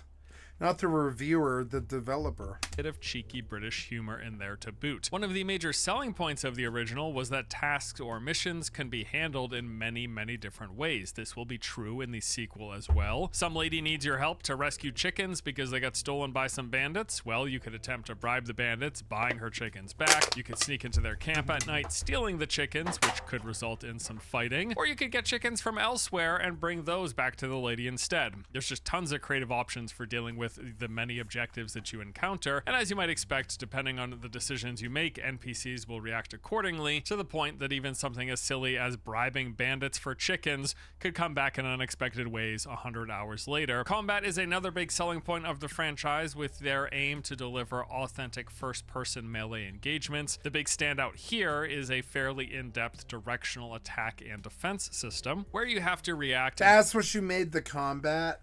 Real-time fights to what your opponent is doing, deflecting incoming attacks from the angle of the attack, and countering whenever the opportunity arises. Just like the first one, it's said to have a visceral combat system as you engage in thrilling These guys look so dumb. I'll cut all three of them down inside of a second. Time battles with a range of... What are you talking about? This combat doesn't look fun.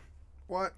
Authentic weaponry and combat styles to suit your own personal play style. You'll be fighting face to face on foot, riding on horseback, or even sneaking up on unsuspecting foes from the shadows. The open world of Kingdom Come Deliverance 2 is said to be twice as large as the first game. However, it is worth noting this isn't one large, seamless connected world, but rather it's two larger, freely explorable areas with loading between them. One of the areas, Bohemian Paradise, is a cultural landscape with lots of nature, while the other one is the city of Kutna Hora, called by its German name Kutenberg in-game, and its surroundings. So you're going to be exploring bustling city streets full of NPCs, all the way to deep lush forest with hidden dangers throughout. According to the developer Warhorse Studios, the base game of Kingdom Come Deliverance 2 should take most players about 80 to 100 hours to beat, excluding any of their planned DLC. This includes a total of nearly 5 hours of cutscenes in-game. They've also said there's no need for you to have played the original. It's going to be totally accessible for brand new players. Looks and sounds really fun, and people love the first game. Kingdom Come Deliverance 2 is set to release on February 2nd for PC, PlayStation, and Xbox. Before we continue on though, let's get a quick word from today's sponsor. Today's video is sponsored by Watcher of Realms, a new next-gen fantasy RPG for PC and mobile. The game features a vast, immersive world to explore as you complete quests, meet interesting characters, and collect over 200 unique heroes to take into battle. It's got 360-degree real-time combat where you control the battlefield, deploying heroes, deciding who they attack, and unleashing powerful skills to get a strategic advantage. There's a variety of content types and game modes, including campaign questing, PvE boss encounters, and large-scale guild vs. guild battles. So Watcher of Realms currently has a limited-time event taking place as well, called Jingle Bells and Wukong's Spells. This Christmas, there's a brand new hero, the legendary Monkey King himself, Sun Wukong. His arrival also comes with a new event filled with strategic stages, challenging mini-games, and a Chinese-inspired map. During the event, you can earn exclusive rewards like a free Wukong skin, powerful artifacts, and expressive emotes. You can also win 70 free summons, tons of valuable items, and the new legendary hero, Callista. So if you'd like to learn more, now is a great time to dive into Watcher of Realms. Check out the link in the description below, or scan the QR code on screen to download Watcher of Realms for free on PC or mobile. Alright, back into the list of games. Next up is Monster Hunter Wilds, which I can already tell you is most certainly going to be a very good game. I say this because I've already played it, getting a preview a few months back on top of the demo they released recently. And yeah, this is Monster Hunter, and it's looking pretty great. A few things worth mentioning. Combat feels as good as ever in my experience. If you're unfamiliar with the franchise, Monster Hunter is a very animation locking heavy kind of an action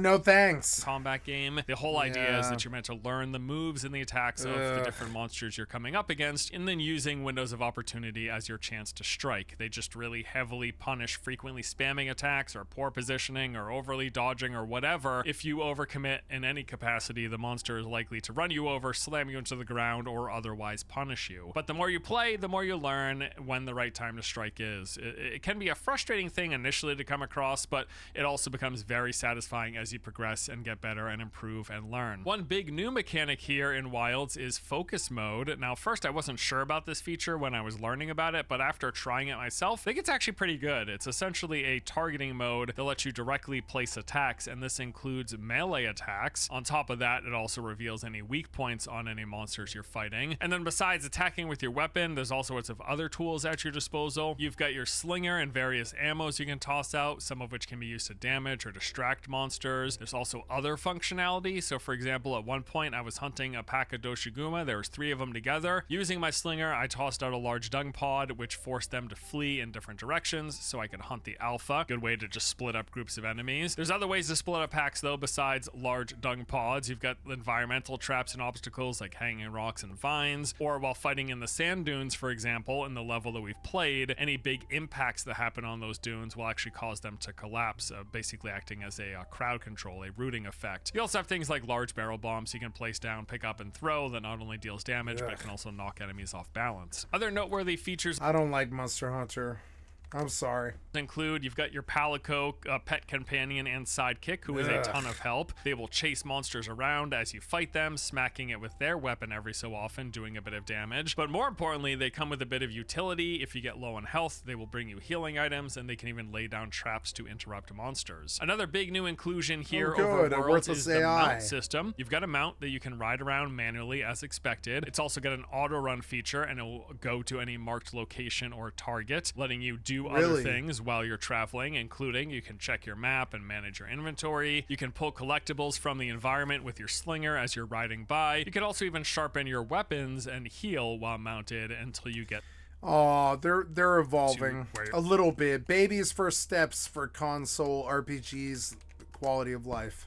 Wherever you're going. And then there's some combat related benefits to the mount as well. You've got a few limited basic attacks you can do, including a dismounting strike, which seems quite effective. And you're able to swap weapons with your mount, which is ultra useful, even if it's just to have access to a ranged weapon. Beyond loads of massive monsters for you to fight, the game is going to feature the series' biggest play space to date, with huge open zones that are freely explorable and connected to other biomes and zones at several points on each map. From what I saw of the map and my time with it, the playable space is bigger than I've ever seen and completely seamless within those zones. You can actually walk straight out of camp right into a hunt. Monster Hunter Wilds is set to release on February 28th, coming to PC, PlayStation, and Xbox, and yeah, this one's almost certainly going to be really good. Arc Raiders is a PvEVP extraction game from Embark Studios. This is another one on the list that I've already had the chance to play and was quite impressed in my time with it. Just about everything from the overall gameplay and design to the visuals, animations, and performance, all of that had a high degree of quality and polish. I was really impressed,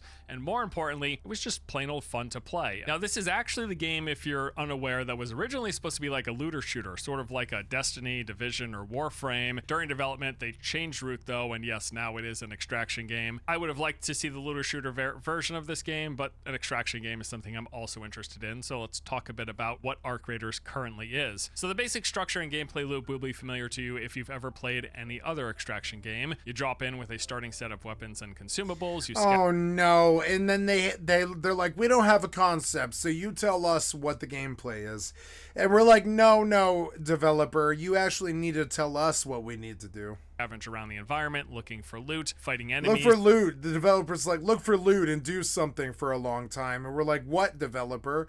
And they're like, oh, I don't know, do a 3v3. Okay, 3v3s are fun if there's something to do. It's both PvE with these various types of robot drones, as well as other players, which as of now will be in group sizes of up to 3. Audio plays a major role here. Everything, your every action, movement, opening containers, attacks, everything has a distinct sound associated with it. As you play, you'll learn what all of those sounns mean, which is going to help you in tracking down players who are hiding from them yourself. And if you survive and don't die and you get to extract, you keep everything you collected in the process. If you die, you drop everything but what is in your safe pocket. And then post game, you I've got a safe pocket. You pick what you want to bring. I'll drop everything in my safe pocket. Again, and repeat. That is the extraction survival game loop. The PvE enemies in this game are actually pretty cool. They're called Arc, and they're this rather unique robot drone mix of enemies. So you've got like tiny spiders that will jump and cling to your face, kind of CCing you for a moment. You've got these small flamethrower balls that will roll up and blast you with fire in the face. You got large spheres that'll spin at high rates of speed, charging forward and actually leaving a trail of flames in their wake. And you've got much larger, chunky, sort of tanky spiders with big lunging attacks. It's like they can't make their own game. They've got to combine... Oh god, what's that new game? It's like, oh god, I can't think of the game because I haven't even played it. Where the balloons are above your head and you shoot the balloons to kill the boss, right? The game with the balloons, I can't think of the name of that. It's Last Remnant. I think it's Last Remnant. Last Remnant mixed with, it's like they're like, okay, let's mix Rust with Last Remnant and Remnant 2 and Sand. And all the games we're scared of, like Icarus and Stalker 2. And it's like, nah, just give me something that isn't 15 other games, like, you know, gimmicks. And they just take a lot to bring down. There's also a... Yeah, like I see a lot of sand here. This looks like sand to me for some reason. Bunch of different flying drones with several... This guy who's playing, he can't aim. Types, each with their own function, and just by themselves the drone enemies pose a threat. But then also when you're fighting PvE, you're creating a ton of noise, the gunfire from you shooting the drone and then them attacking back. And in most of the cases when we were fighting PvE in our time with the game, other players would inevitably roll in because it just makes so much noise. Which brings us then to the PvP. Pretty straightforward. You got other players who are in the map as well, looking around for loot. If you come across them, you're bound to end up in a fight. The game's got a down but not out mechanic that does give you a chance to revive any allies that happen to go down in firefights at medium to long range. When we tested the game, they had 3 maps available. Each were completely unique, their own handcrafted locations with distinct environments and points of interest. Really great looking as well. Speaking of which, visuals and performance, both of these were top of the line fantastic. This game just looks and runs phenomenally. Simple as. Really? Sound design was also really good too. Quite good design, effects, audio. Simple as, I like that. There's more I could Simple say, but I'll leave it at that for this video. This game I like that it ran well. He really made a point of saying that it ran well. I like really that. Good. Looking. I'll try this game. Yeah, it's Arc Raiders. We'll try Arc Raiders. It might be good. I would have liked the looter shooter game variation that they were working on as well, but I like extraction games, so that's so do what I. we have. Arc Raiders is scheduled to release in 2025, coming to PC, PlayStation, and Xbox. So Hello Games is back with a brand new title called Light No Fire, but basically looks like No Man's Sky, but fantasy medieval edition, which frankly sounds pretty interesting to me. We got a few details in an early interview about the game with Sean Murray. He said that it is more ambitious than No Man's Sky, which is interesting given that they're focusing on one planet rather than an entire universe. However, while No Man's Sky is most definitely big, it's also in a lot of ways shallow, so we're hoping that their more ambitious statement means a bigger focus on a lot more detail and depth within the game space they do have. And to that point, he claimed that the game is Earth-sized, literally, an entire planet that is as varied as a universe, he says, with mile-high mountains from the top of which you will see off in the distance rivers, canyons, oceans, and continents, all of which you can travel to. Sean referred to Light No Fire. Yeah, I think he's probably right too. Fire as, quote, the first real open world, something without boundaries. I believe I shall have dinner now. Yeah, it's like 10. Yeah, I can have dinner. I'll be right back.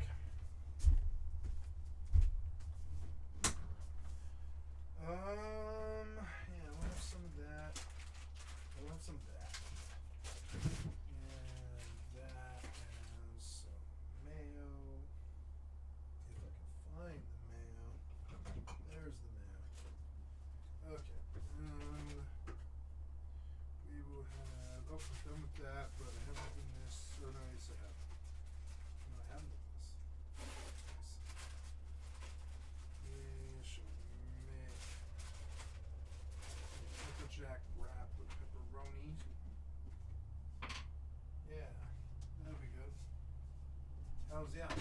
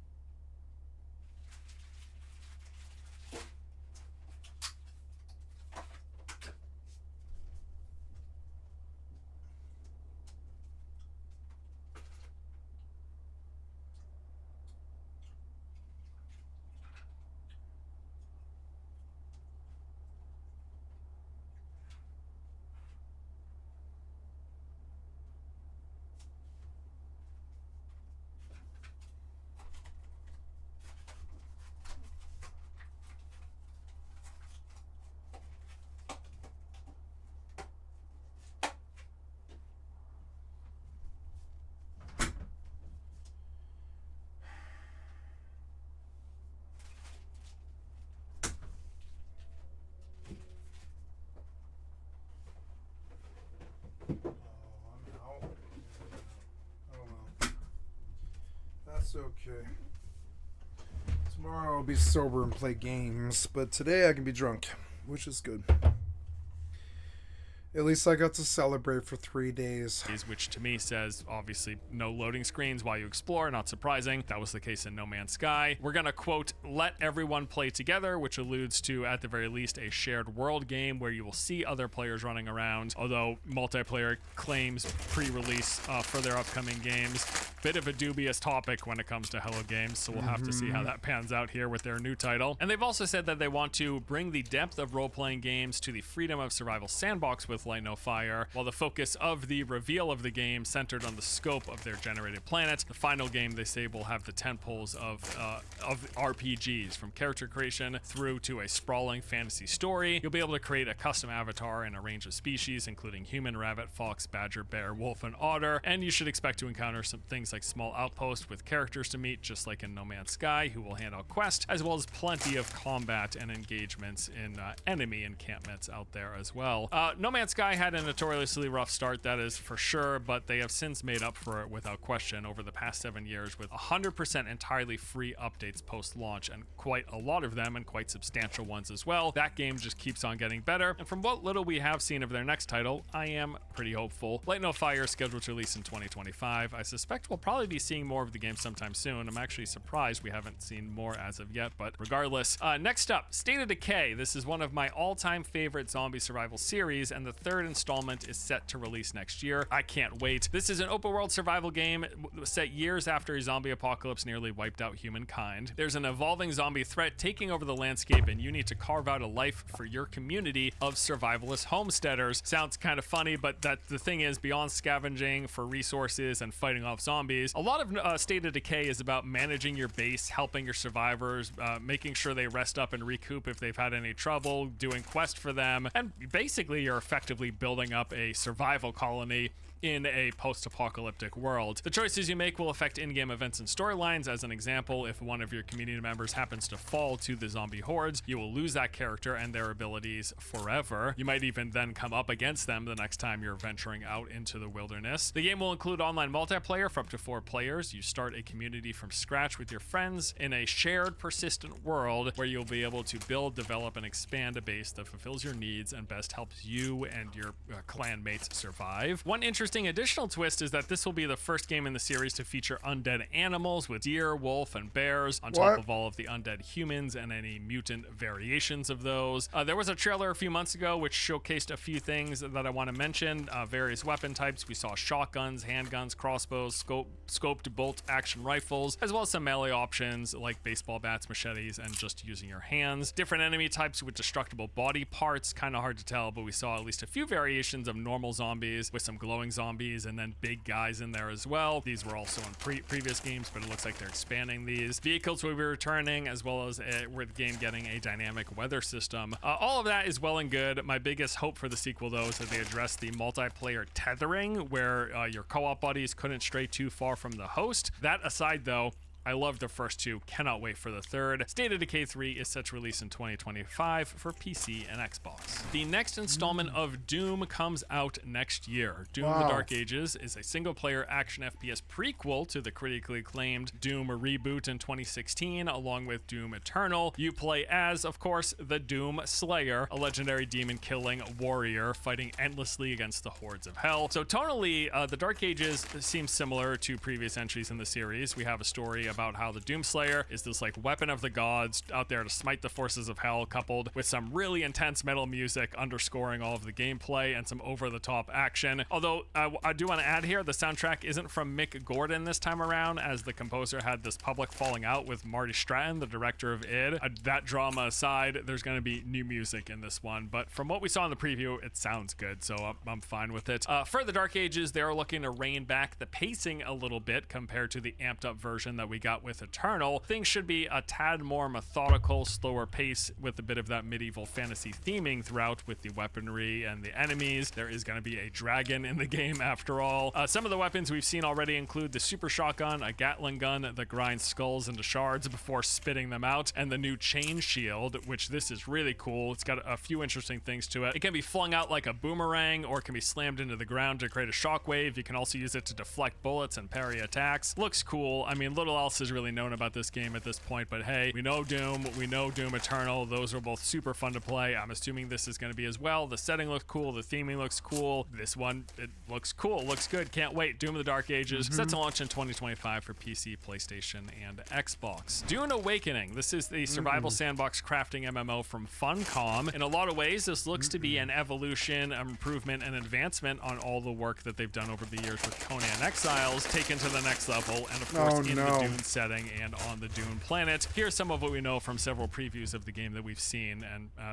seen videos and stuff of. So you got character creation, you can make your own character, fair bit of customization here, but probably most importantly of all, you start off by picking your mentor, which is like your starting class, choosing between the Swordmaster, Bene Gesserit, Mentat, and Trooper, which determines your starting abilities, but later down the road you can specialize however you like, grabbing skills and weapons from whatever of the classes. You got a tutorial that's going to teach you all the basics of movement, combat, and survival. My father was like, Dune is the greatest sci-fi ever written. And I was like, no, it isn't. No, it isn't. That's Star of the Guardians by Margaret Wise.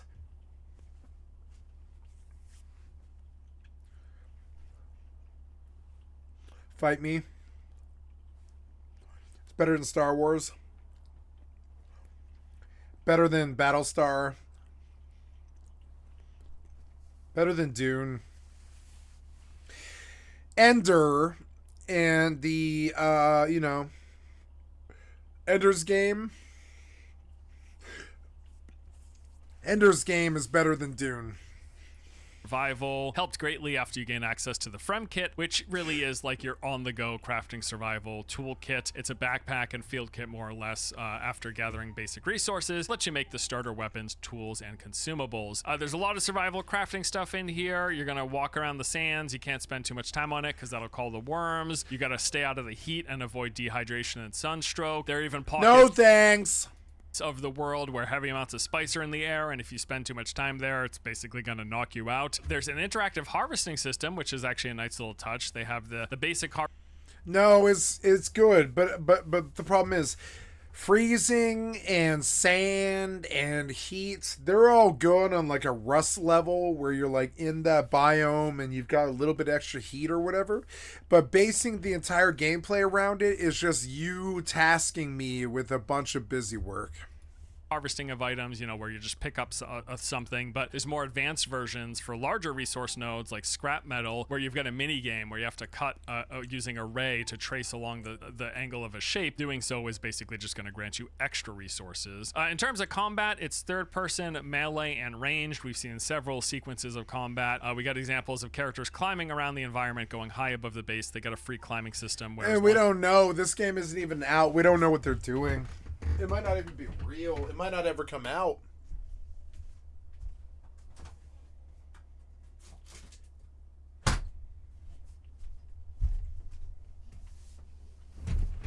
That's okay, but I mean, it might not ever come out. That's the actual reality.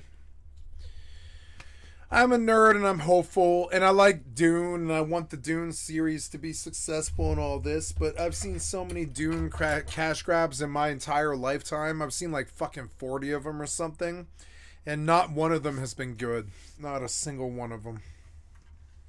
Not even the 70s one with Sting was totally good. It was okay, but it wasn't totally good, no. As long as you have the stamina, you can climb anywhere. And then there's actually a bunch of other maneuverability stuff with it's weird because most recreators can't do Dune. Dune was good enough to stand on its own as a story, but when it comes to like other people trying to do Dune, they've never managed to do it. Dispenser belts, you can propel yourself. It's funny because when I think of Dune, do you know what I think of? I think of that MTV series called on oddities called Aeon Flux, and I think Aeon Flux was more true to Dune than Dune was to Dune. And so if I was to give an option between Aeon Flux and Dune, I would take Aeon Flux. I think it's a better story. Slide on down, and then once you get into the combat, the melee and range combat, they don't look that great. Paul Atreides is such it was an interesting story that had a lot of religion in it and stuff. I don't like Paul Atreides though. He was a pussy. from what we saw in early previews, but we have also heard that the iterations that they had available for those early gameplay showcases are the very early versions, and they're going to continue to be getting a lot of work. So hopefully this is one area that they really hone in, fine-tune, and polish before the game officially releases. Other than that, though, this is an open world survival crafting MMO, which comes with a lot of what you expect with it. Big open spaces, lots of different points of interest. You're going to be coming across other players. There's a whole end game zone called the Deep Desert, which is entirely 100% PvP, and that is where in the end game people are going to focus on harvesting spice, which is like your most valuable currency and resource, used for progression, used for trading, used for fuel and crafting, used for a lot of things. But while you're out there, there are going to be guilds fighting over dominance of the spice blows, so it'll be interesting to see how that pans out. But even prior to the end game, they've said there's something like 50 to 60 hours of content leading up before you even get to the full open PvP zone. So really interesting. We'll see. Dune Awakening is set to release in 2025 for PC, PlayStation, Xbox. I do know they've got some testing actually. It was funny. I didn't know why New World did the free for all zone, and now I understand that New World is a better game than Dune, and I don't need to buy Dune. New World has a free for all zone too that doesn't have all of this new learning currently going on as well. All right, so those are a bulk of the main games like I'm most excited for, but there's quite a few honorable mentions that I'm also interested in. Atomfall is an upcoming action survival game developed and published by Rebellion. This is set in an alternate history 1960s version of the town of Windscale, where the nuclear disaster that took over northern England created this radioactive quarantine zone. Combat in the game can be approached in a lot of different ways. There are guns and other ranged weapons, as well as options to melee with the use of brawling. There's also this heart rate system in the game. Stealth tactics can be used as well. The game is apparently can be completed without killing any enemies whatsoever, just knocking some out. In terms of the map and exploration, you will be going around the British countryside of the Lake District in a series of interconnected areas which can be freely explored. Players will interact with NPCs and select dialogue options as responses. You'll be able to acquire leads to find out new objectives, the locations, and loot can be found. Pursuing those objectives in any order that you please. It's basically just like a big sandbox for you to play in. The heart rate system, this is kind of interesting. This is like a survival game mechanic. You have to manage your character's health and heart rate constantly. Doing things like fighting combat, sprinting, and kicking enemies increase your heart rate, resulted in darkened vision. No and thanks. Hearing. That's kind of interesting. And there's gonna be crafting. It's just you trying to reinvent running. Running is fine. Please don't put any more stamina fucking systems in running. Running doesn't need stamina systems. Various resources and scraps to craft Ask weapons, Rust. or use firearms to defeat enemies. Rust has a very good, like sprint system that's fine, and you never think about it again. Once you get it, you're like, yep, this character moves about the right speed, and there's no problems. Ammunition is said to be pretty scarce. Rebellion is probably best known for their Sniper Elite franchise, which I've said before is a bit of a guilty pleasure of mine. I've played pretty much every single one of these. I love really Sniper like Elite. them. So I'm hoping this brand new IP, they deliver something that's engaging for me as well. Atomfall set to release on March 27th for PC, PlayStation, and Xbox. What if you took the World of Warcraft's dungeons and spun it off into its very own entirely separate game? I'd like to introduce you to Fellowship, which is a new game attempting to do exactly that. This is a multiplayer online dungeon adventure game, or MODA as they're calling it, set in a new fantasy setting with endless scaling dungeon runs being what you're going for. Players will focus on working together as a team with an emphasis on skill, cooperation, and strategy to defeat bosses, collect loot, and work together to overcome the ever-present challenges. The game will feature the holy trinity of tank, healer, and damage dealer as you're taking on. That's brave. Fellowship, huh? Okay.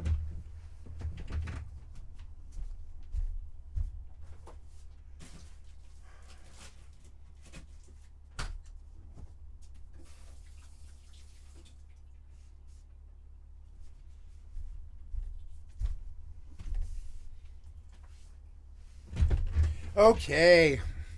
The hordes of enemies and imposing bosses. So the game is going to feature 4-player co-op multiplayer set in a rich fantasy world that's all about dungeon diving. You're going to switch between a large pool of tank, healer, and DPS roles with unique kits to build the perfect balance for your team. They say that every run is going to feel like a brand new challenge, with dungeons that get more difficult as players progress and level up. You will never out-level the game thanks to seasonal updates, dungeon modifiers, new features, and rewards that keep each run fresh and exciting, adding another layer of of replayability. Every boss has their own unique and varied mechanics, enemy skills grow as the difficulty increases, and additional modifiers continue to challenge players as they grow and improve. I also believe, unfortunately, they're going with like set character classes. So like there are healers that are just like set characters. You're not making your own character, you're picking the healer, and the healer is this character. I'm assuming customization might be through like skill modification and maybe gear and stuff like that. I'm actually not entirely sure at the moment, although I do think that there is some testing taking place early next year, so I'm hoping to get into that. Fellowship looks interesting. I like dungeon runs in MMOs. I'm interested in the concept of a game that is entirely that. Fellowship set to release at some point 2025. Hey, Gears of War is back, hoping to cash in on some nostalgia here with E-Day. Set 14 years before the original Gears of War, the heroes Marcus and Dom return home to face a new nightmare, the Locust Hordes. In Gears of War E-Day, E-Day standing for Emergence Day, if you're not up with the Gears of War lingo, subterranean monsters, grotesque and relentless, have erupted from below, laying siege to humanity. You were there where it all started. Now, we haven't seen any gameplay footage as of yet. We do know that this upcoming third-person shooter will be slightly different from recent titles in the series, as they're going back to emphasis on horror aspects in some ways, going back to the roots of the series, as confirmed by creative director Matt Searcy during an interview with IGN, where he said, "We look back at what people felt like when they played I don't like Gears of War. Fuck Gears of War. I don't know why you're trying to drag this terrible license out of my past that couldn't even make it back then. We had like 5 Gears of Wars, and that game still died. It still died like Titanfall. It fucking died. Why do you keep trying to resurrect this fucking dead dinosaur and trying to fucking resell it?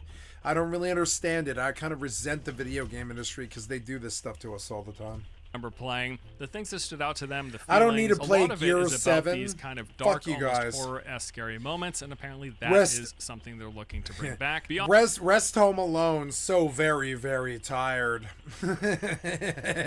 It's like Rest Home Alone 5, where you're like, that's